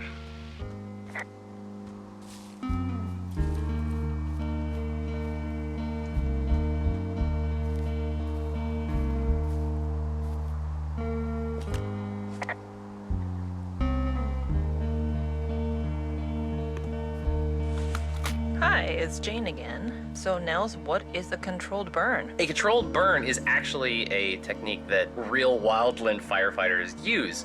They actually have these amazing things called drip cans, which are basically like Tin Man oil can, except they're just full of like extremely flammable fluid and they're always on fire. So yeah, it's awesome. So basically firefighters will dig a bunch of like fire breaks and then use these drip cans to light a bunch of small controlled fires to burn out all the flammable materials in an area that that a big like proper uncontrolled wildfire is approaching, so that when the fire, due to the wind or whatever, gets to that area is already burned, so the fire can't keep spreading kind of past where that burn was. So in the case in the game right here, the idea is that the firefighter crew burned out all the fuel right next to the river, so that the fire couldn't be blown basically across the river. That the hope is between the controlled burn and the river itself, the fire wouldn't actually spread all the way up to Two Forks and beyond. As you will discover later in the game, they did not succeed at that. As is often the case in the real world, fires are nothing if not unpredictable. In terms of technically how we achieve this, basically we have a pre-burn sector that is all lush and beautiful, full of trees that you cannot push through, so it works great as a gate.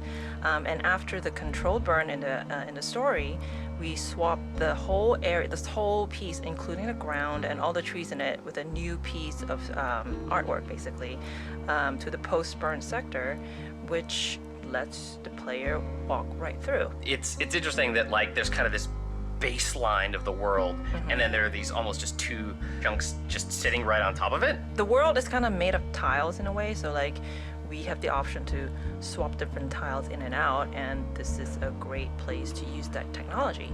Yeah, it's pretty great.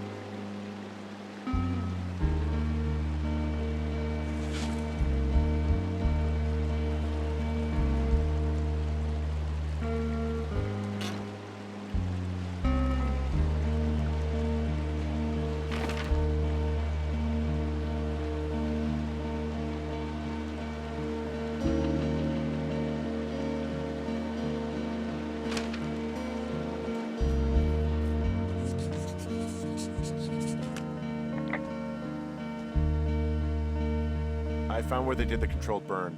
I can hike right through here now.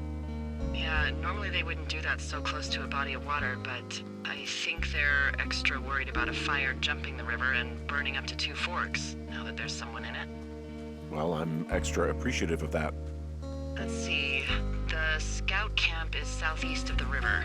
There should be a pond on the way. Got it.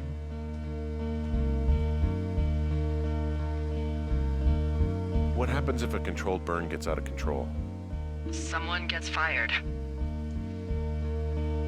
Ugh, are you serious? Oh, come on. That one was an honest accident. I'm not even in the mood for wordplay. That's how wound up all this shit has me.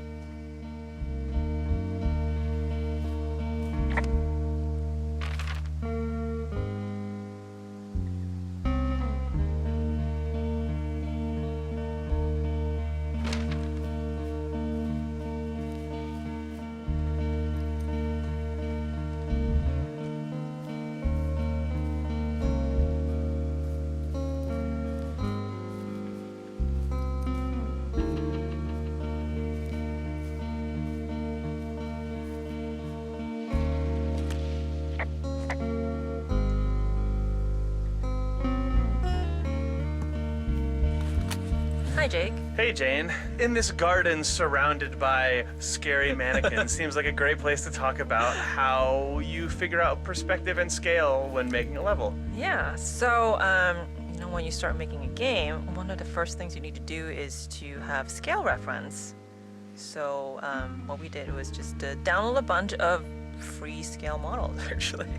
Yep, just some royalty-free, T-posed nude men and women. I think like the man is just the default ZBrush man. Before you put in the trees and before you put in the grass and before you put in the rocks, when all you have is terrain, it can look like it's like a 6-foot wide hallway or it's like a 1/4 mile wide and you can't even tell in first person. But then once, boop, there's just a little nude man out there. Yeah. You really know. Yeah, how tall is this tree? Oh my gosh, it's actually, it's a really tall tree. Yeah, it looks tiny before you put the scale man. So there's also, you'll notice there's a collection of different scale men out here. When we first dropped our scale our scale people in, they came in with some default material that was like this glistening onyx stone. I think the default Unity material back then was just a very glossy black. Yeah, so we had these just rippling, glistening stone statues, including parts full anatomy. There were some parts that were very good at catching the light, and I think when Nels was gray boxing, the bikini parts. yeah, Nels was like, I gotta get in real close on some parts of this level, and I just don't know about this. So then the next day when we got latest, it's very distracting when the gloss material is. It's debatable though if that's more or less distracting than the jean shorts that were slapped on. It feels to me, Jane, like in early dev, as you got bored, you just kept like festooning the scale man with more stuff. I think there was one of those times when I was like, is it worth spending 15 minutes to make myself happy? Yes. And I was like, yes. And then it's like worth maybe 15 minutes maybe to put some more time to jorts add some love handles, and then like some heart-shaped chest hair. Who's to say? Who's to say? 15 minutes turned into 30 minutes of fun, and now Oh man! By the end of the production, It's gray so box worth thing was it. really fun. Or like you'd know that there was someone was in there working because you would just see all these like love-handled jorts, Henry chest hair dudes floating all over the place. I think my favorite parts is also when you've done level designing a space. Sometimes you've lifted the terrain without lifting the scalemen. So sometimes once in a while I'm like, why is this area kind of not performing great? And I look under the earth and there's like four There's just buried floating scalemen never-nudes. underneath. I'm like, fine. oh, thanks, Jake. Delete. It's fine. Yeah. Those are my favorite little Jake surprises. It's good, or like you'll see one off in the sky. Like in this case, there's a couple deliberately way out in the distance because I wanted people to look at how forced perspective works also.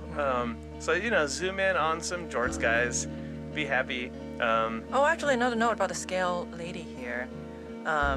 She's actually the same model that we use for the teens in the lake. Oh, that's true. We just added a ponytail, really. And sparklers.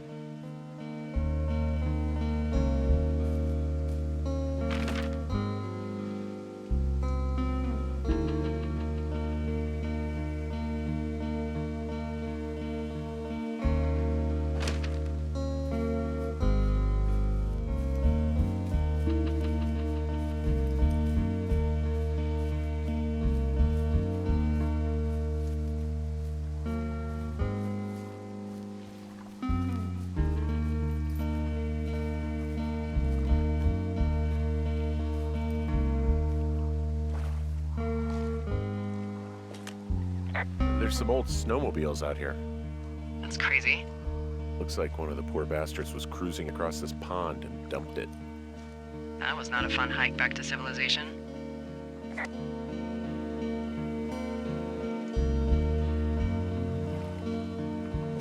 Whoa, someone stripped these snowmobiles down to the bone.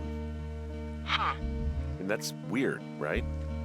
I mean, I can come up with a bunch of not weird reasons someone would do that out here, but given what's happened, yeah. Yeah, that's weird.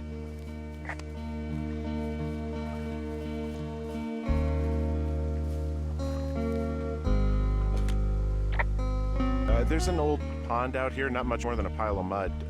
Do you have it on your map? Yeah, I know where you are. Yeah, where am I? Pork Pond. There used to be a sign up for it, but, well, folks kept stealing it.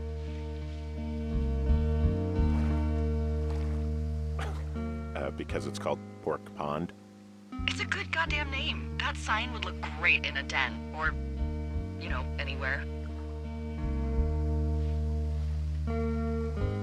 So, is the scout camp anywhere near Pork Pond?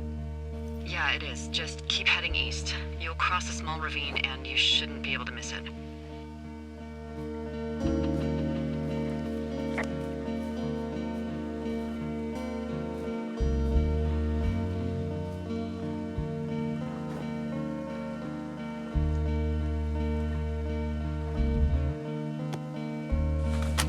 Thing that is great about Pork Pond, other than it is called Pork Pond, which is a wonderful thing to say. You want to say it? Pork Pond. Pork Pond.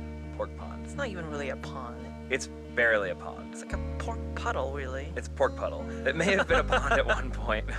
Later, dear player, hopefully you noticed that there is a Pork Pond sign in Delilah's lookout tower. Mm-hmm. After Delilah has told you, if you talk about Pork Pond, that people just keep stealing the sign. So How that's it why looks there's no great sign. in like a den, or A den, or right in front of cabin, me. really. Yeah, and that's one of those things that was really fun about making this game with such a small team, is that I named Pork Pond after my girlfriend's dog, Porkbelly, who I like very much. He has a Japanese chin, and he is very weird. And then I wrote the goof about the sign not being there because there wasn't a sign. And then the next thing I knew, someone said, "Oh, it should be in Delilah's Lookout." I don't know if that was you, Jane, but that's the sort of thing you would do.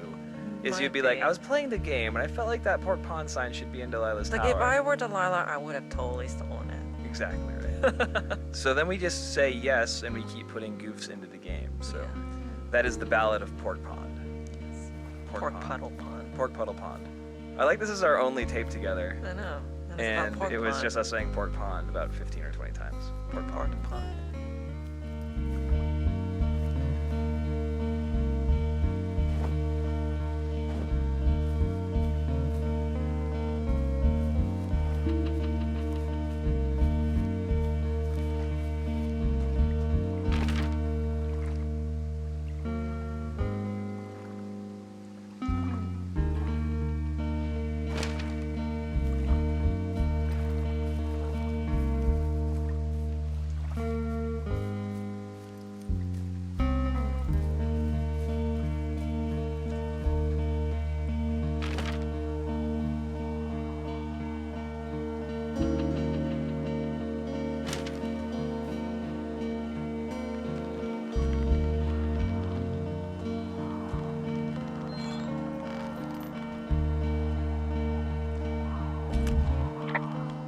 The bridge to the camp is out. Damn. I'm gonna walk the ravine and see if I can find some high ground to get across. Good plan.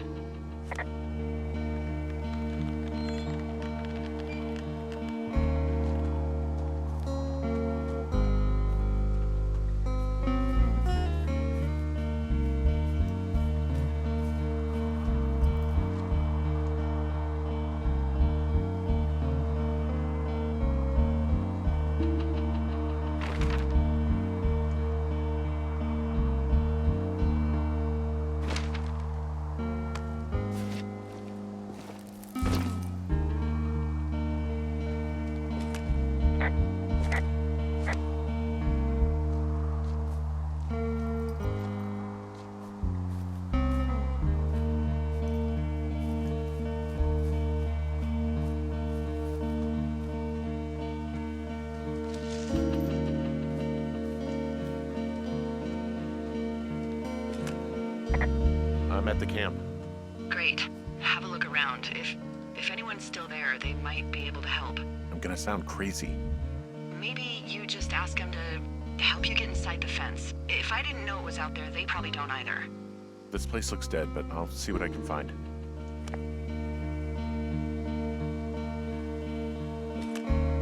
You ever talked to any of the scouts?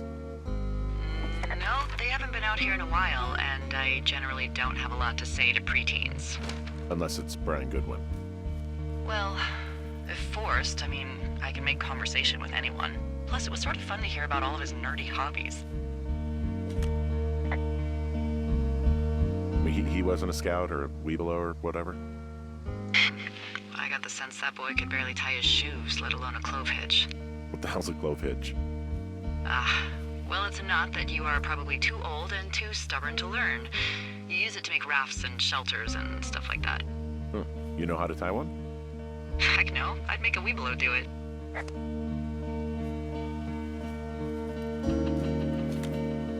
I guess these little shelters are where they keep the Weebelos. For the past 35 years, yeah.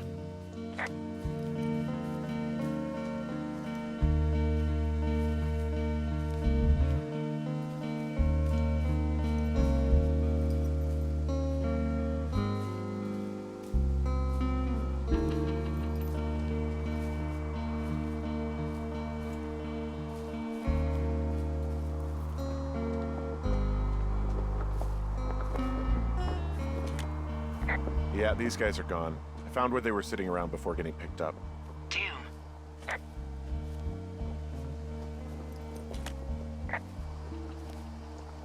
I found an axe. If one of the crew left it, that thing is actually called a Pulaski. It looks like an axe to me. This thing will be a huge help. For both getting through the backcountry and getting through that fence.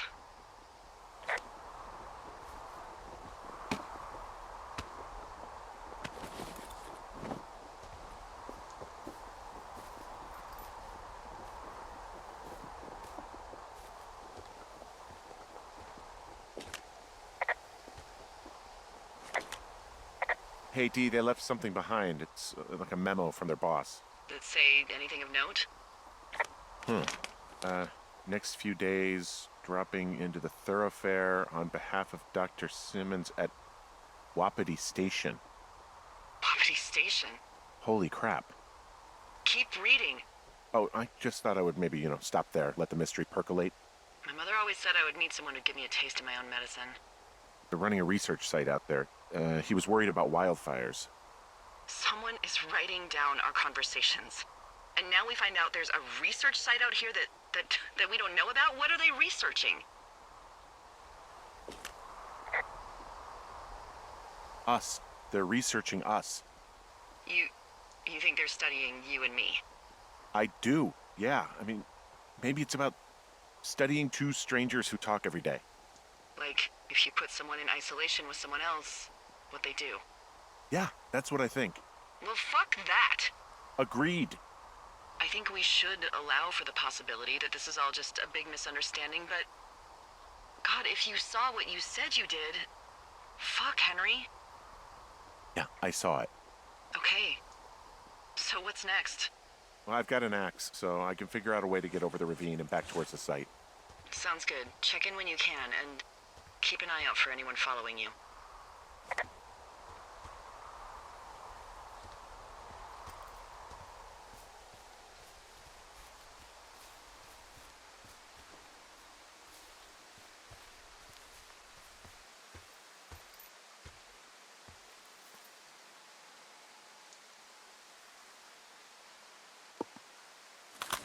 Hi, this is Will. And this is James again.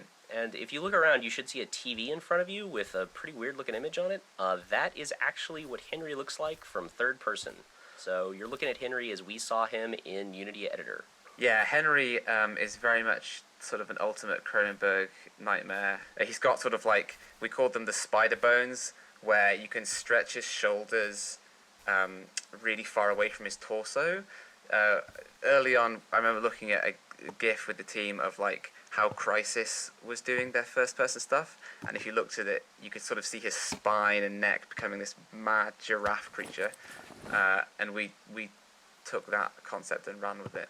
So we ended up sort of like almost any animation in the game, if you look at it from outside of the exact angle we want you to, it would completely destroy immersion and you'd be horrified and possibly sick.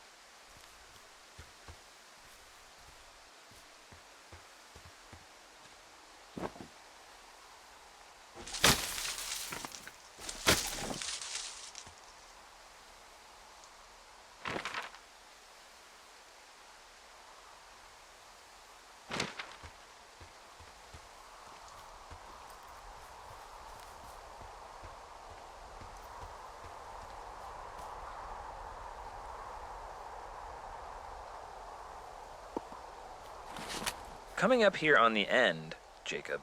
Yes, Sean? Henry and Delilah are talking, and then there's a clatter, and you realize there's just been an open third line on their conversation.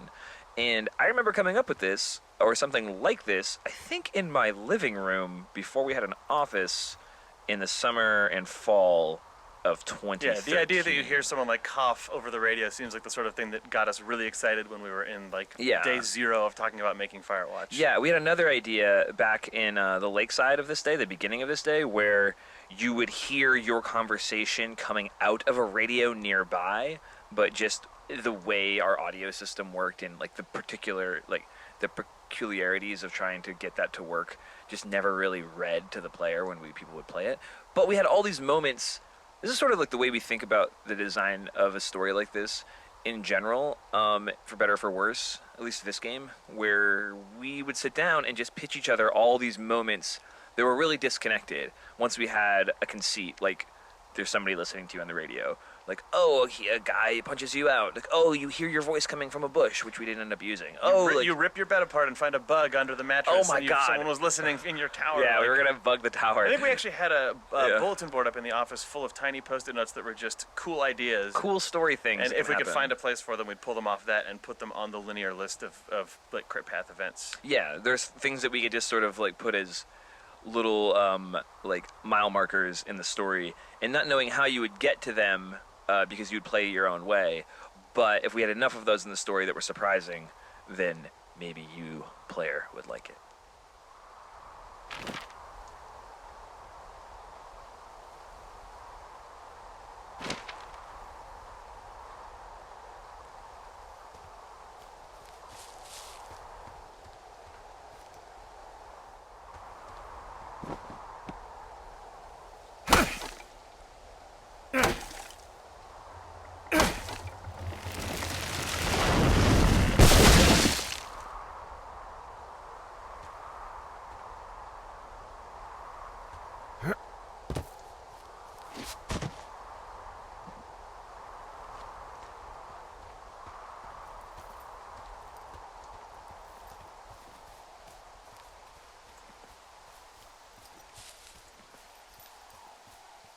Are you there? I had a thought. Let's hear it. You heard someone in the bushes. Yeah. Okay, so let's assume we're being tailed. Or you are, at least. Where are you right now? Just on my way back, in and out of trees in the middle of nowhere. Do you see anybody? No, definitely not. All right, so tell me what you think of this.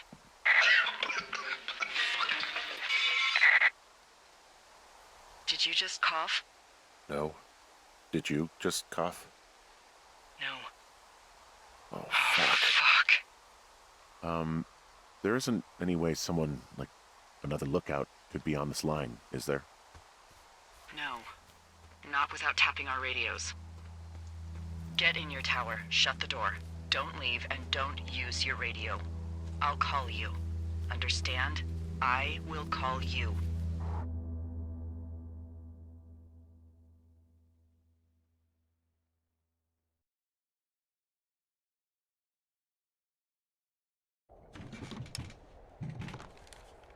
Thoroughfare Tower, this is Two Forks calling you for the, 50th time today. The flapjack fire continues to move in a southerly fashion. Delilah, for fuck's sake, answer your radio. Hello, sunshine. Sorry, I went out for a little bit. What can I do you for?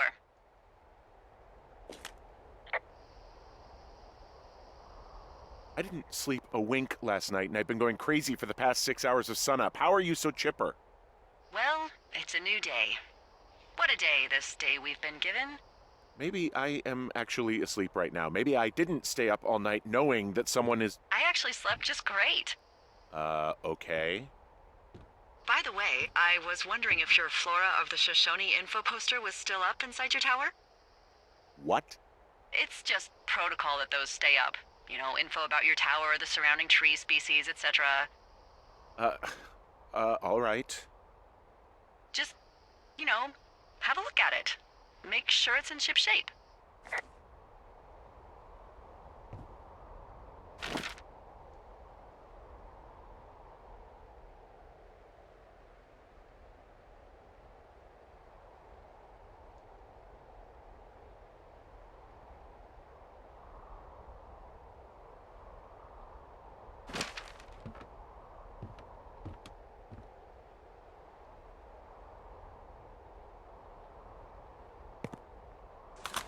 Hello, Chris. Hey, Jake. Good to see you on I this know. commentary. It's been a little while. So earlier in a long time through Firewatch's development, the way that Day 76 used to end was with Delilah just basically freaking out. She and Henry got that call from Goodwin and just basically said, "Oh shit," and it ended on an ambiguous panic.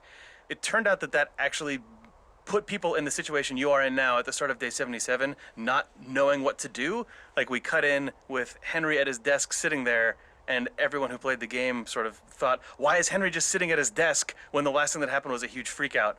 And we rewrote it to be what you're seeing here, where Delilah actually says at the end of the day, sit where you are, don't do anything, wait for me to call. And then when it cuts and Henry's sitting in his chair, it makes sense. And I know that sounds completely obvious and maybe even dumb, that we did not initially have Delilah tell you to do what we then depict you doing. Well, I think one of the reasons is because so much... This speaks to one of the biggest challenges, honestly, in designing the narrative for this game, which is a first-person game that also skips time. Mm-hmm. You know, in a movie, when a movie skips time, you can have the characters have done all sorts of things, and the viewer can catch up on that later, and there's tension in not knowing what happened in the missing time. You can't really have that stuff get filled in for the player character because you are that character. Yeah, and even if there's cinematic cut time, your motivation as a player is a continuous line across the game, and obviously doesn't have a time skip unless you, the player, save, Exactly. walk away, and come back. Yeah. Realizing that we had to write Delilah to bridge that moment, it was a really good concrete example that stuck out to me of sort of how how the story and your expectation as a player and your sort of motivation to keep going have to line up as well as they do. This scene was another big challenge because that whole chain of her getting you to Cottonwood Creek by way of this sort of ruse that she sets up, there were a lot of players we found who figured out what she was getting at before you actually went through all the little steps and immediately said, Cottonwood Creek, and they left. And then Delilah's like, tell me when you see the thing on the poster. Yeah. And then Yet another big challenge of how to sync up player intention and awareness with character intention and awareness. Really big challenge in this game overall. Anyway, look at that poster.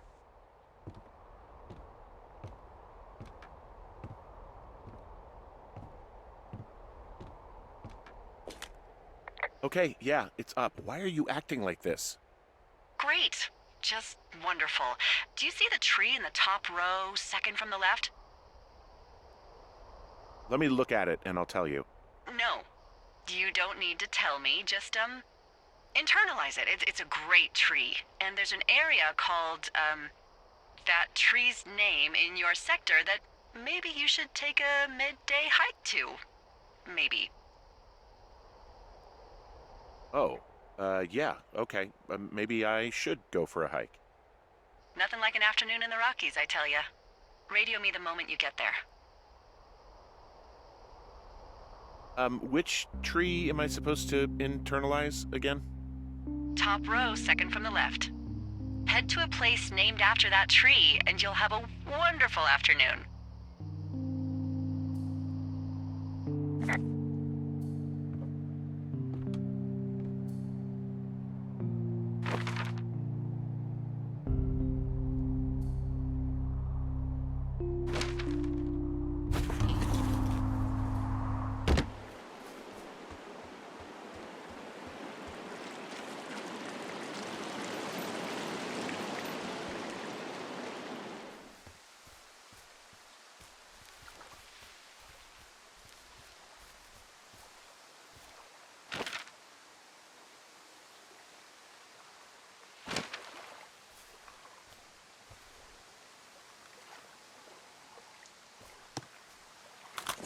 Hello, my name is Cable Sasser. I am the co-founder of a company called Panic here in sunny Portland, Oregon. With me is Stephen Frank. I'm the other co-founder of Panic.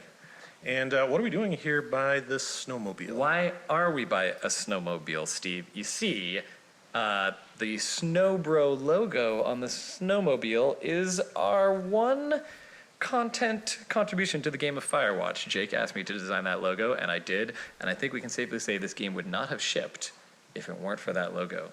That's not true at all. I'm very sorry. Steve, what is Panic? Well, Panic is a company that makes Mac software that we started back in 1997 or so, and of course recently we've done iPad and iPhone software as well. Sure. and we were approached by Camposanto to see if we wanted to fund a video game. So how exactly did we get involved in that? Good question. We made one of the first MP3 playing apps for the Mac called Audion, and as was the style at the time, being the late 90s, you could make your own skins or interfaces for it. One guy made some really cool skins, and his name was Jake Rodkin. And Jake Rodkin, of course, went on to Telltale Games. We kept in touch with him. Him and Sean Vanneman left to try to make their own game.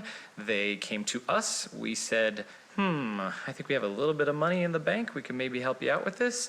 And it worked. We're here, and we made this game that you're in right now.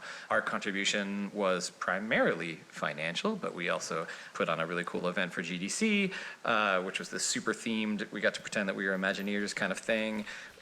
We did some QA, we sort of were sounding board on ideas, and we also did Photodome. It was an incredible experience for us to get a taste of what it was like to make a game through these guys, and we've always been curious about that world. And it turns out the gaming market is kind of awesome, and a lot of people play video games, probably way more than buy professional Mac utility software. And games affect people in ways that our current software doesn't affect people. You know, you get fan art, you get these incredibly emotional fan letters about how this game touched people. It was been incredibly rewarding for us to work on this thing. So that leads to my next question, Steve. Would you do this again? Oh, absolutely. I want to see what the sequel to Firewatch is. It's going to be a snowmobile racer, probably. Yeah, I think you do trick jumps. Henry versus Delilah. Oh my God.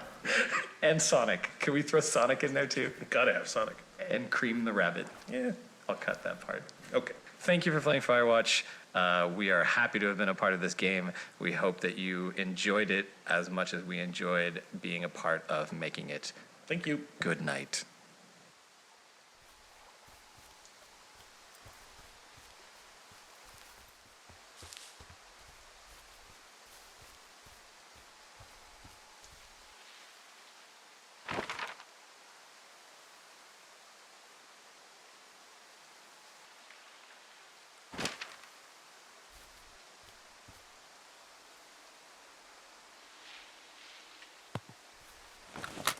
Sean here. Hey, Jake. Hey, Sean. The hike to Cottonwood Creek. The one you are ostensibly on right now. It is a thing that changed a couple of times in the game, and it was actually one of the bigger spatial changes that we made over the course of Firewatch. The place called Cottonwood Creek on the map is now in, due south of the middle of the map, but it actually used to be north of the lake. If you ever head over there, you'll notice there's a lot of cottonwood trees there. There's cottonwood trees in both places. It was originally where we ended up with it, though. It started where we are now. And then we had a crisis of conscience somewhere in the middle of the game, and what is actually walking around in Firewatch fun? Should we condense everything Is down? the core mechanic of the game fun? Oh no, hedge. You hit a point in development sometimes where you question these things, and we said, is this going to be too big of a deal? Do we want to put Cottonwood Creek right next to the research site? And we did it, and it was still pretty good. But I think as all the pieces laid out into the game, once the music started coming in, once a lot of the sort of incidental, ancillary conversations started coming in, we were able to sort of breathe a big sigh of relief and go, oh, it is, all the stuff, all of these parts seem to be working. And then we went, oh, all those parts are working, and we made Cottonwood Creek 3 inches away from the research site gate. Put it back. And it was a pretty quick change to put it back. Yeah, but it was very quick to put back, but I had a panic attack because I realized that having everything so condensed when Cottonwood Creek was over by the lake just totally hamstrung my ability to get in some of the dialogue that happens here. And I think this stuff's actually really important to the story and the character development of these two people. And I think with 10 weeks left in development, maybe even less, it was a very short runway, I went to Jane and Jake and I was like, I think we have to move Cottonwood Creek back. And then beads of sweat appeared. And then they thought about it for a second and went, yeah, okay, I think it's not going to be that big of a deal. Because I had already been like, it's not going to be that big of a deal. We can just. And it was fine. It turns out that what it took was me literally picking up the cash box by the lake and the cash box by Cottonwood Creek and doing the little magician shell game swap. And then I changed the labels on the map. And it worked.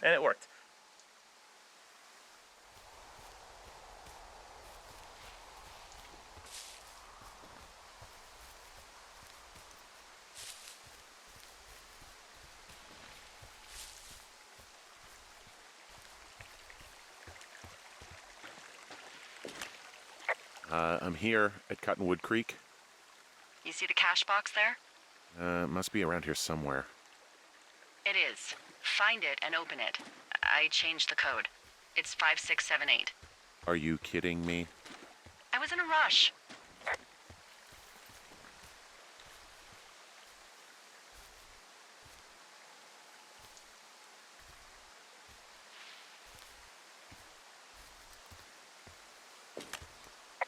Okay, found the cash box. Great, open it. What did you change it to again? I'm blanking. Seriously? It's nerve-wracking out here. It's 5678, which you can also attribute to racked nerves.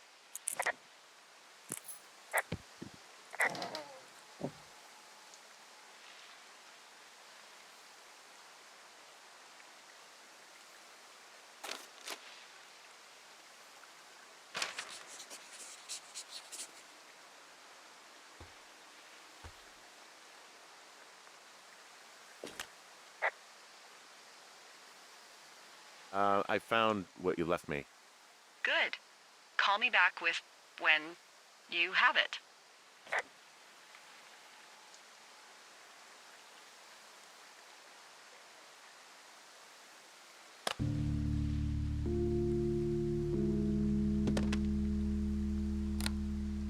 I've got it now. Good. I spent all day getting you that radio. I hiked to a cash box, lied to a ranger, lied to another ranger, and hopefully you are now holding a clean, untapped radio. Hopefully. Holy fuck, Henry, we have to get into that site. Whatever these people are doing is illegal, right? We need to find out how they're doing it, why, everything. You understand? Are you okay? I don't know, Henry. People have been listening to us all summer. How is this actually happening? I don't know. I'm scared. None of it makes any sense. I just changed clothes laying on the floor because I don't know who could be watching. Are there any other lookouts this is happening to? Someone else in on this? Anyone? This is just happening to us. Everyone else is fine. Are you sure? Yes. I've tried to bring it up to Chimney Rock, Elks Fork, and Beartooth Lookout, and every one of them got confused. Asked me if I'm okay and if I need to be relieved. Our fucking state coordinator asked if I was just having lady troubles. So no, this isn't happening to anyone else, and I'm done asking.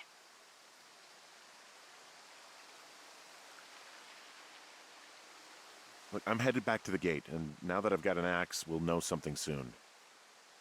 You need to get into that site. Call me when you find something.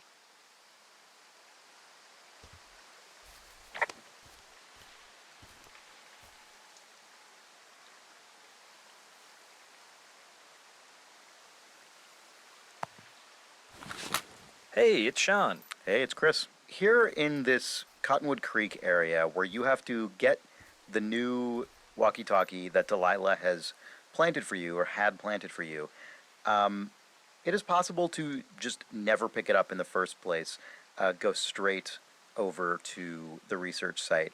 And that's in part because it's in a game like this where we aren't constraining your movement.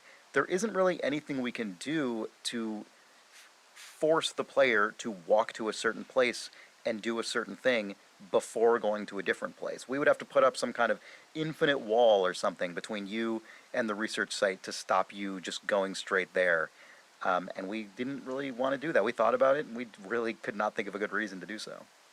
Which then meant that the entire research site scene had to be written, had to be bifurcated, and then written to support the new radio versus not having the new radio. And that was really hard. And then had to be like logically programmed to support both of those things. And the way a lot of the branching sort of dialogue stuff works in a game like this, it's not like a choose your own adventure where you go to a different chapter. It's really, the game is looking line by line through the hundreds of lines that it takes to for the characters to communicate their stuff while in the research site. it's going line by line and playing the truest one. So a lot of the lines are shared across has new radio versus doesn't have new radio state. It's jumping in between ideas that both hit upon and changing Delilah's response most of the time. And playing through that and finding those spots and writing with that level of detail and branching is really hard. And we would probably find a new way to do it in the future. Maybe, yeah. No, it's hard to say. We tried hard to think of a way around it, and we really couldn't. And it affected everything. It affected writing. Here's a weird one. It affected music, because if you go all the way to the research site without getting the new radio, typically when you have the new radio and you go into the research site, there's this music that kicks in.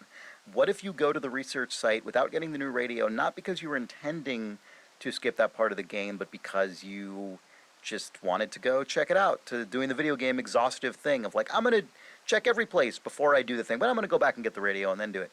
How do we read your intent? How do we as the designers know I'm intending to skip that part of the game? I'm not intending. Do I start the music cue? Do I not? There were a lot of different areas where we had to just take our best guess basically about, well, if this and this and this, but not that, like, we think this is what the player means to do, and we're going to support that. And that was just something that we constantly had to live with throughout development.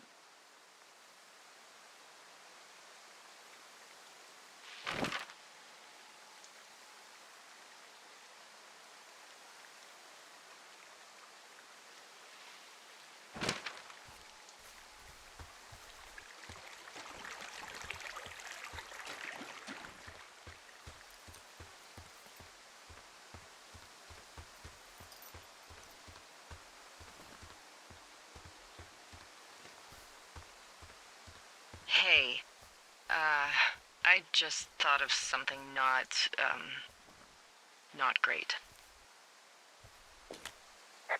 What is it? I filed a report that said that neither of us ever talked to or saw those girls, the ones that went missing a few weeks back. What? Why would you do that? I told you to say the minimum and just keep it vague. I know, and I didn't. I just didn't want to be hassled. And now someone probably has a transcript of that entire conversation.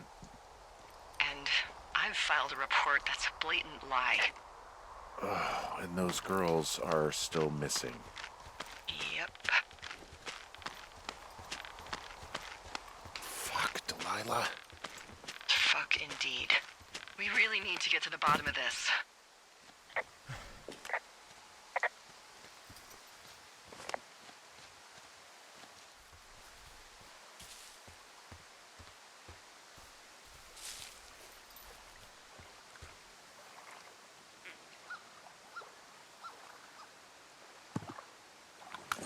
Hey, it's Jake again. And Chris. And Sean. Hey, everyone. And we had a design Hey, for guys. this tape, but I don't remember what it was.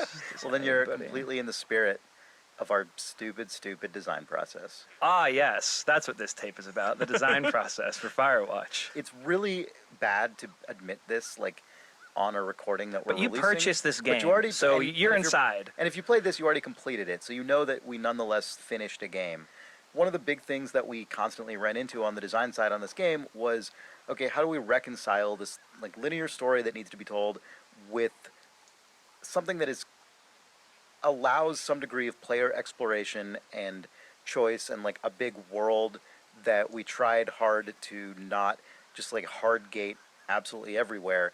But that meant we had to come up with a lot of just weird creative solutions to why you had to go to a certain place or why you couldn't go to this place.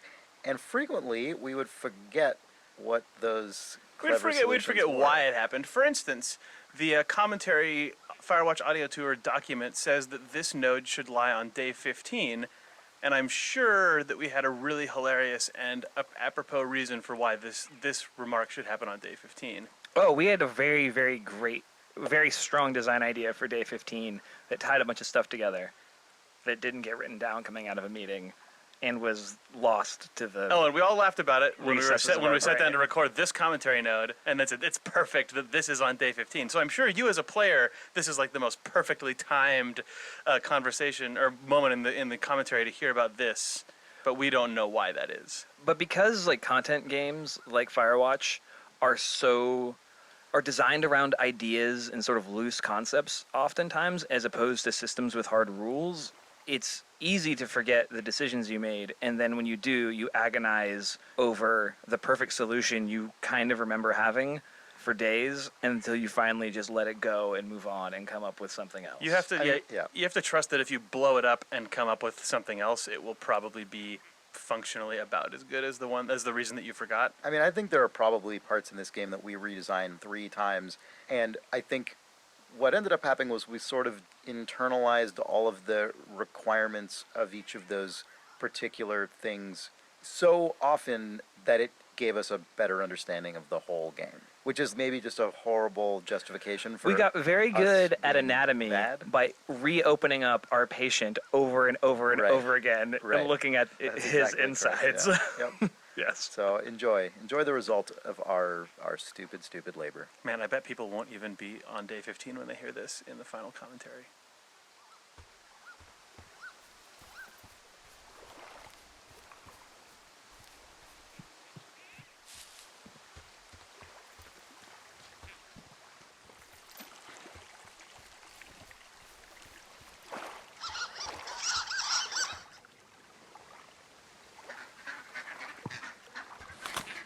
Hi, Jake here. It's Ollie. So I guess we're going to talk about Crime by the Numbers, a crime series. Yeah, I think this came from the desire to make a very video gamey sort of collectible series. That's something that you could collect across the course of the game, and also my desire to just design book covers because I wanted to. Yeah, I think that you did a first batch of book covers, and it was Steven's Room and the Jay Allard self-help Birds book of Wyoming Birds of Wyoming, and it had Death Strikes at 2.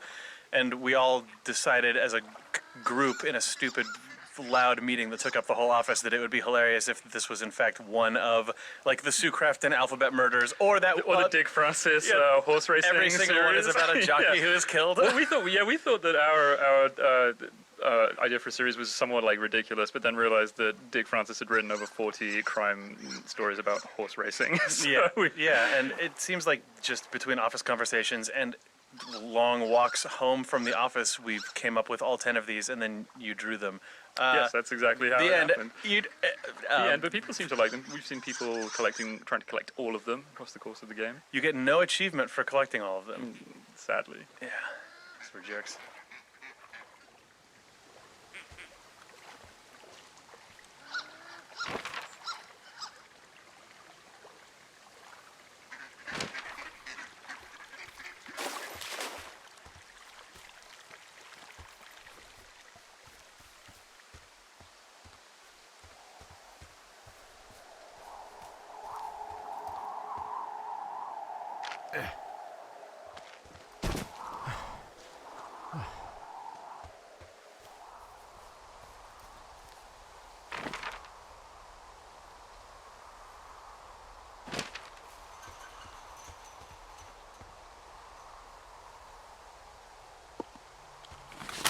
This is Jared Emerson Johnson from Bay Area Sound, and I did a lot of the sound design for the game under Chris's supervision. And it's Chris again. So we just want to talk a little bit about the Foley and the interactive elements of the sound design for the game.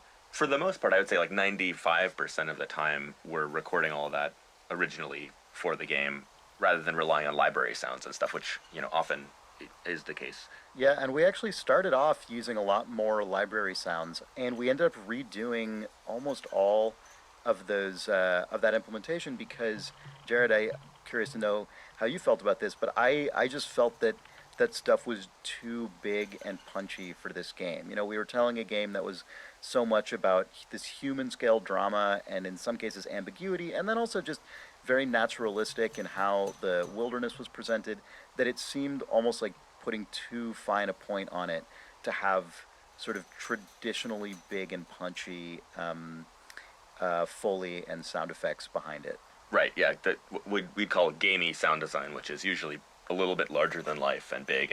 And sometimes that's important because the player needs the feedback of Yeah, of when what you they're when you doing. get punched out by Goodwin, there's Yeah. there's a couple moments of like that big outrageous sound design when it's really called for. For this, yeah, we went really subtle on a lot of it. You still get the feedback, you still get that feeling like you're actually in the space and interacting with it, but it's a little more subtle, a little more tailored. And honestly, like when you have an opportunity to record live Foley, it always ends up being better than a library sound.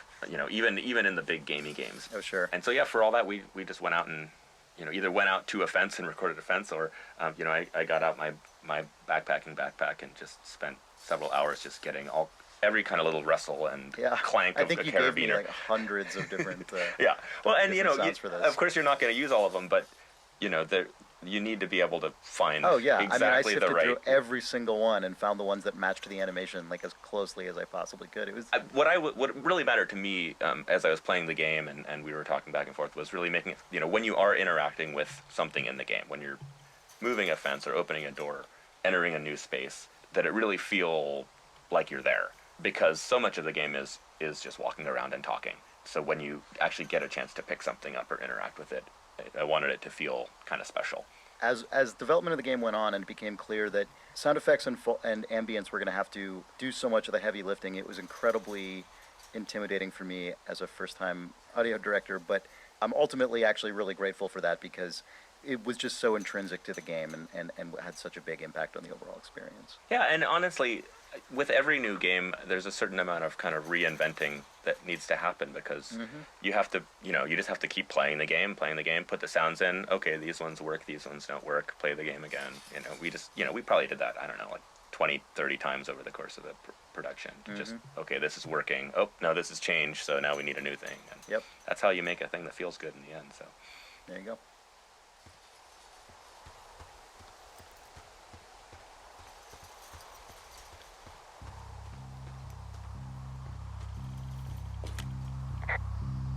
I'm busting the gate down. There's nobody around, and it's the quickest way in. Copy that.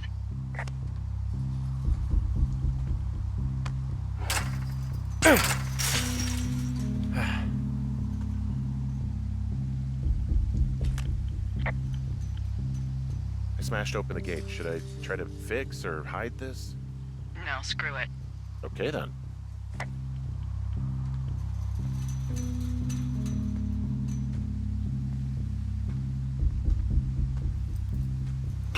Whoa! Ow!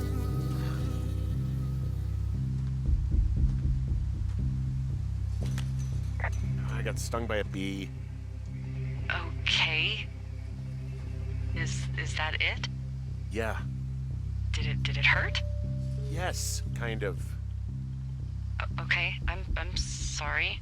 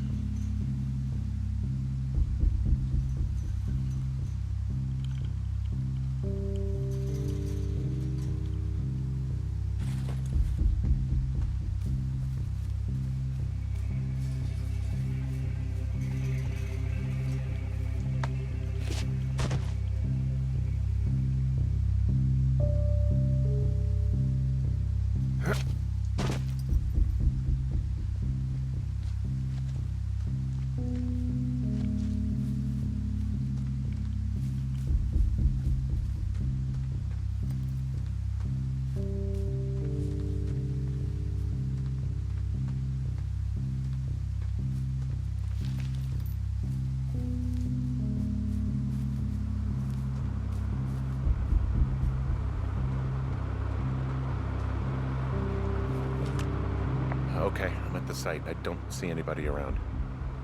Lucky for us. Yeah, lucky for us. Dee, there's some serious comms equipment out here, wireless stuff. What do you mean? I'm talking a big 20-foot tall transmission tower, and they can probably listen to whoever the hell they want. They're nestled down in this valley, which makes it impossible for you or any lookout to see them.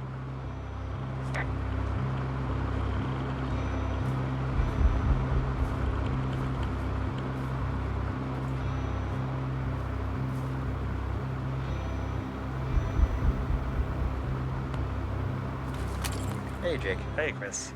So over the course of Firewatch's development, we, I think, swung back and forth pretty wildly in terms of how much we wanted to play up the conspiracy part of the story and how explicit we wanted to make Goodwin's involvement and how much we wanted the player to buy into it versus how much we wanted the player to think this was sort of all in Henry's head or played up between Henry and Delilah. Mm-hmm. And the research site was really the moment in the game where there's definitive proof something is happening, whatever it is. We obviously knew as the developers of the game that the reality of the situation was a little bit sadder and more mundane. I think we kind of wanted there to be this big moment that suggests, oh, maybe this is something really huge. Yeah, I think it's we funny. got carried away a little bit. Yeah, I think we arguably. arguably / probably did. And thinking back to it now, the reason that the typed reports came into the story at all, as you said about the pendulum going back and forth, I think we didn't like the story being 100% ambiguous. I don't know if we knew that we could support a world where Henry and the player and Delilah 100% construct a reality that doesn't have a single shred of proof, and we're like, okay, well, we got excited about maybe it's the 70s conspiracy moment of like, you're in a room full of whirring machines. I think we on the team kind of hyped ourselves up in the same way Henry and Delilah do. I mean, I remember when I first the first draft of the music that you're hearing right now, I showed it to you only, I think, because I felt too stupid to show it to anyone else because I'm like, this is so ridiculous. We can't put this in our game. Well, the one with and you were like, oh, maybe we should put it in our game. I don't know. Henry's going nuts. Everyone's going nuts. It's true. We're all going nuts. Maybe it could have been pulled back a little bit on all fronts from what you're observing right now, but maybe it's the best. Maybe it's for the best. Could be.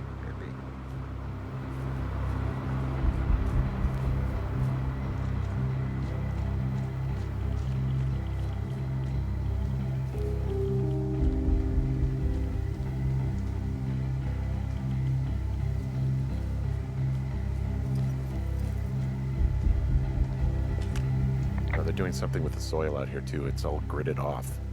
Who knows what else they're up to?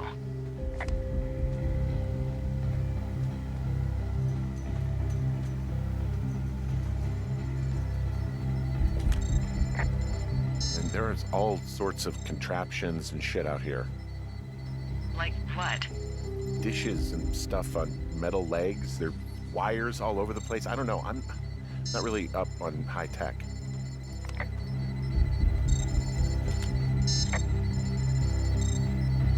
I mean, how the hell did they get all this stuff out here? The Army Corps of Engineers put our towers out here, so You think it was the government? I have no idea. I just mean it's possible. I mean, every once in a while I'll need a lookout who's deep into that, like, black helicopter conspiracy shit. Maybe they actually flew it out here in one of those.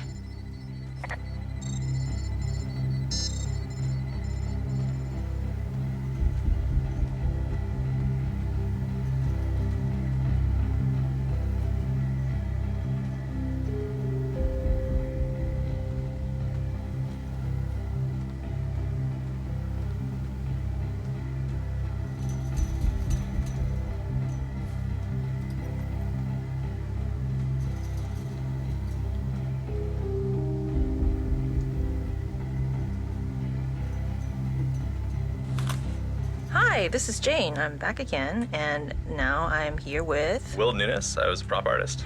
And this is one of the few areas in Firewatch where it's not just about trees and rocks. So we wanted to make sure that this area feels very man-made and that is spooky and is ambiguous.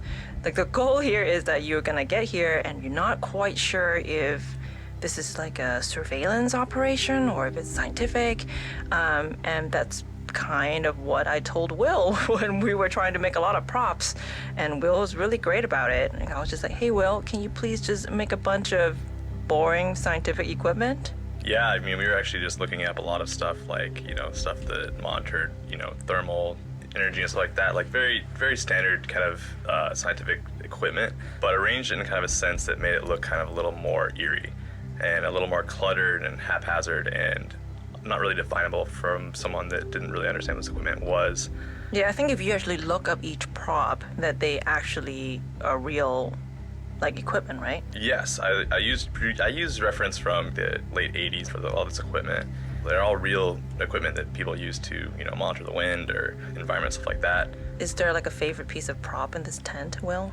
I would say the equipment. Just it's really simple, but I had a lot of fun making it and kind of seeing the layout and kind of trying to convey this kind of eerie looking equipment, doing something you're not quite sure what it's about, ambiguously, technical, and seeing where I could take it and seeing kind of, with the colors and the mood and how that would all fit together and how to set that scene right.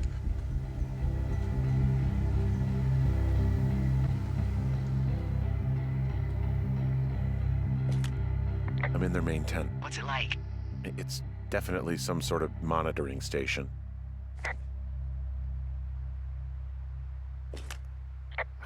I wonder where they are. All of their stuff is here. And they know you're there, so see what you can find and get out.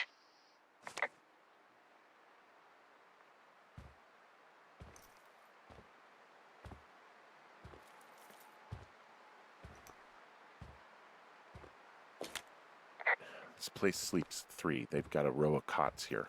So they live and work in the same tent? Yeah, it's all one operation. Huh, like us. Yeah, like us.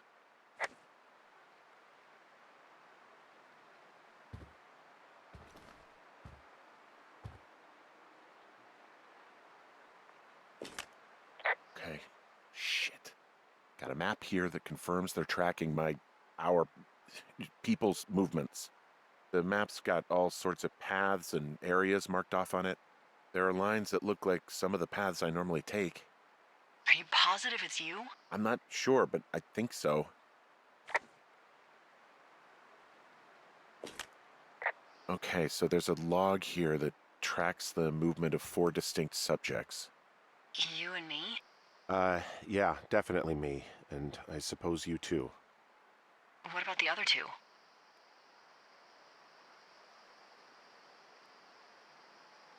I have no idea. Maybe another couple that's out here? Do you have any ideas? It's just you and me, Henry. Yeah, I know. We'll talk this over and figure out how to get the hell out of here.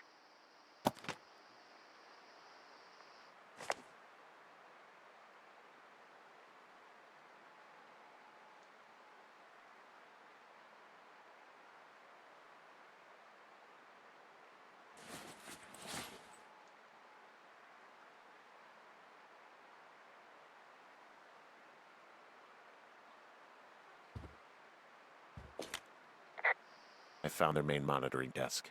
Oh my god, what do you see? Seriously, at this stage, I'd believe just about anything. There's a box here with a dial. It has a needle, like it measures earthquakes. You mean like a lie detector?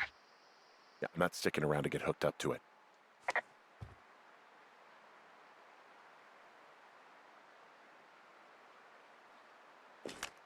There's some sort of monitor. I don't know what it does. Maybe air quality or something? Maybe they're keeping data on everything that could impact our moods. That looks possible. This is crazy. I mean, this stuff looks like it just got lifted out of the space shuttle. I have to tell you, if I found out this was NASA, I'd be a hell of a lot happier. They're measuring the barometric pressure, too. Why? Maybe it's just a diversion.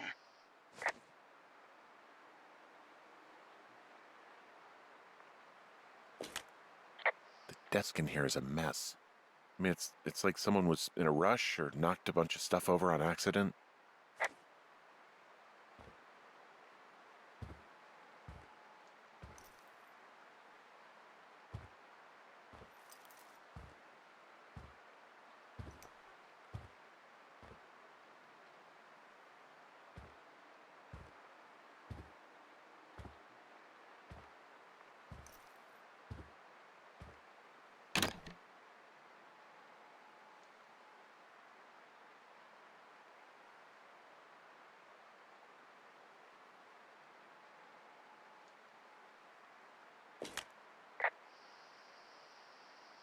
I think I found the thing they used to track us. Holy shit. You know, you swear like a lot. Not the time, Hank. Anyway, it's called a wave receiver. Looks like it picks up anything that emits a signal. It's got basic orienteering capabilities, everything. Holy shit, Henry. Yeah, holy shit. They keep this wave receiver thing in a crate. I mean, it looks like their prized piece of equipment. Well, it's ours now.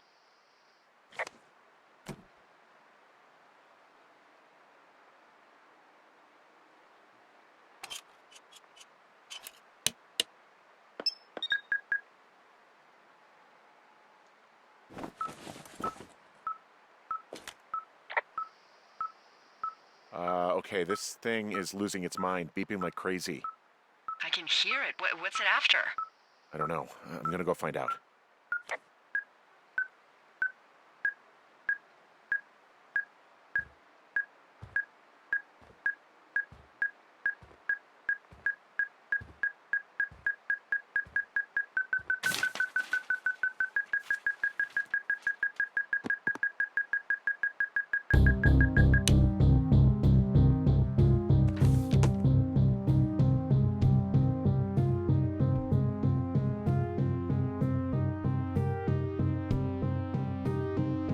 Are you shitting me? What is it? There's a folder of reports here. What do they say?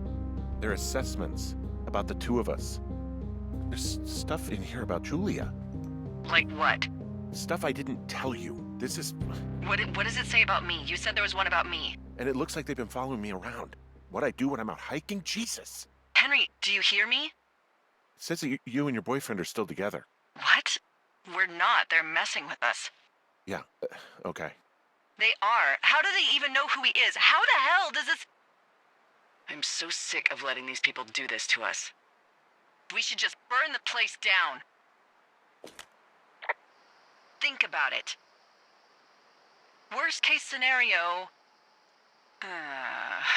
Look, maybe that's what they want us to do. What do you mean? Maybe they're trying to push us to the point where we do something crazy. I mean, the grass is dry as hell here. It would go up in a second. Well, now I'm thinking, what if you're right? I just don't think we should do anything that we can't undo. Well, maybe it's not the best idea. Yeah, it's definitely not the best idea. Oh, I'm so fucking wound up! But it's all right. I'm just gonna hike back. We have the wave receiver, and tomorrow we can figure out what to do.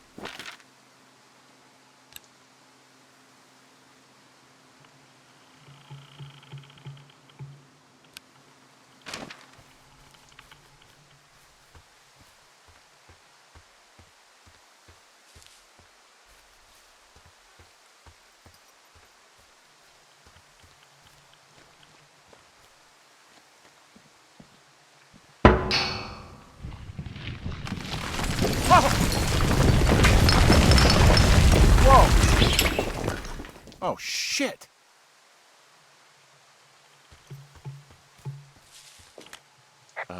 Delilah, there's smoke coming from the site.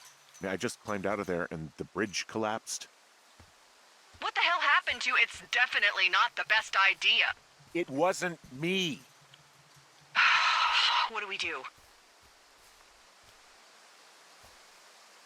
We just call it in like any other fire. And what about who started it? What about them? The person who started it? Yeah. We're talking about people watching us out here who are now burning the forest and everything in it around us. I don't know what to do about that. Except get the hell out. Yes, get us the hell out of here. I will.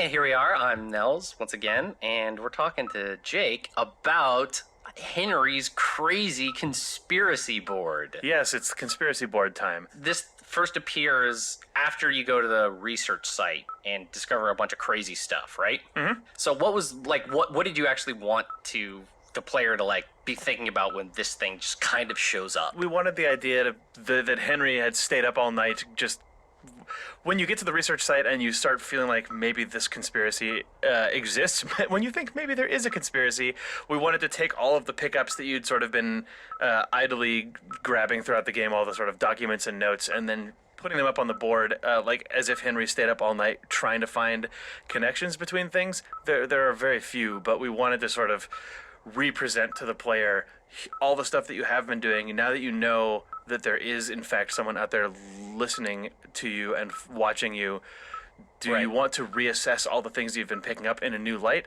Also, it just gives a nice aesthetic change to the tower, right? It just fills the room up with a bunch of garbage and makes Henry look like maybe he's going a little nuts. Early in the game, we kind of had this, like way when we were like barely past prototyping, we kind of had this notion that you'd find stuff out in the world and you could basically pick up and keep like almost anything. Mm-hmm. And then all the stuff you found would have this like home in your tower. And we kind of like, for a variety of reasons, kind of carved back on that idea a little bit, but it ended up instead kind of becoming this, right? Yeah, because the only thing you can really reliably keep in Firewatch in the shipping version and that has a UI associated with it is notes and documentation. Like those go into the notes screen, you can read them there, and then it seemed like having all of that stuff sort of barf back out of the inventory into the world all at once when your perspective on the story changes was a cool way to handle that. It was also a way to remind people of all of the things that were out in the world that they had found, like to remind them of missing people flyers, to remind them that they'd found a little bit of stuff from the Goodwins, to remind them about Ron and Dave and about the research site. Like you could always, at the start of days, at the end of the game, go and refer to all of the written sort of evidence that the story had left behind so far. Yeah, not only does a whole bunch of stuff that you optionally pick up show up here, but even after the board shows up the first time, still things that you find on the night of day 77 and day 78 also get added in here. So it even continues to get bigger as the days move on, even after it first shows up, right? Yep. And then he goes home and is sad.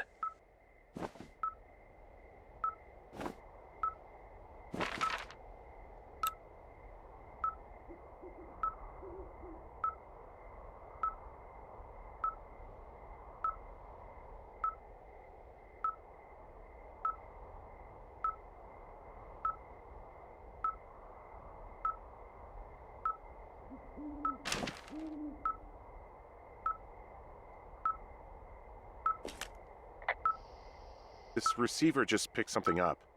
Like a signal? It's going beep beep. Yeah, what could it be? I don't know. You gotta find out. All right, I'm on my way now. You know what I just picked up? No. A fifth of Major Bueno tequila from the creek. Are you drunk? No! I am getting drunk.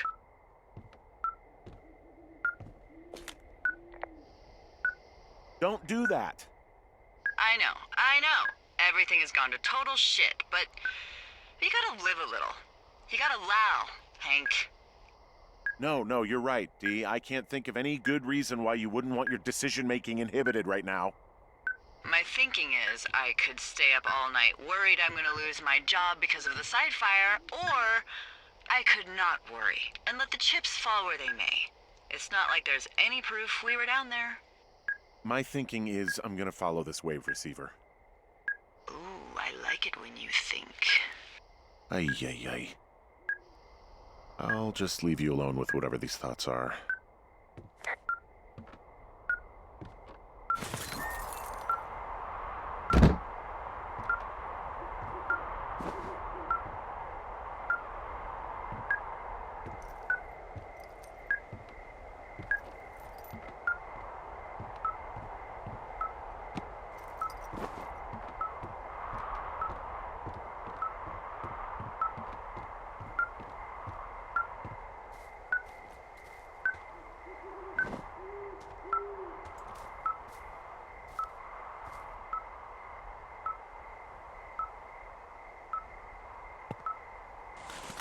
Hey, Sean. Hey, Chris. So I love this little bit of writing and acting here where Delilah is drunk. I It's too adorable. love it now. I love it now.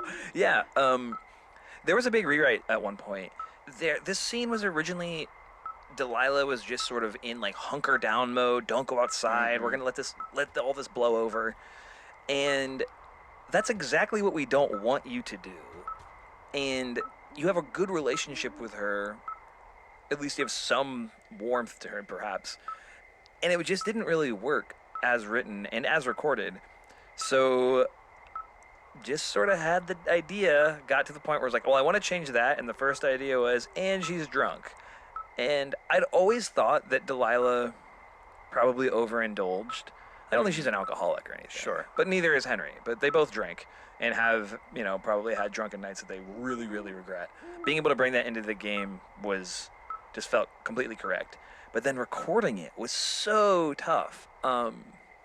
Sissy Jones landed in just a perfect place. But when you write, your character is drunk, you get a lot of like, you get a lot of like hiccupy, like hobo. And we just sort of, you sit down and you just take 5 and you talk about it and you just kind of go like, get her drunk. Yeah, get her loaded and go on. No, we spent probably a good half an hour, maybe an hour, just coming at the drunk lines from different angles. Yeah. And then, it snaps in your headphones in real time in a way that then produces the feeling that you're talking about, Chris, which is like, oh, I love this. Like, it's cute and correct and right and, like, feels real and just does all the things it needs to do. But it makes me laugh, but Sissy nailed it. And as a note, this is one of, I think, only 2 remaining parts in the game on the design side that are the survivors of a previous design where Delilah would reach certain thresholds where she would just cut you out of radio contact. Yes. And we kept 2 of them for sort of narrative reasons.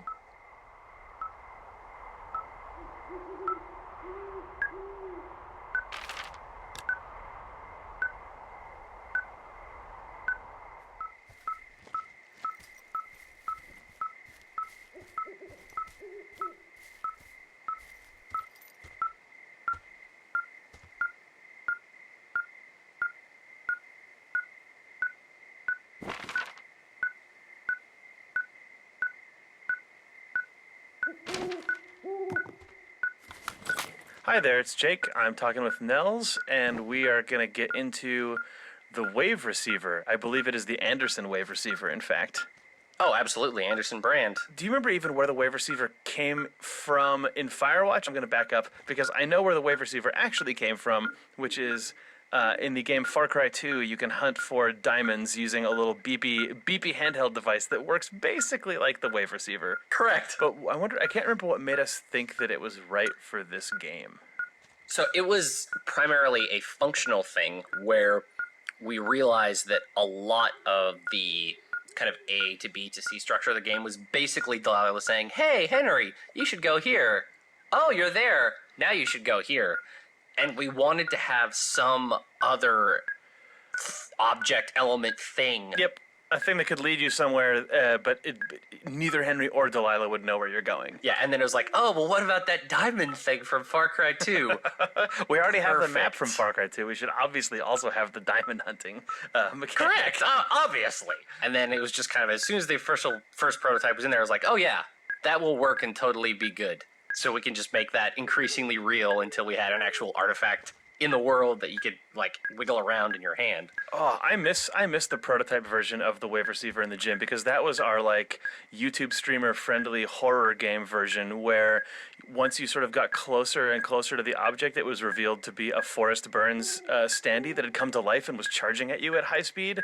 Like that. Yeah, that was also my favorite. That was good. I feel like the real in-game wave receiver could never deliver on the full potential of the maniacal, self-propelling Forrest Burns, like screaming at you like a Serious Sam enemy or something. At least that was my imagined canonical Forrest Burns wave receiver sound was that. That is actually exactly what it was. I took that sound off of from that? Serious Sam and put it in. Oh yeah. Okay. Well, yeah. So that's how we got a wave receiver.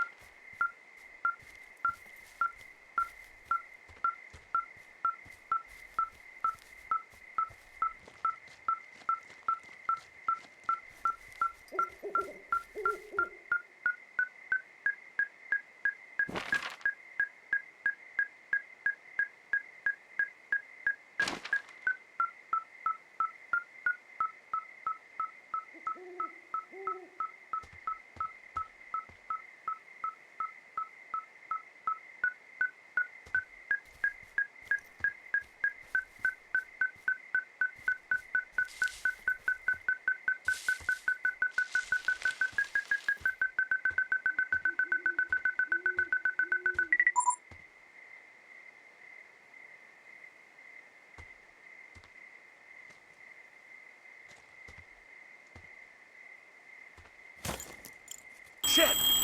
What? Ah!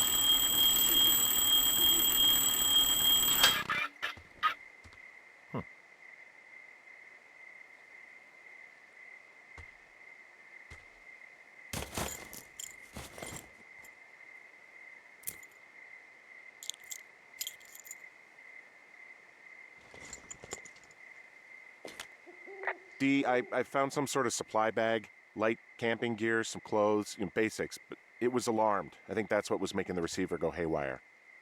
You're okay? It's not a trap or anything? Yeah, I'm fine, but there's also a set of keys here. I don't know why they'd be hidden out here. They say Shoshone National Forest, Cave 452. Is that the one in the canyon? Yeah, it is.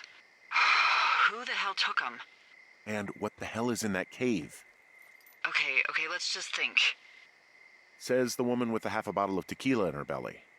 Maybe they're panicking and we're preparing to beat it. The fire has them spooked, and we have new walkie-talkies, so we have the upper hand. Yeah, well, it's hard to feel like you have the upper hand when you're standing in the dark in the middle of the woods. Oh. Well, you're back in your tower. Maybe you need a drink, too. I'm not in my tower. I am looking at a man standing in your lookout. And it's not you? It is not me. Oh my god, go. I'm going.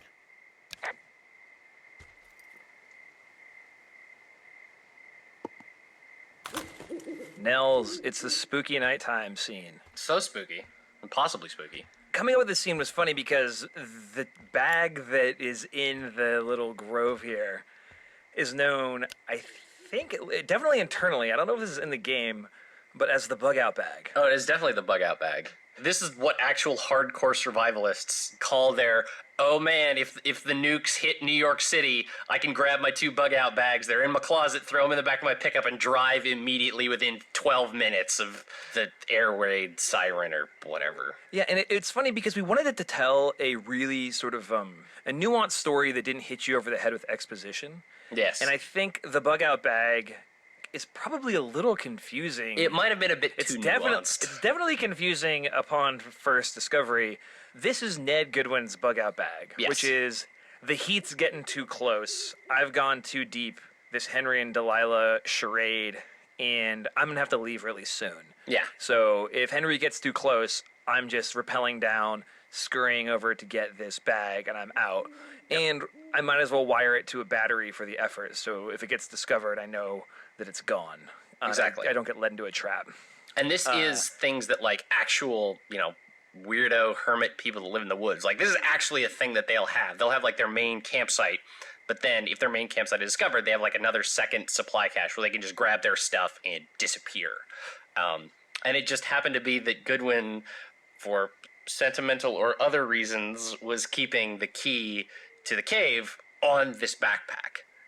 He didn't like in any way leave it for Henry intentionally. It just happened to be that the weird electronics on it also got picked up by the wave receiver, and then what was meant to be like Goodwin's safety net backup thing is actually what is his ultimate undoing.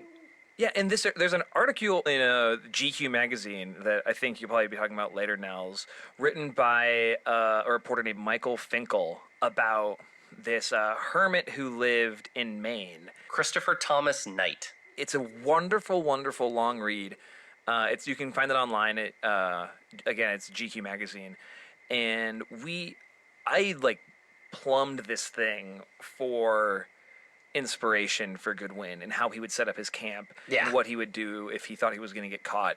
And it was an idea that I know went into my notebook upon reading this article. It's really great, and it's really wonderful reporting from Michael Finkel.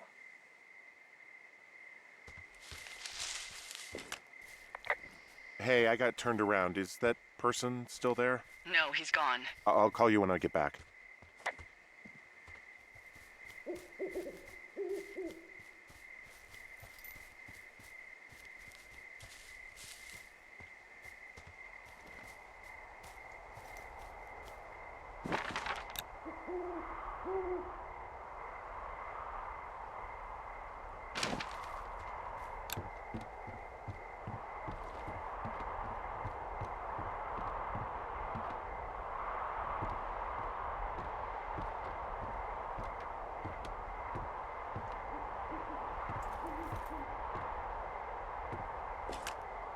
I don't see anyone up here. He was just there. I don't see anyone up here. He was just there.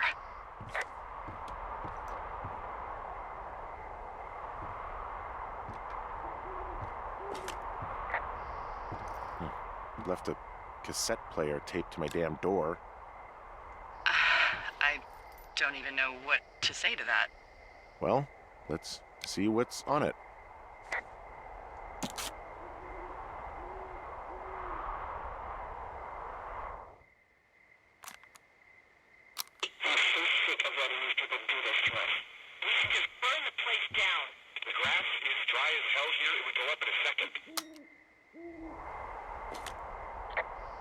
It's a tape of us talking down at the site. It sounds like it was recorded from somewhere nearby. Oh, Jesus. Yeah, and it sounds like we were the ones who burned it down and that it was your idea. No.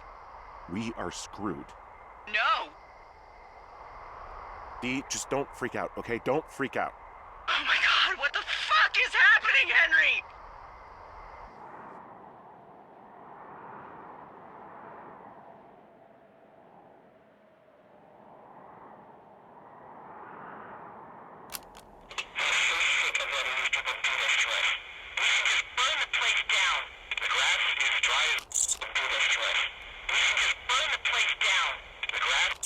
I think I'm gonna be sick.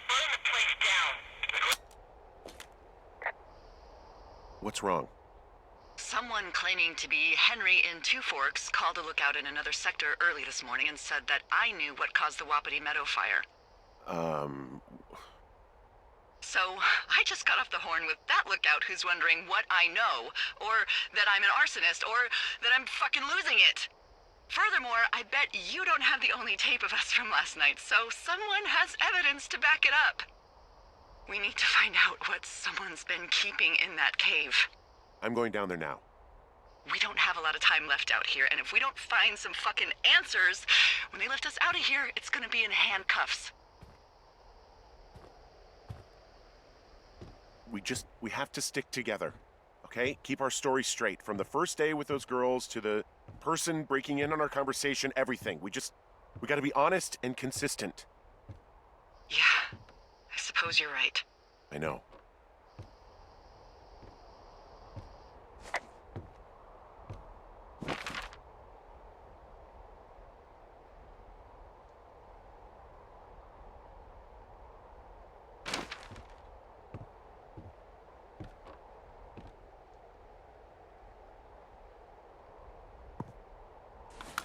Hi there, Jake here again. And it's James again. Let's talk about the beginning of day 78, because what we shipped was fairly straightforward. Henry listening to the tape recorder of the previous night's conversation.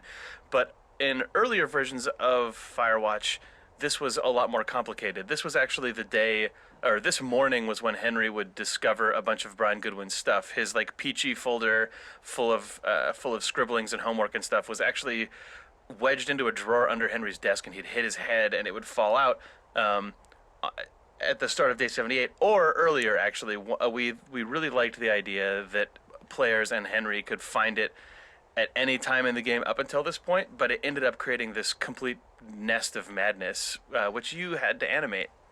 Yeah, because of these permutations of have you found the folder or not, and then needing a failsafe at a certain point to advance the plot along, there were lots of different versions of getting the folder, and it was very complicated as well because we were tying it into things like getting the cave key at the same time as getting the folder, and the animation itself ended up being like pouring through tons of documents because it was like a postcard and his homework and like physically opening this thing, which ended up being a little bit silly because you realize we've already built systems whereby you can pick objects up and inspect them, so why are we forcing like 4 of those in a row in a cutscene?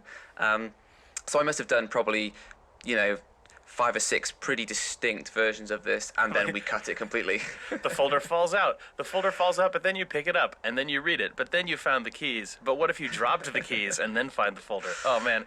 Yeah. It was one of the biggest reliefs for me when we cut this and just put all of the folder stuff where it belongs in the world and the keys over on the backpack permanently.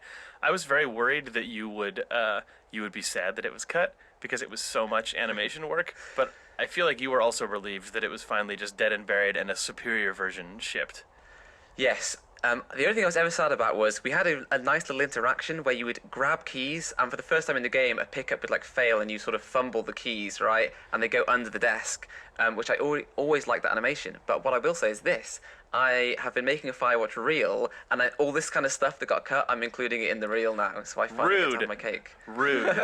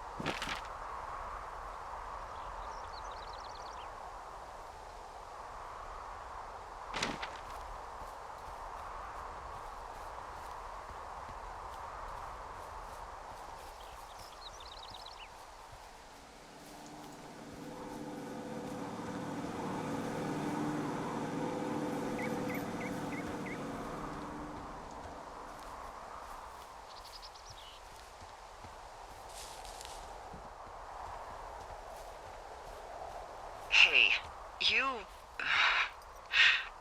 didn't actually make that call, right? To the other lookout? It just stuck in my craw. I let myself imagine how fucked I would be if you'd been lying to me. But now that I asked, I kinda just wish I hadn't.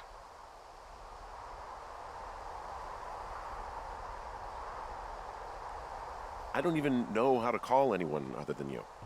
And please, rest assured, I would have found someone with a better sense of humor a long time ago. Okay. Thanks.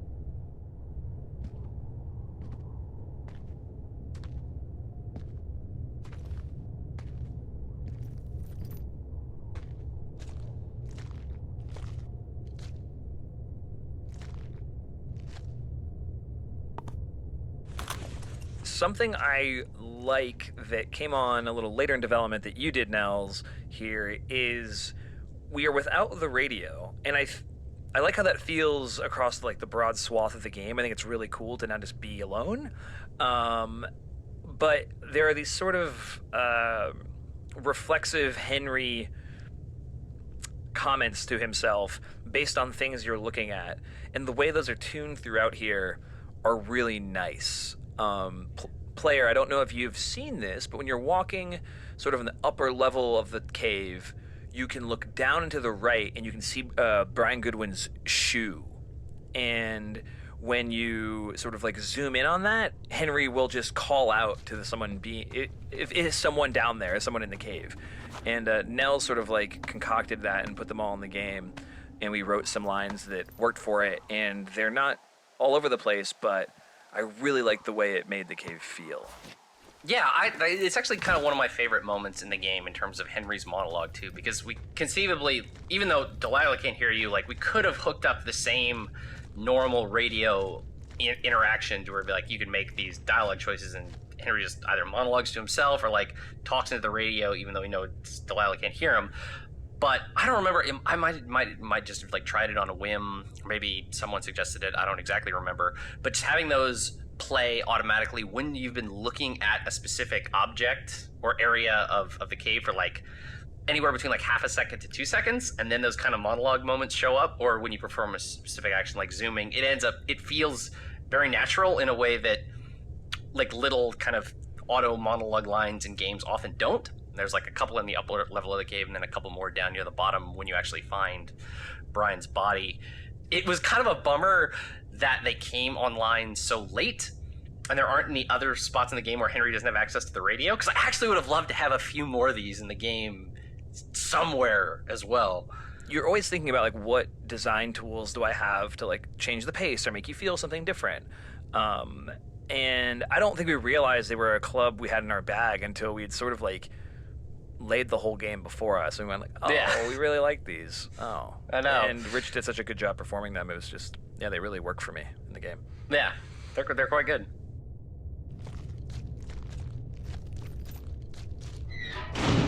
What the hell?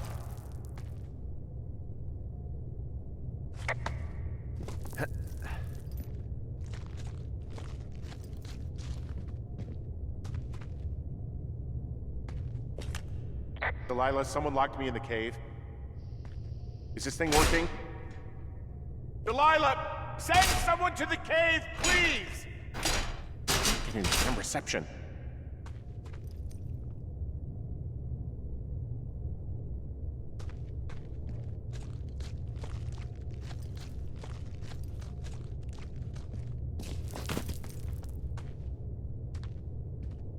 Jesus, this is a big cave.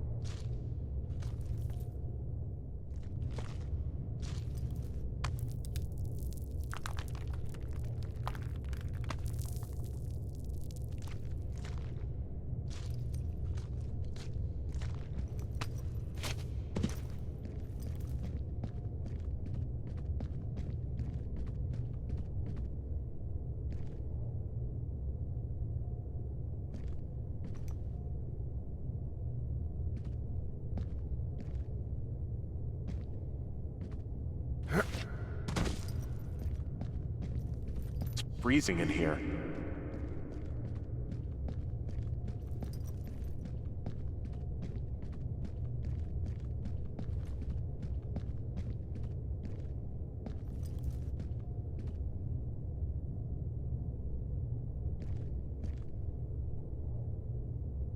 Is anybody down there?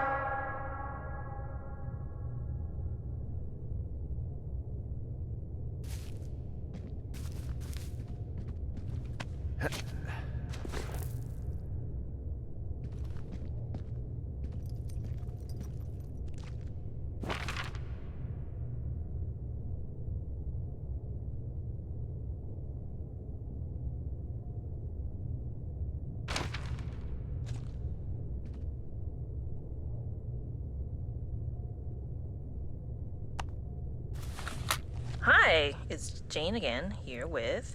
Me, Jake. Hi.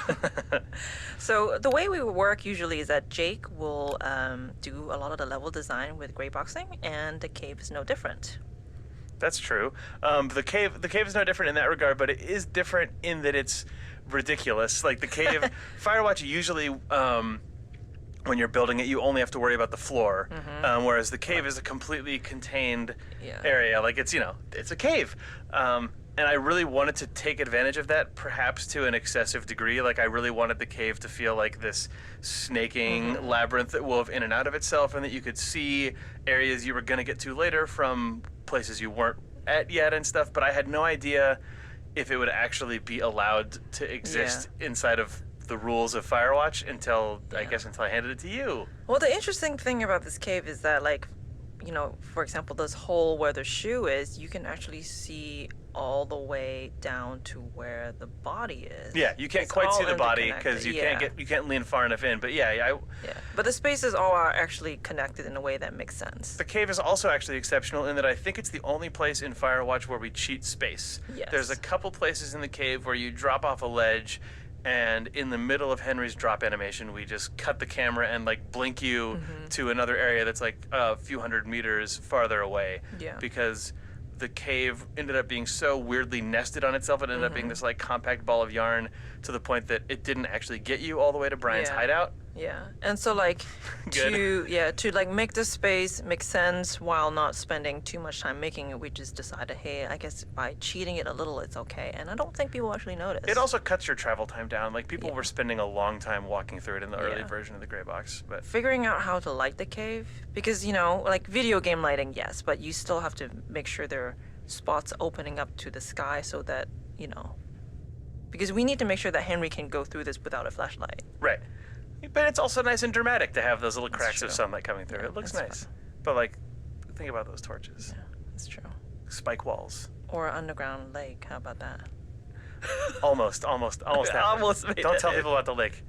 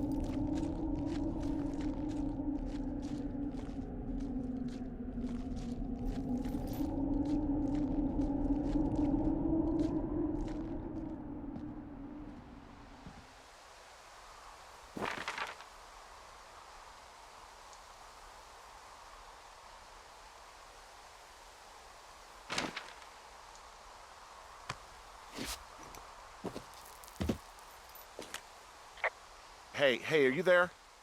Yeah, what is it? What did you find? Nothing yet, because someone tried to trap me in there. You saw someone? No, someone slammed the gate behind me and then ran away. I found another way out, but if I hadn't, Jesus! So you didn't find anything? No, there's a spot where someone had sunk an anchor, but the hardware's gone now. I don't have any climbing equipment. I just have my ropes. I'm gonna hike back to Two Forks and see if I can find anything that could double as an anchor to use in the spot. Well, that doesn't sound dangerous.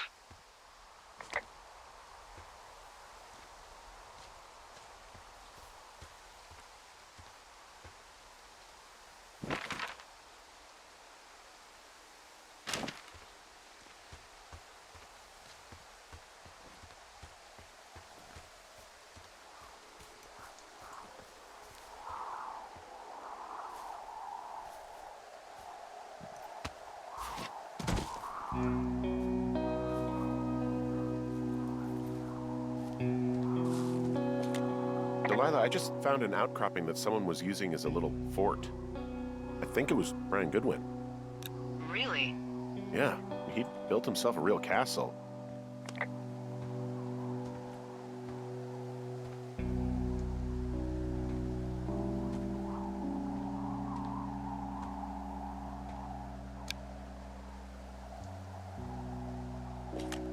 Hey, remember that pack I found?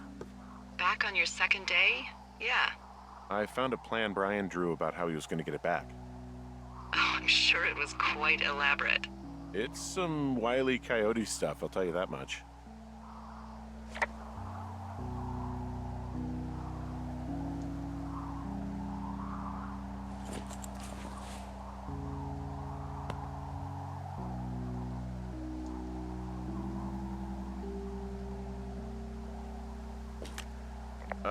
Brian was doing a science fair project about bouncing radio waves off of a meteor shower. Poor kid left his homework? Yeah, he must have been pretty smart, huh? Yeah, sharper than a lot of the grown-up knuckleheads I'm used to, yeah. What, you're saying I'm one of those knuckleheads, is that it? I wasn't, but, now that I think about it... Because I know lots of stuff. Oh, please, drown me in your surplus of knowledge. I've been waiting all these years for a man as wise as you to take this job. Well, that wait's over, sweetheart. Call me sweetheart again, and you'll use that big sexy brain of yours to fill out your unemployment paperwork. Sorry, boss.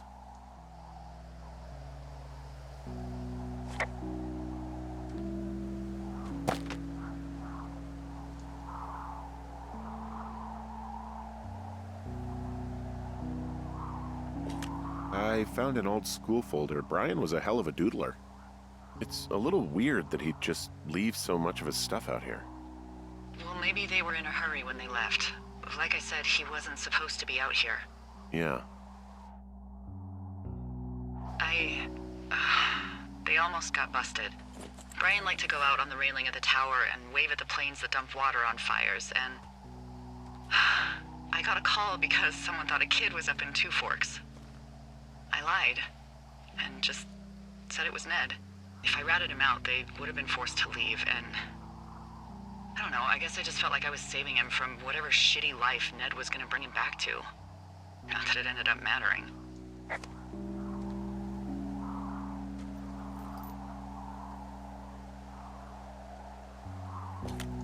Bunch of rocks stacked up. You made a wall and a perimeter.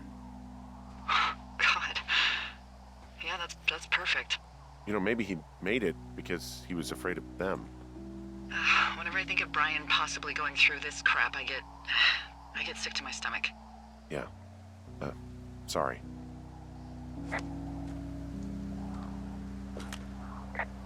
He was in the middle of really sprucing up the joint when they left.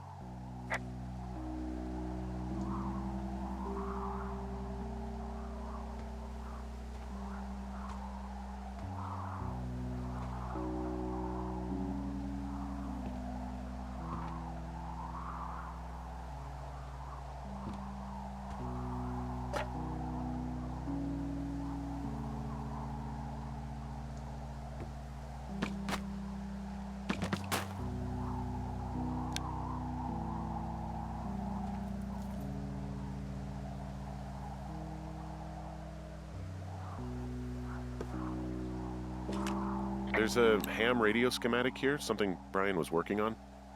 Yeah, I think that was the one thing Ned did do with him. You know, tinkering on stuff like that.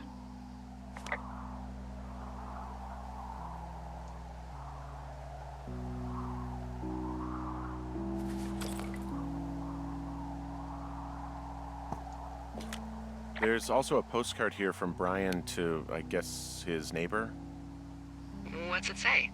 That he's with his dad and sorry he can't mow his lawn this summer. Oh, gosh. And also he was worried his dad didn't know when school started. I'd say that's a lucky break if I were him. Yeah, that doesn't surprise me. Ned didn't really seem like a, with it dad.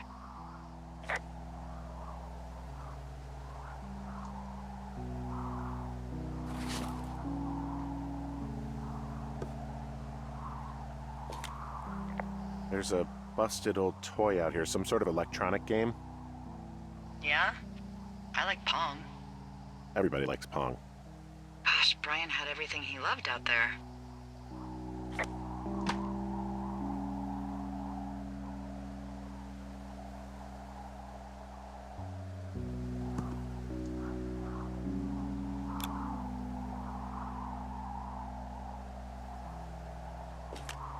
There's some grade A dork contraband here.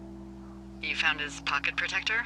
I found a data sheet for one Gladius Silva, half-elf armor 7. Classic wizards and wyverns.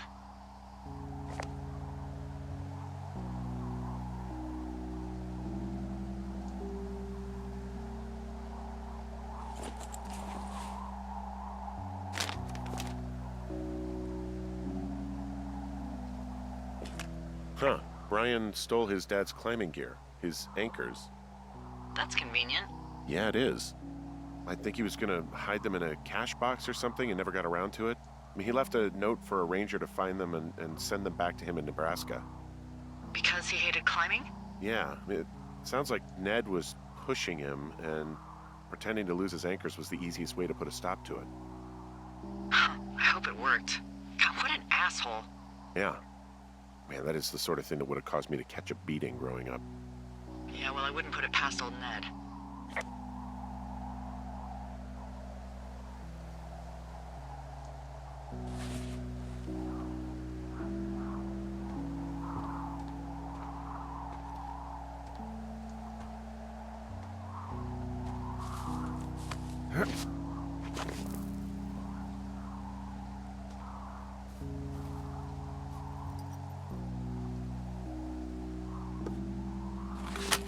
Hey, it's Chris again. Hey, it's Sean. The entire Brian Goodwin saga changed absolutely massively, multiple times, really, over the course of the design and writing process. There was actually a previous design revision in which you, as the player, through just various means, could trigger the discovery of the existence of Brian Goodwin much earlier in the game, and we had to allow for all these different possible branches of when you could find that out and when Delilah would tell you more information and so on and so on. And it became a nightmarish possibility space that we really had to rein in. It became just a very unwieldy story. Yeah. Inside of that story was the idea that Delilah didn't know who Brian Goodwin was. Right. She knew Ned Goodwin. He was a lookout who was out here, but did not know that he was here with his son because it was against the rules, and Ned had broken the rules by bringing his son out here. And from a design side, that was not to mention there's the unwieldy nature of the being able to never find out who he is until the very end, or figuring out that there was a kid in your tower on day one. That was unwieldy. And then furthermore, we were running out of tools to communicate the story of Brian Goodwin because the only thing we had was the discovery of objects, which felt very one note and it felt very breadcrumby. Exactly. There's all this information you have to know in this order, so you're gonna find these things in that order, and there were too many of them, and it felt completely contrived. And this is just a design philosophy. I think this is a good story design philosophy, a good mechanics design philosophy when something just isn't working, is just ask yourself what happens if the opposite is true. I'll just say, okay, so what are the things that are true? Delilah didn't know there's a kid in the tower. I was like, well, what if she did? And not only did she liked him. Oh my gosh, well that makes the emotional payload of finding Brian Goodwin much more intense. And then once we had that, we had another design tool to communicate about who Brian Goodwin was to you. And that tool was the one tool we had for communicating information in the game, anywhere other else than finding something and Henry going, we doubled the amount of information we could get to you, and it just made the game much more easy. It opened up the game from a story side, and it made us not have to constrain ourselves with that branching craziness of not knowing who he was and breadcrumbing you around the world. And in doing so, it sort of simplified that total arc and allowed us to pack a lot more information into each of those deliveries. So when you find Brian's backpack, when you find his hideaway, each of those is very information dense because we just consolidated it all to those zones. And can reference the stuff you've learned along the way. So when you do find him, you actually feel like he's a human being who had a history and a life and a personality and stuff. And I'm really glad we got there. Yeah, me Because too. we got there late, and you just Very don't late. know if it's going to happen. Yeah. You just don't know. We got there August, September-ish of 2015. yeah. Game came out in February 2016, so very, very, very late. Yep.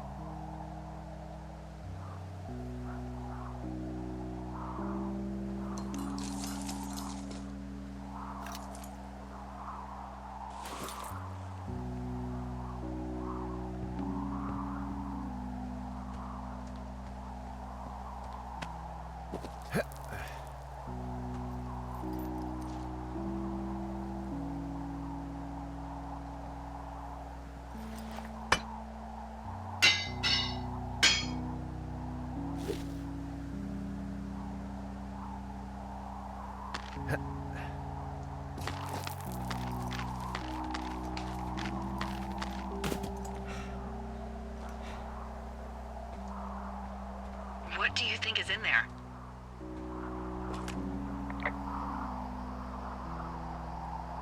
I don't know, really. I mean, we gotta find out. What do you think? Whatever it is, they don't want you telling anyone about. I mean, they closed the door when they could have just... Bashed your head in with a rock or chopped you up with a Are you serious with this shit right now? hatchet. God, are you sure you want to go back in there? Honestly, I just want to know.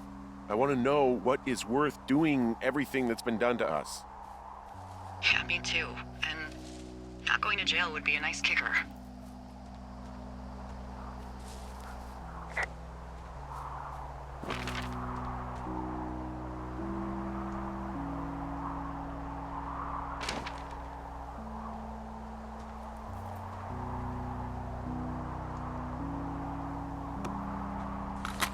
Hey, it's Patrick and Nels here. Hello. You may have just found some role-playing game artifacts owned by Brian Goodwin, and I thought we could talk about the ways that this character evolved and actually ended up incorporating a lot of elements of our own super nerdy childhoods. Oh, yes, that's exactly right. Like Gladius Silva here, it was... Good old Gladius Silva was actually the very first D&D character I ever made in probably grade 8, maybe grade 9. My very first D&D campaign. Some other friends of mine on the speech team, the speech and debate team, asked me to join their game, and I was very enamored that they invited me, so I had to make a cool character, so I made a half-elf ranger, and because I was a giant dorko and taking a Latin class at the time, I named him Gladius Silva, which of course means Sword of the Forest. And I remember when we were initially talking about, like giving Brian kind of this geeky kid personality to contrast with the fact that he's like out in the middle of the wilderness. And I recounted this anecdote about Gladius Silva. Everybody in the office thought it was quite hilarious. And because I had, for my own edification a while back, rescued that character sheet from like my parents' garage and then scanned it, I was able just to send over a PDF of that scanned character sheet, and then it more or less showed up exactly in the game. Yeah, these are probably your original die rolls from that faded first campaign. Oh, it was modified just the tiniest bit to like avoid Wizards of the Coast's Dungeons and Dragons copyright. Otherwise, that is literally just my dude. My favorite thing about Brian's proclivity for tabletop RPGs is in Henry's Tower in Two Forks, you can actually find a map that Brian made that's basically like a D&D-ification of the whole area that you're normally in. Yeah, I ended up drawing that completely based on my own style of drawing when I was Brian's age. And Nels' age, when he was Gladius Silva.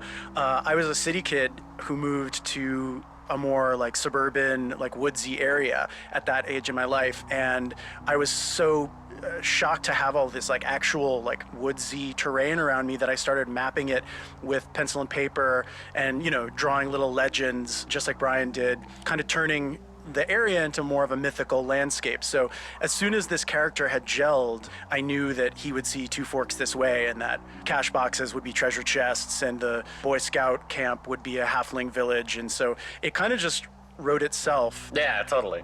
That is our tiny tidbit of geek history in Firewatch by way of Brian Goodwin's Gladius Silva.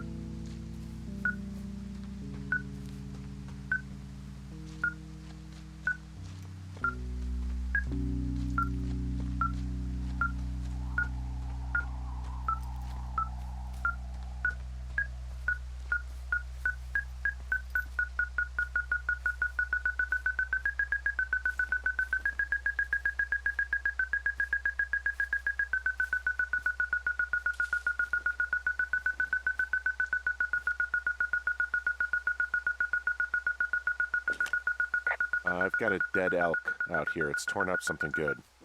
You think it got wise to a government program? Shut up. This elk is wearing a tracking collar. The wave receiver picked it up. Is that right? Yeah, it's numbered. Makes sense.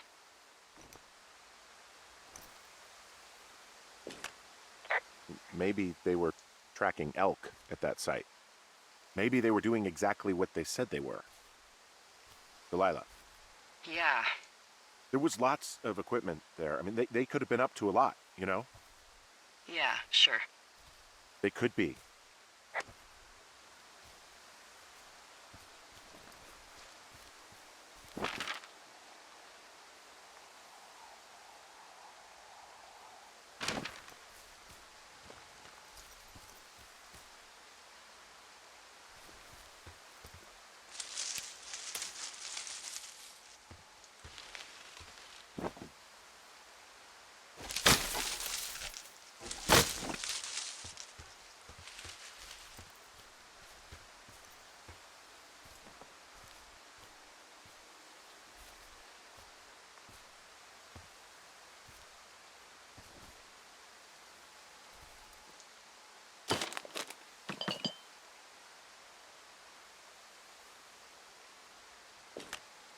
Do you know whatever happened to Dave the Ranger? No, why? I was just wondering about him and the other guy, Ron. Last I heard, Ron was in Alaska. His ex-girlfriend, Debbie, is the one who works the Forest Service desk in Cody. Well, Dave got beat up pretty bad in a bar fight last year. Huh, I never heard about that. I've heard people give him a hard time because he, isn't exactly a ladies' man. I don't want to gossip about the guy. Well, that would make you unique among Forest Service personnel.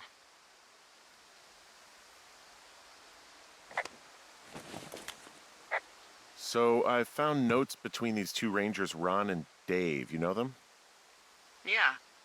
What do they have to do with anything? Well, nothing, I don't think. I just found a cassette tape one of them left for the other. Do you think it could be anything like the tape you have of us? No, I think it's just music. Well, if it's the new Milli Vanilli, it could be just as incriminating.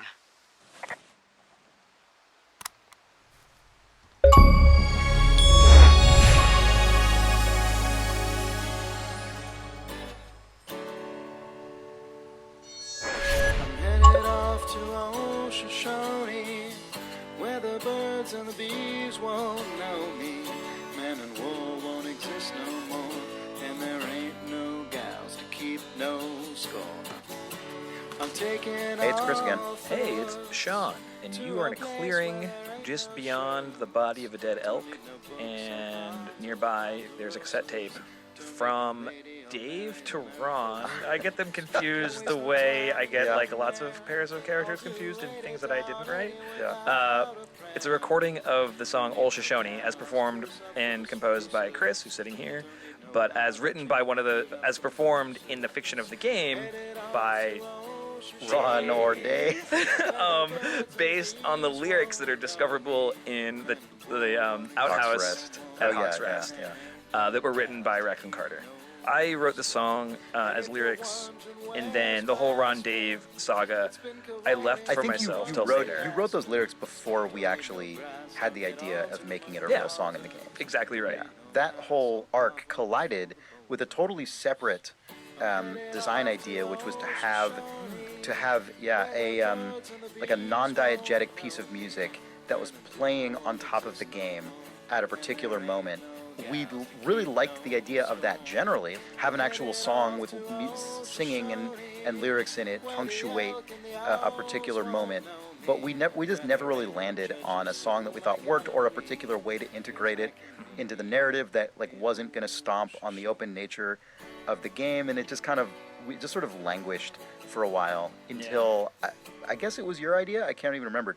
I remember it being my idea only because I remember being really bashful about it, because it was like I had never written a song before, and I really, really, really wanted you to compose music and record it. But I was worried that it was bad, and also making your friend and coworker do this thing that you wouldn't tell me it was a bad idea. I was worried you wouldn't tell me it was a bad idea. That's so funny because I read that as you just didn't really. Oh, really? I read that as you can do this if you want, but I don't know if that's. No, I just didn't want to it felt so I've read a song and you're going to perform it. Right. It just did not feel I was so I was really feeling that then when you delivered it, I would start crying. I was alone and just got welled up, and I was oh man, that feels good. And I was really so excited fun. to play the game. I was really happy to get to do that on the game. Good. I'm glad. It was really fun. I didn't know that. Yeah. Well, great. Yeah, worked out. And it's available on the soundtrack, which you can buy at thestore.camposanto.com or from our Steam page.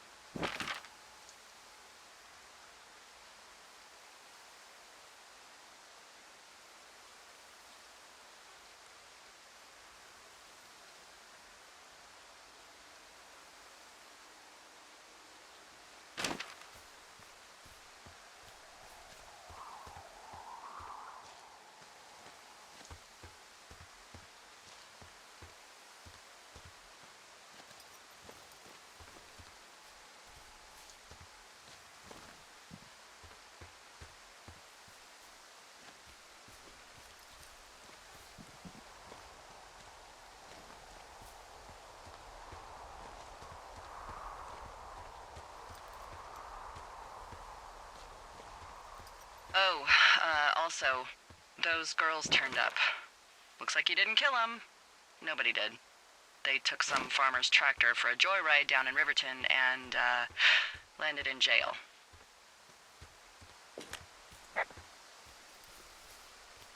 Damn it.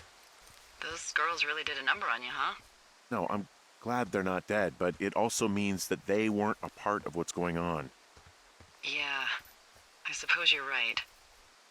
You just have to keep searching. Yeah.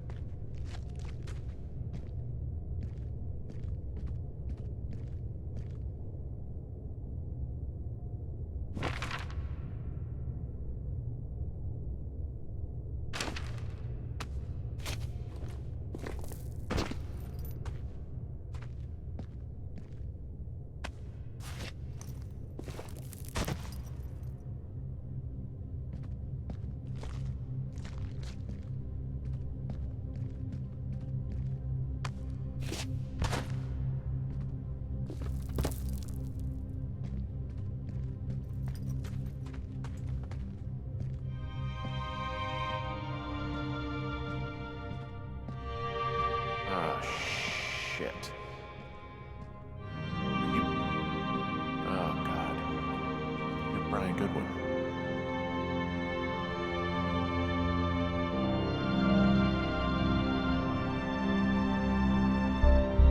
You fell.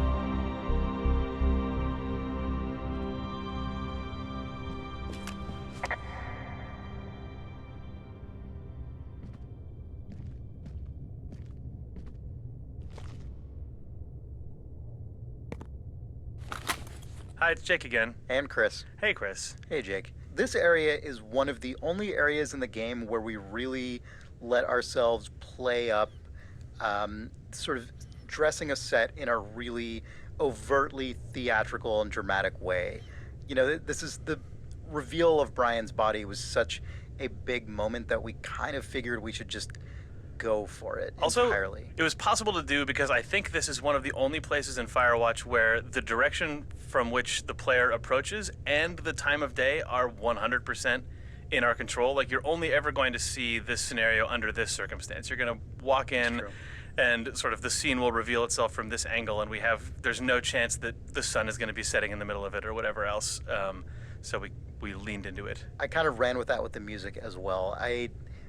As you know, if you've listened to all the music in this game, I really didn't lean on big string swells or anything like that. It's very kind of small scale recordings, you know, guitar and electric piano and bass and things like that.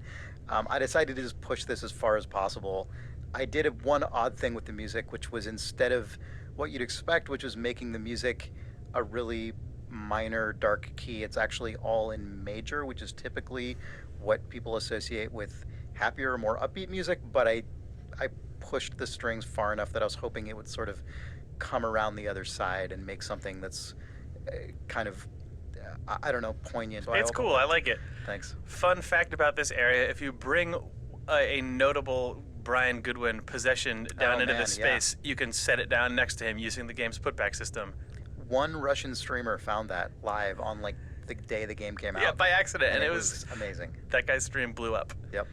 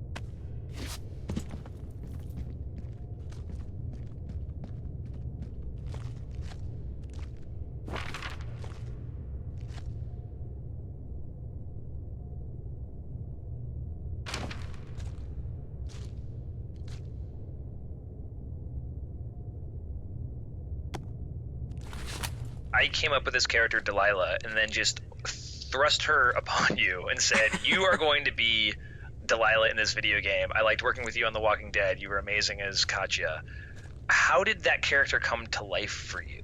Well, actually, I think her name was Alice at first, if you'll recall. Oh, no, it was. You remember that? It was Alice. Oh, no. What a hilarious thing to have to remember. I remember getting that email from you about, hey, I'm writing a game, female protagonist, are you in? And I didn't even have to think twice about it. I knew whatever you're working on, whenever, throughout history and time, I will want to be a part of. But then you sent me the sides for Alice, and I got to read about this beautifully flawed but fun and self-engaged woman. And it's one of the things I love about the characters that you write is that they're actual people. They're not tropes. They're not stereotypes of anything.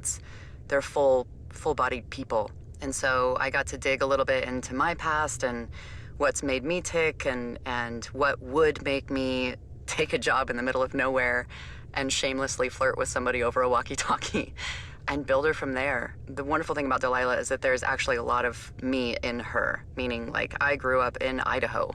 There are a lot of mountains and wildfires and solitude and stuff like that. I left and I moved to Los Angeles and now I'm surrounded by concrete, but I kind of started out in the same place. I was integrating so much of the way you speak and the way you like tell a joke or laugh just back into the character. Do you feel like you had to create that stuff to be Delilah, or were you making a concerted effort to sort of like become her? I think it's a little bit of both. I am a bit of a smartass, and so a lot of the stuff that you wrote really lent itself to that. But you know, as we started getting into the puns, you know, wouldn't you liken to know and stuff like that, I was able to kind of sit back into this woman who just doesn't give a shit. You know, she's out there in the middle of nowhere and having fun because this is her life. And so having that freedom to just be an idiot, it was really freeing. It was a lot of fun.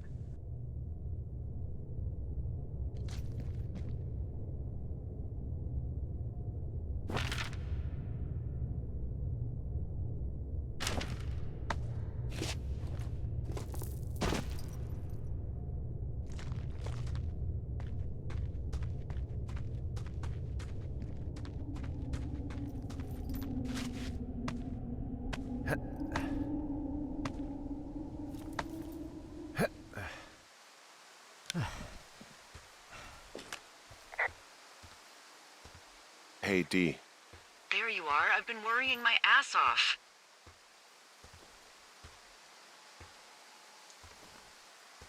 Hey, you, might want to take a seat. I've been sitting this entire time. I'm almost always sitting. What's wrong? The only thing in the cave was a body. A body? God, what a mess. Delilah. It's Brian Goodwin. Gotta be fucking kidding me. How does that... What? I don't... How? Climbing, I think, or made to look like a climbing accident. Mm-hmm.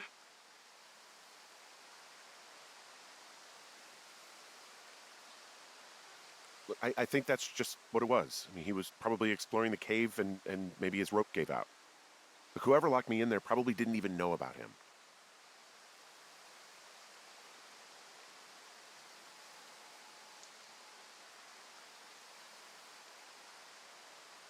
What do we do now, Dee? I mean, are you okay? No, I'm not. He'd be alive if I had told someone he was out here. I don't know where he'd be, but I can assure you it would not be rotting at the bottom of that cave. There's nothing to say. Hike back. I think we're leaving tomorrow anyway.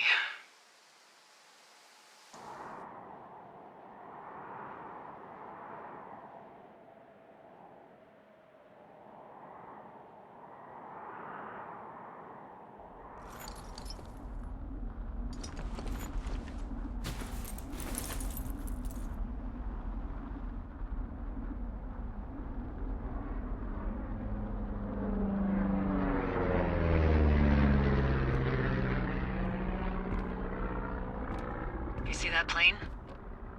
No, I was just busy packing up. Well, there's gonna be a lot more. The service says this thing is 2% contained. Is this the flapjack fire or the site fire or? Well, the two fires merged into one unmitigated disaster. They're renaming it after my lookout. You about packed up? Shouldn't we talk for a sec, about things? About what?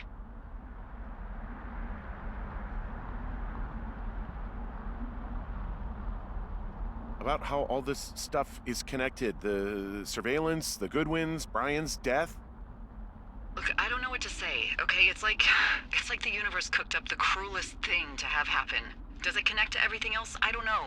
I don't know if I even want to. Of course you do. There's got to be a reason. Does there? Maybe. Maybe not. I wouldn't even know where to begin. Well, fuck. For starters, I guess you could find the source of that signal. Holy crap. Yeah. Oh my god. We don't know what it is. It could be nothing.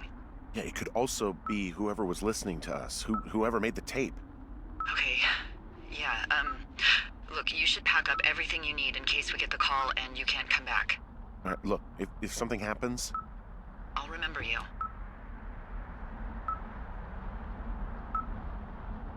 I mean, am I walking into a trap right now?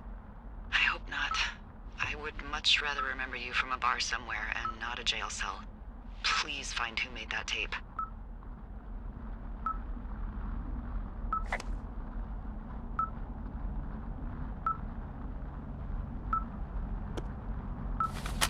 Hey, it's Chris again.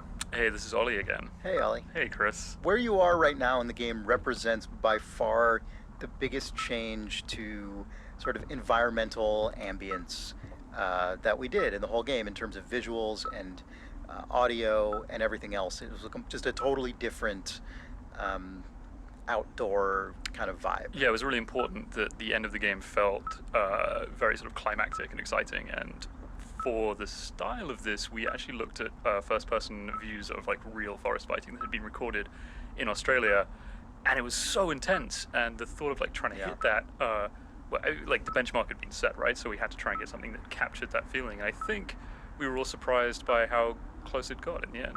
Yeah, for sure. It was. I was really impressed. Yeah, it was amazing how close we got to the original vision, given without special casing any tools. Like the tools that we had enabled us to get this effect like very quickly, and it was something I'd been putting off for a long time because I was really scared of being able to deliver something that felt, exciting. And then I remember I was bringing everyone into the room and going, guys, I think we got it. Yeah, I that's think we awesome. did it. Yeah. On the audio system, I did have to special case a bunch of stuff, but what ended up happening was, because of the needs of this day, I ended up redoing the way audio ambience worked for the whole game to be able to support dropping elements in and out, which ended up being really useful retroactively for the earlier days when I went back and changed those. So, yeah. Great.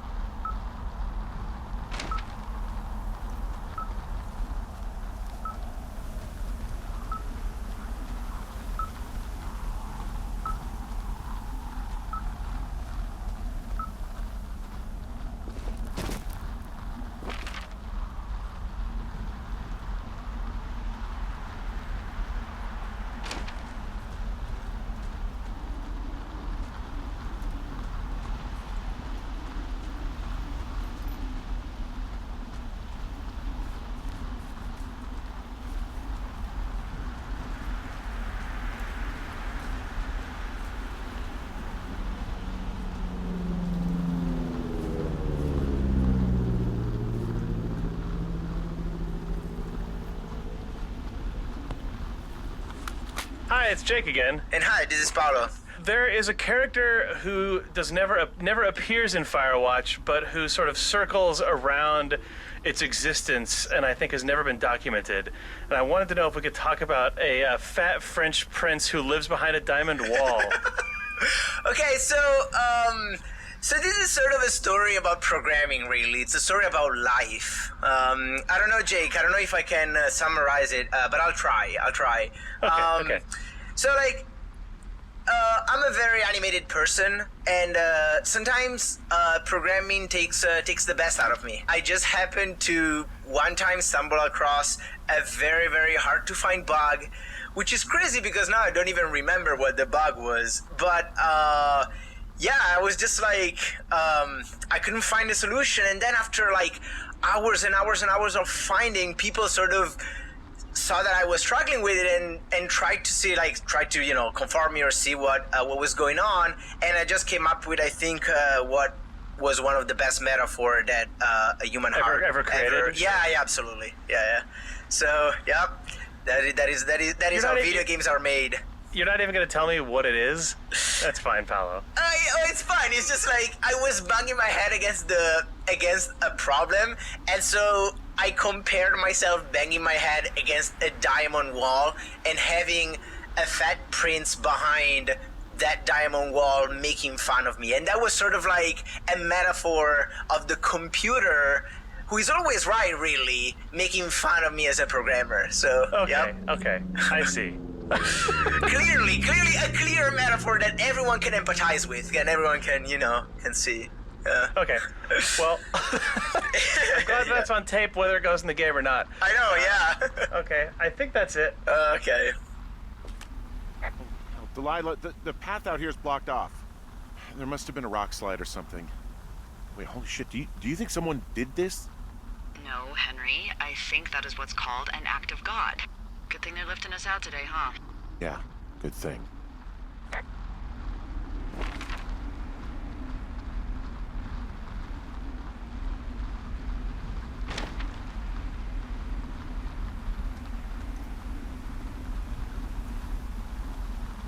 Huh, look at that. Let's see, you look like a...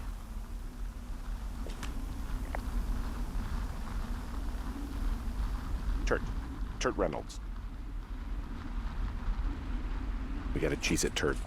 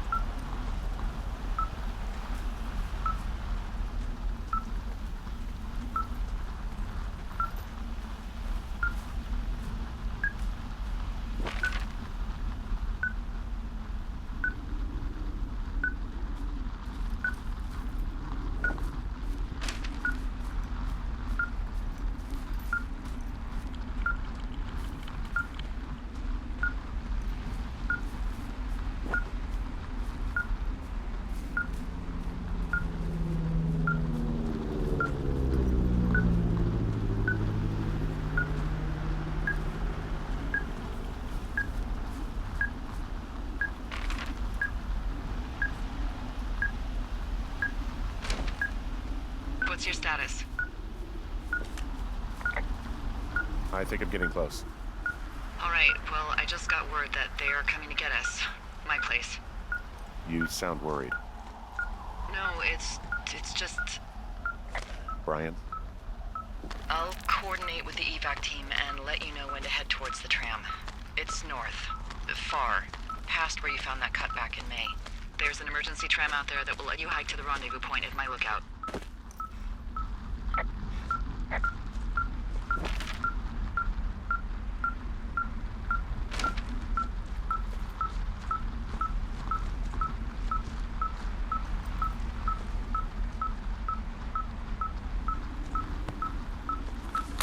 We're coming up on the end here, Jake. It's true, we are. You are about to hear or have currently heard the voice of Ned Goodwin, which we didn't know we were going to put into the game for a long, long time until we played it. Because originally it was like a note he left you. We went back and forth early on, too. There was a moment, I think, where we said maybe one of the last conversations you'll have is with Ned Goodwin himself, who's off in the woods. Maybe you'll pick up the radio in his tower.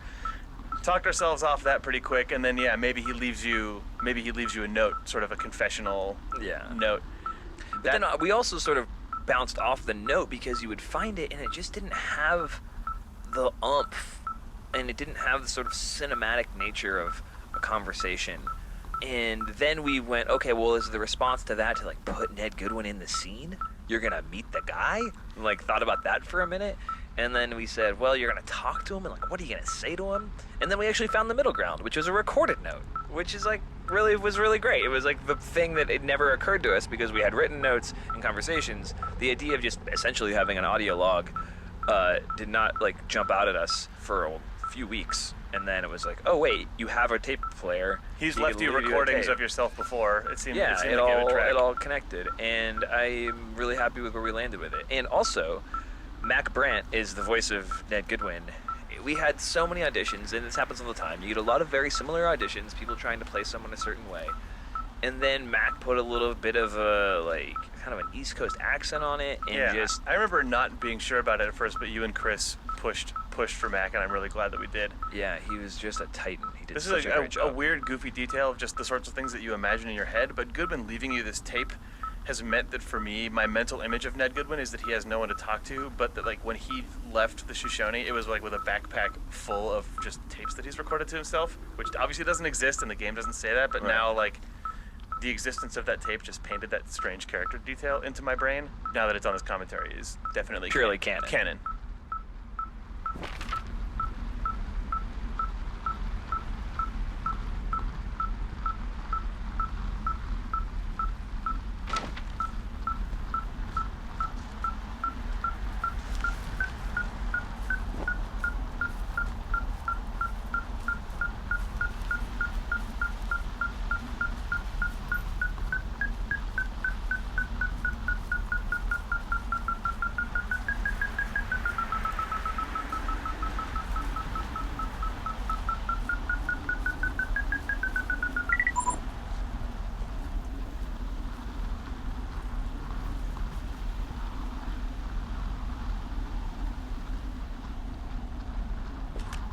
Someone left a rope for me to climb up. I'm down near the lake. How do you know it's for you?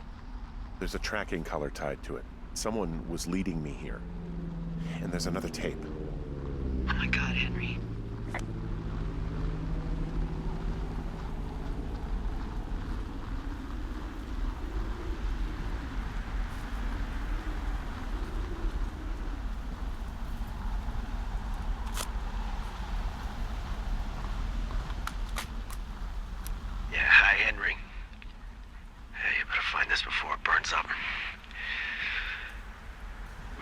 Each other a lot of headaches. Now I gotta go stake out a site that's as fit for living as the one you're about to find. You'll get it when you see it.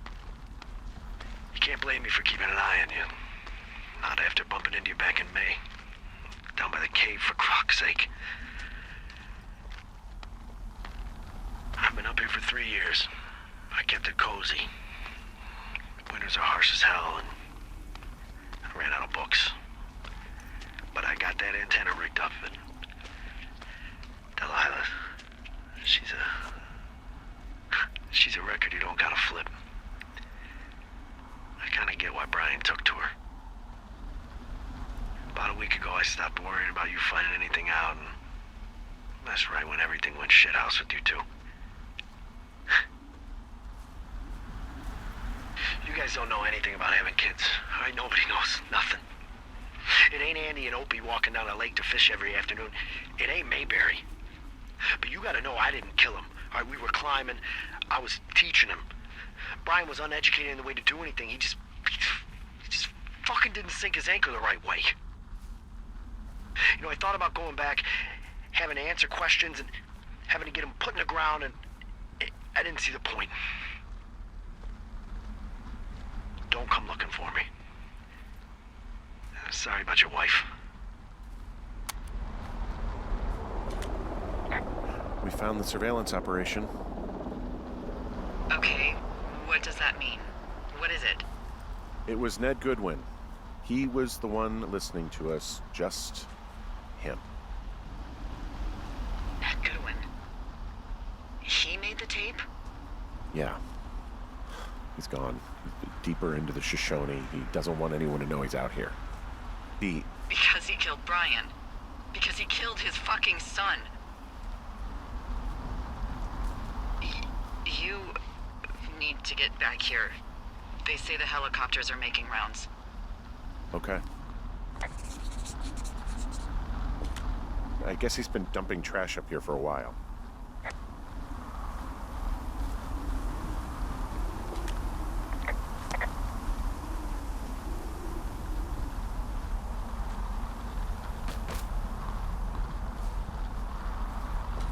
There's a clothesline.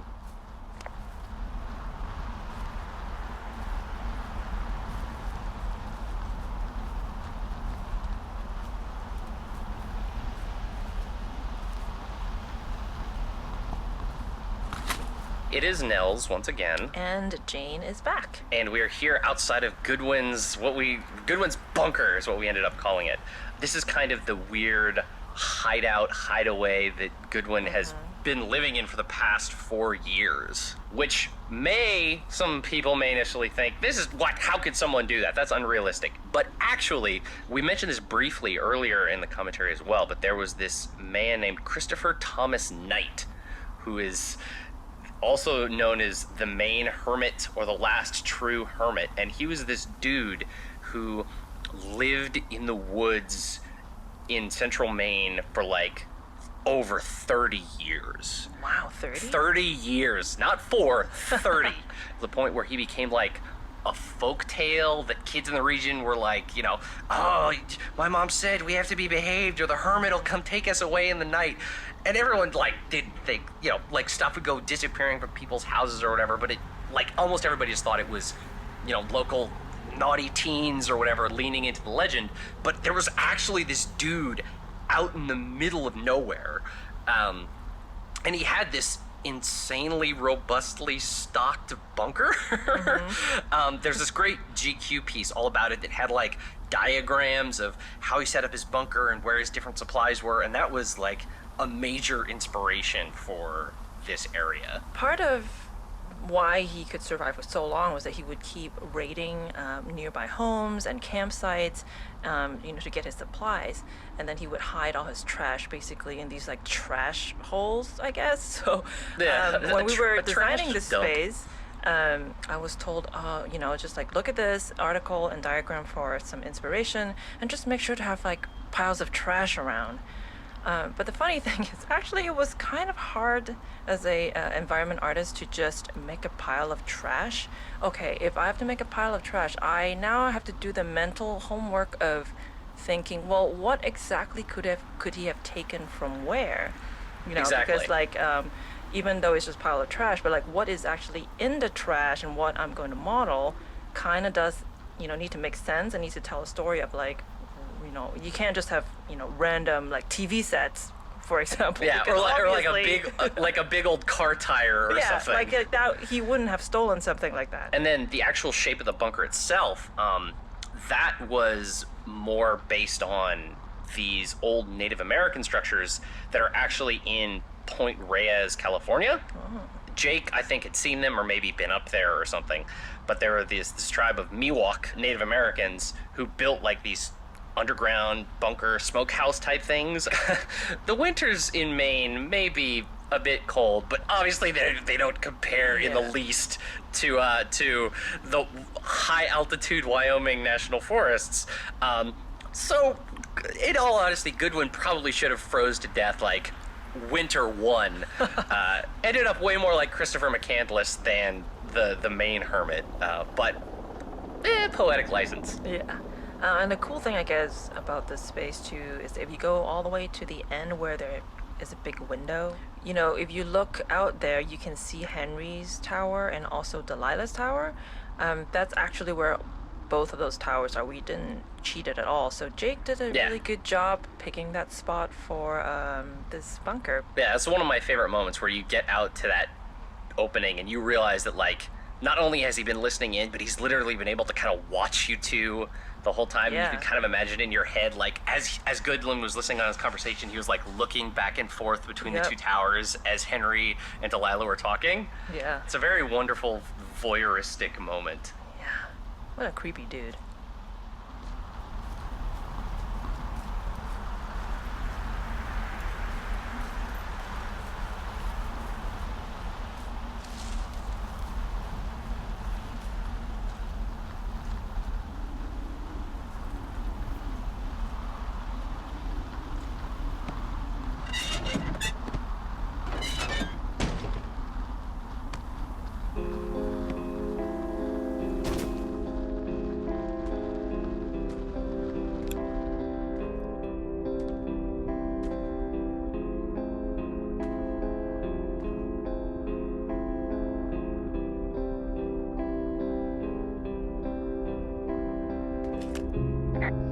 On to some of Brian's things, his wizards and wyverns. Yeah, well, I'm sure he found it riveting.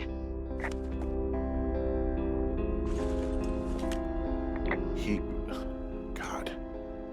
What? Nothing, just some of Brian's stuff.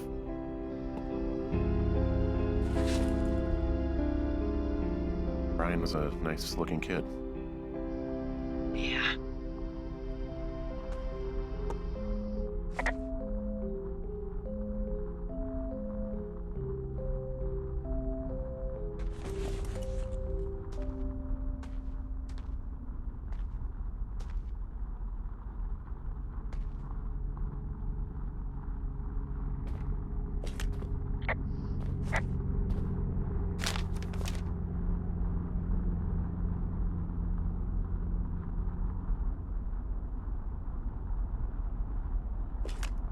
Goodwin was the one who wrote the reports I found at the site.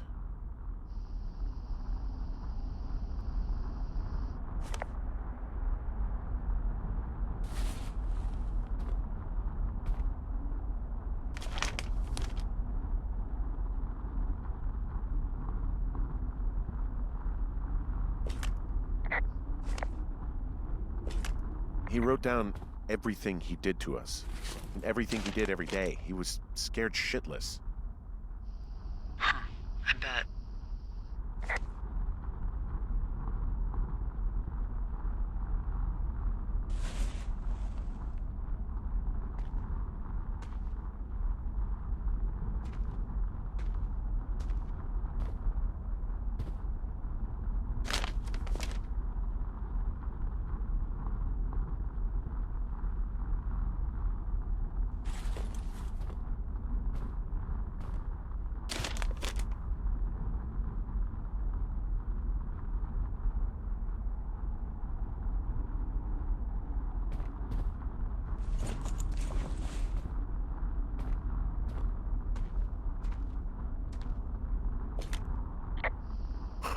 This boombox looks familiar.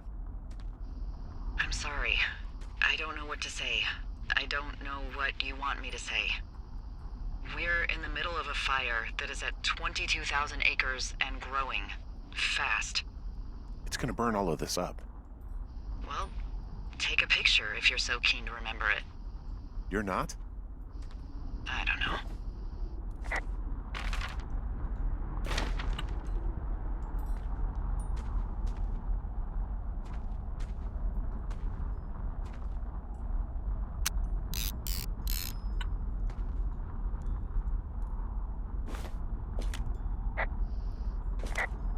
You should see some of the stuff he was working on.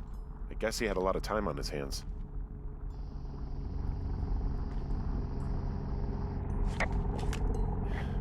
He was rigging up stolen batteries to keep his stuff going.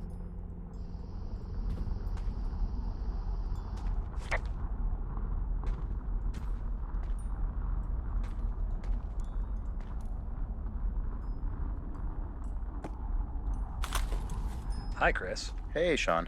So we are here in Ned Goodwin's survival bunker. Mm-hmm. Something you'll notice, dear player, is all of his journalistic writings and logs are all over the walls, and you may or may not have read them. And you may or may not have read them because Firewatch isn't really a game that makes you passively digest written materials, like a game like Gone Home, or a game that tells all of its story through logs and journals you find around the world. And that was kind of a design challenge, as a lot of this game was, because so much, when you pick up an important note in Firewatch, Henry will sort of react, and then when you tell Delilah about it, he'll condense it down to a sentence or two about what the point of it is, and then they'll have a conversation about it. But that's not really on the table here, because the helicopter's coming and Henry and Delilah are sort of a little bit further apart. We kind of walked ourselves into a challenge of being able to check all the boxes about who exactly was Ned and what exactly did he have his hand in, and then presenting you a scene that is completely passive to digest, which was difficult, I think. Yeah, and part of the reason we have to do that is because in games that really lean on you reading a bunch of text throughout the world, generally speaking, those protagonists are either silent or they have prescribed responses to things. Our game is all the dialogue really is contingent on your choices, and so we can't assume you actually read all the words on the page. We basically had to make a call for each note, whether, okay, we're just going to let this player read it or not, or we're making the call that Henry explicitly read it in the fiction and he will state its contents or make explicit acknowledgement of the useful information inside of it. And we just had to, and it just didn't, as you say, just in Goodwin's bunker, it didn't seem to make sense to require all of that. So we basically said, okay, regardless of what Henry does, we have to allow for the player to absorb all this stuff, and we will put all the information in the story there. It's all there if you want to read it. You don't technically have to.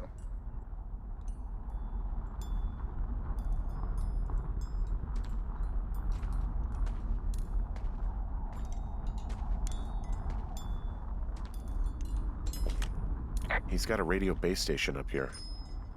He was listening to us on that.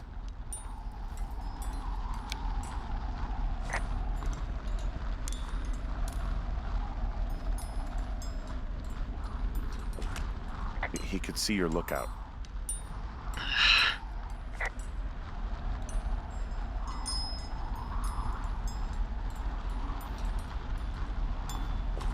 He could see my lookout.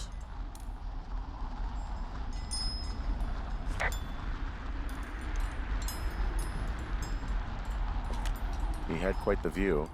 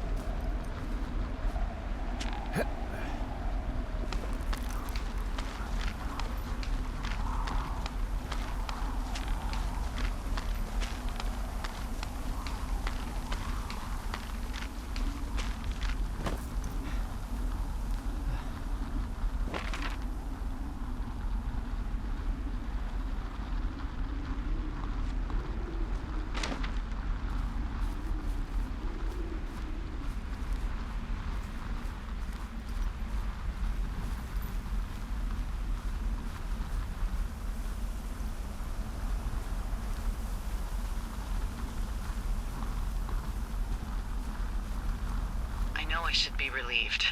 Relieved that there's no evidence of us starting that fire. Relieved that we're not crazy.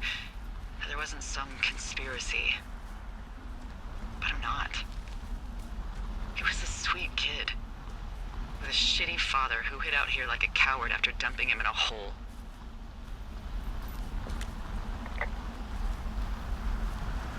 Delilah, I think it was an accident. And I don't think Ned meant to kill him. We don't know what happened for sure. Ned wanted his son to be able to climb and do the sorts of things he did himself, but Brian couldn't. And how'd that turn out, Henry? Sorry. God, it would have been so easy to tell the truth and have him sent home. I can't stop thinking about it. You didn't do anything wrong. Yes, I did. And now I've got to decide whether I tell people that he's down there so they can retrieve the body or not. And if I do, I'm going to be asked about Ned Goodwin. D? Oh, fuck. Is that a helicopter? Yeah, hold on. Hey! No, there's one more. Yes, here, yeah. Yeah, he's coming. Okay, 1 second. Hey, they're here, but they're making rounds. They'll come back. I think I'm gonna go with them.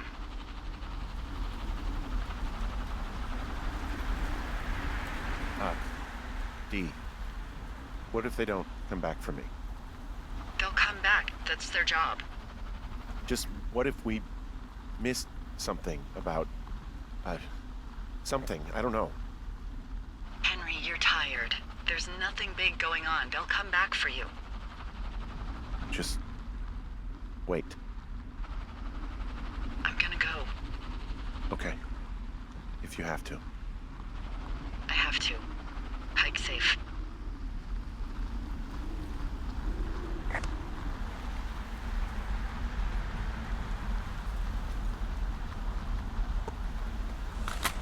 Hey, Chris here. And Nels, hello. Hey, Nels. Hey, buddy. So you probably just went to Goodwin's bunker and got the message from him and learned about what happened and uncovered a huge part of the story. But as it turns out, you actually don't have to go there at all. Not in the least. The only thing you actually have to do to kind of keep the game going is listen to that cassette he leaves you. Right. After you snatch that cassette, there's kind of that dangling rope, but you can just never climb up that rope. Mm-hmm. You can just kind of be like, I'm going to evacuate now. Goodbye. The only reason that's the case is because we literally could not think of any good, reasonable, convincing excuse to force you to go up there. Yeah. One of the big challenges in this game, from a design standpoint, was that it's one big connected world, and there are a lot of times where we just can't really force you to go somewhere and do a thing. Or if we did, it would just be absolutely terrible. Like, we could technically allow you to walk all the way over to Delilah's evacuation tram. You get there and she says, "Oh, we're not ready to go yet." And then you would have to, like, walk all the way back to where you were, then climb around Goodwin's bunker, and then magically she says, "Oh, it is actually time to go now." And that would be awful. And so, because we eventually determined, all right, we have to allow for the player not going through there, that meant Nels and I had to then tackle the other hilarious and difficult problem of making sure that the game and the story didn't break for those players who do never find Goodwin's bunker. Yeah. And that was a very complicated and frustrating task, I would say. Well, technically, you can grab the cassette, listen to it, and then not even tell Delilah about it. Yeah, there are a lot of different states conversation states you can be in between getting that tape and getting to Delilah's tower. There's anywhere from only getting the bare minimum conversations because you already exhausted most of it at Goodwin's bunker, all the way up to needing all of that stuff to be recapped on the way because you didn't actually go to the place. Yeah. And we had to make sure that all of those possible player sort of actions and combinations of actions all worked and all made for a logical game where the story actually concluded and information didn't just magically appear out of nowhere. Yeah, there were so many different permutations of it. It's like, okay, we'd finally, like, hog tie one of them, and then one of us would be playing the game and be like, but wait, what if you don't do this? Then we have to be like, ugh, okay, so what do we do if you do this, but not that, but this? Okay, we have that one covered. And then you go this direction rather than that direction. Right, because that's the other thing is, like, walking through Delilah's, there are so many different paths you could technically take. We had to, like, slap down just, like, 15 different triggers probably to just catch all the different, like, went this way but then looped over that way. It was a horrible mess. Good times. Firewatch.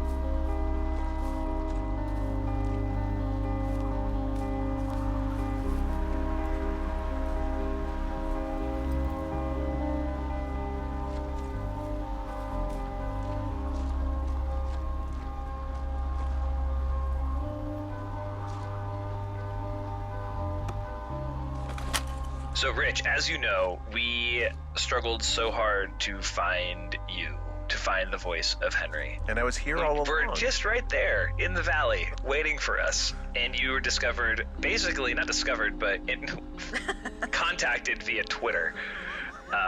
Those two things are synonymous. Yeah. It's interesting to me because I don't think I knew who Henry was until you read for the character. And then I went like, oh, of course. Did you feel like you had to bring something out of the ordinary to him or something created, or was it more of an amalgam of the words on the page and who you are as a person?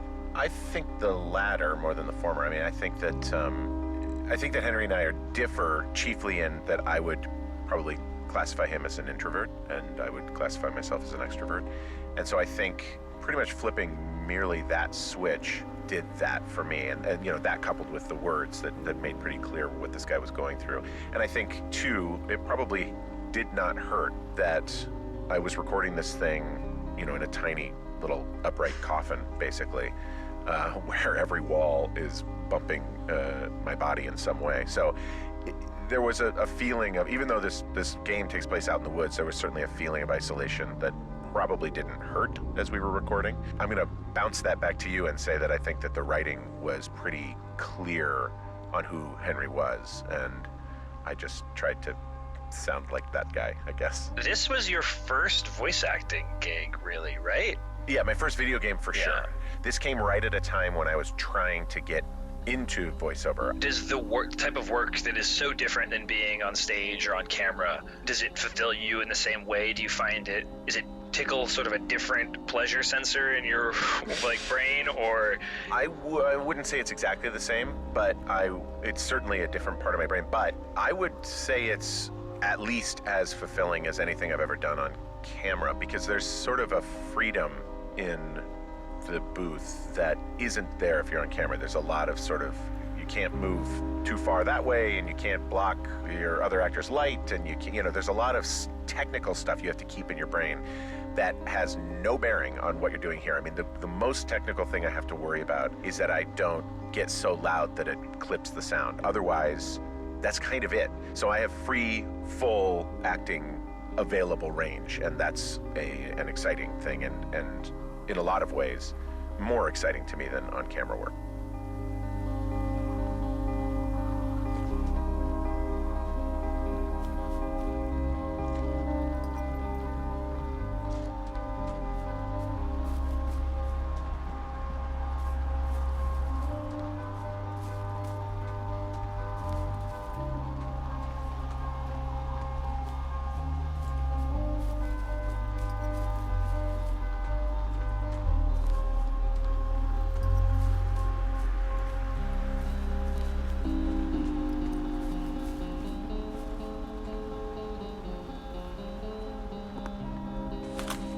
Hey, Chris. Hey, Sean.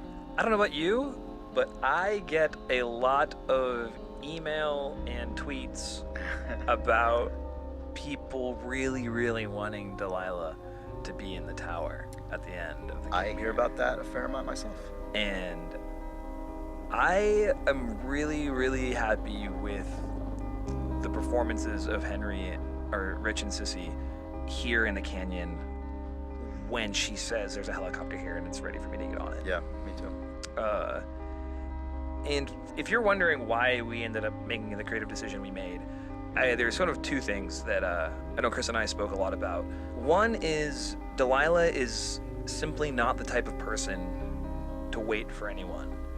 And Chris did a really good job with me just sort of painting a portrait of her emotional state and what it would feel like to be waiting for this guy to show up after a really, really tragic thing has happened, and then just sit in this tower and wait for a helicopter, thinking about this dead kid and how messed up their entire summer had been. Yeah, and the you dread. You wrote that almost directly. Yeah, and that's what I did. You basically painted that portrait for me, and I went, oh well, she's just gonna say that. Yeah. I don't want to sit here in the shadow of a dead boy. Mm-hmm. And I went yep, all right, thank you for giving me that. And then alternatively, Henry's wanted nothing more than to be made to feel better over the past 5-10 years of his life. Definitely the past 5, definitely the past 1. And that feeling of disappointment that you feel when you open the door and she's not there, even though you ask her to stay, and you can hear how badly Henry wants her to stay in Rich's performance, in his voice. I wanted that feeling to go into the player, that level of disappointment. And then for some players to think, man, but how disappointed would I really be if I was him? And obviously we can't make you think that stuff, but if we do, then I feel like the story has been successful in communicating this sort of the emotional payload that it set out to provide. So there you go.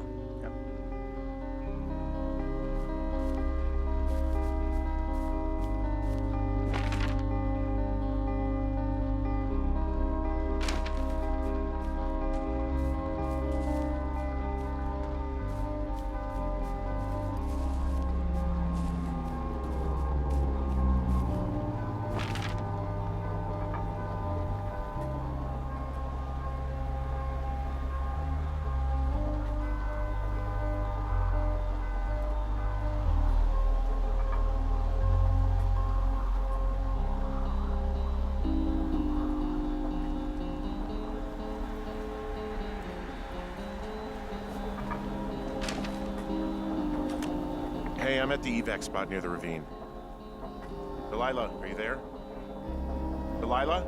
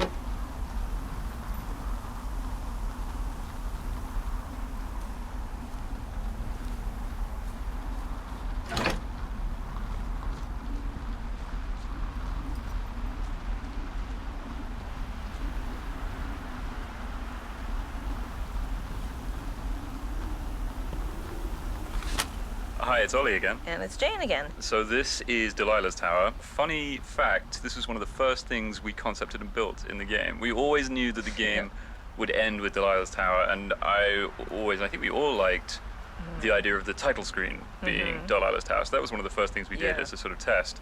But it wasn't until closer to the end of the game that we really thought about what Delilah's Tower would be like on the inside. Yeah.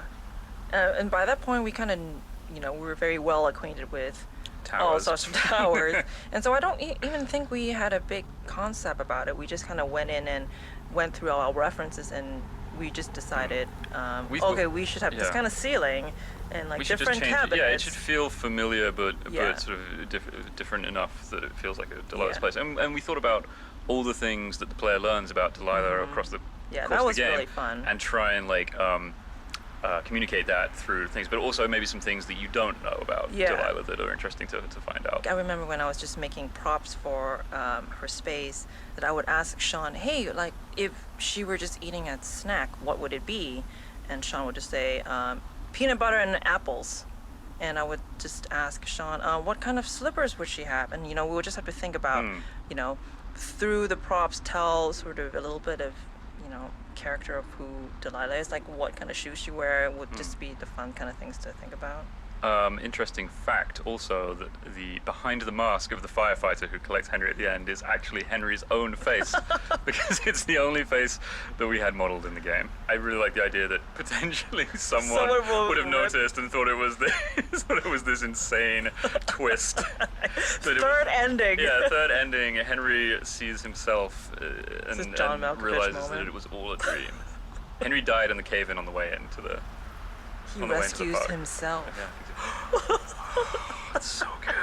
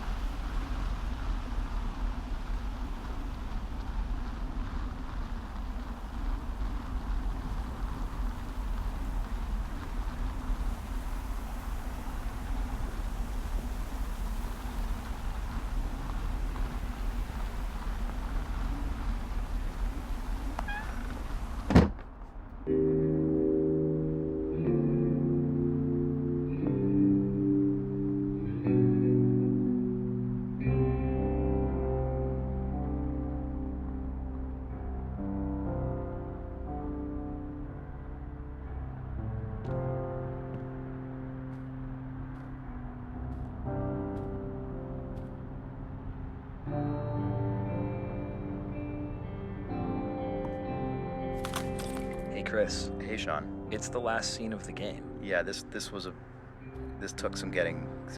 This was very difficult. Yeah. Something you would say in story meetings all the time, which was, I was really afraid of writing the scene, and I was really afraid of the end of the game, which I had never experienced in my career. Yeah, we went up to the wire. You would say to me, oh, you're going to feel it out when you write it.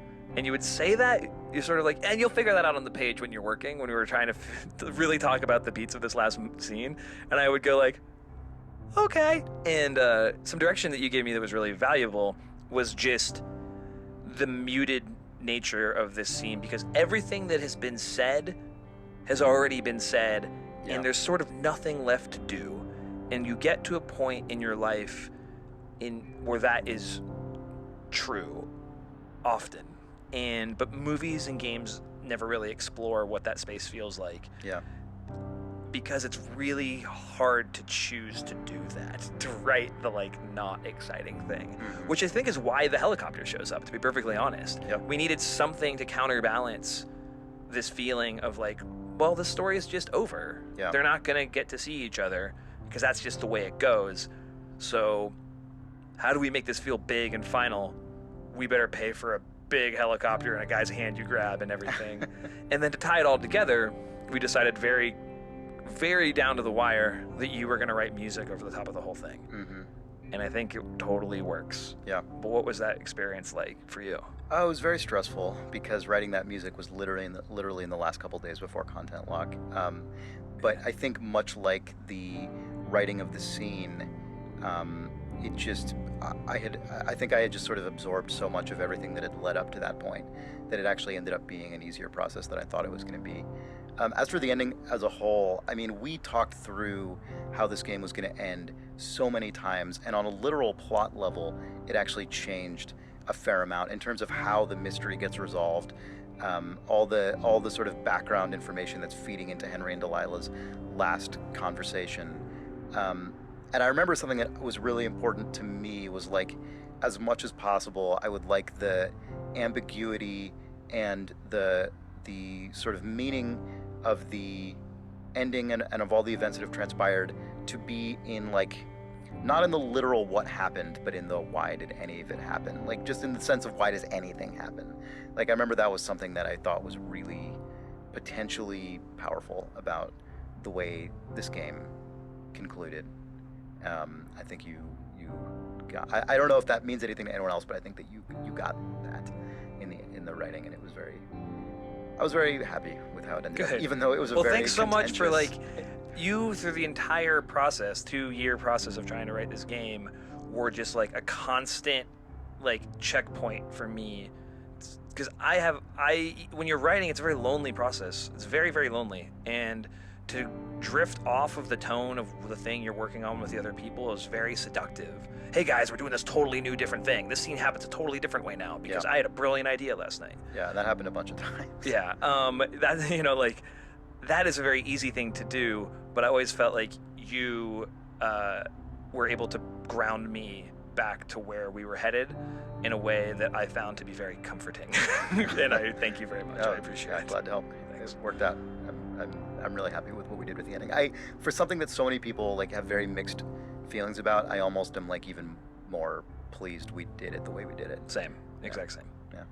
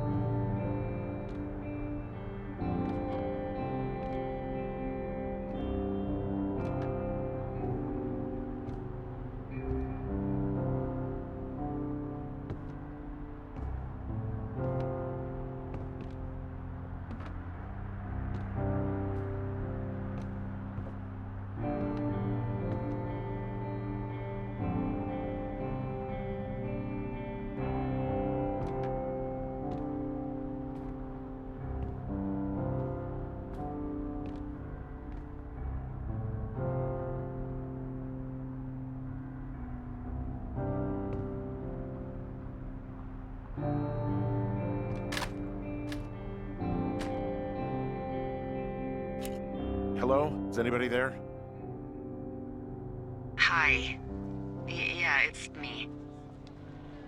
I'm back at the staging area near the trailhead. I think I see your truck.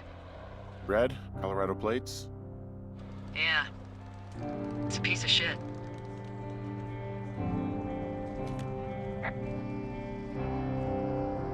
Hey, that's a man's pickup you're talking about. I think there might be a raccoon living in it. Make sure he's comfy, I guess. Hey, it shouldn't take long for the helicopter to reach you. Okay. There's a debrief in a situation like this. Lots of questions. Shit. So, taking stock, we found out an old lookout killed his only son and decided to become a lonely hermit. Yes. And we prevented one fire? Basically started another. Okay, so that's a wash. I'll have to figure out what I'm doing every summer from now on that isn't this. You're not coming back? No. And you'll have to... I don't know. Yeah, me neither. I don't know what's next. Tell you what, why don't you choose for me and I'll choose for you? All right, sure. Maybe...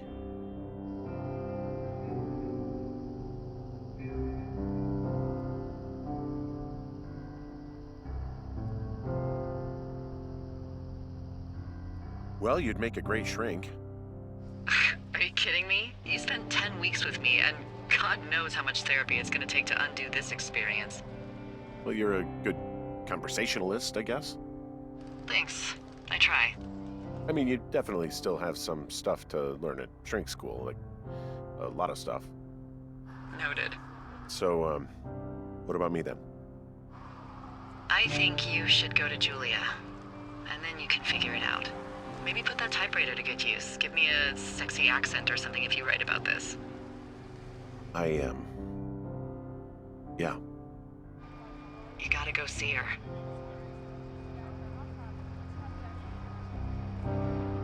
Would you? Henry,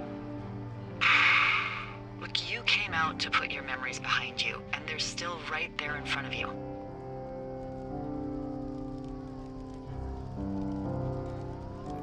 She won't even recognize me, Delilah. You're not just going for her. You don't know what it's like. Bad things happen, okay? And you have to find a way to contain the damage. A good way. Well, hopefully I can figure out a way to do that. Yeah, I hope so. God, this got dark. Oh shit. Sorry. There's the helicopter. Good. They'll land back where you hiked up. Good luck, Henry.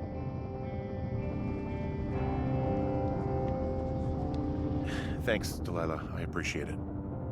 I mean it. Okay, good luck. Thanks. Bye, Hank.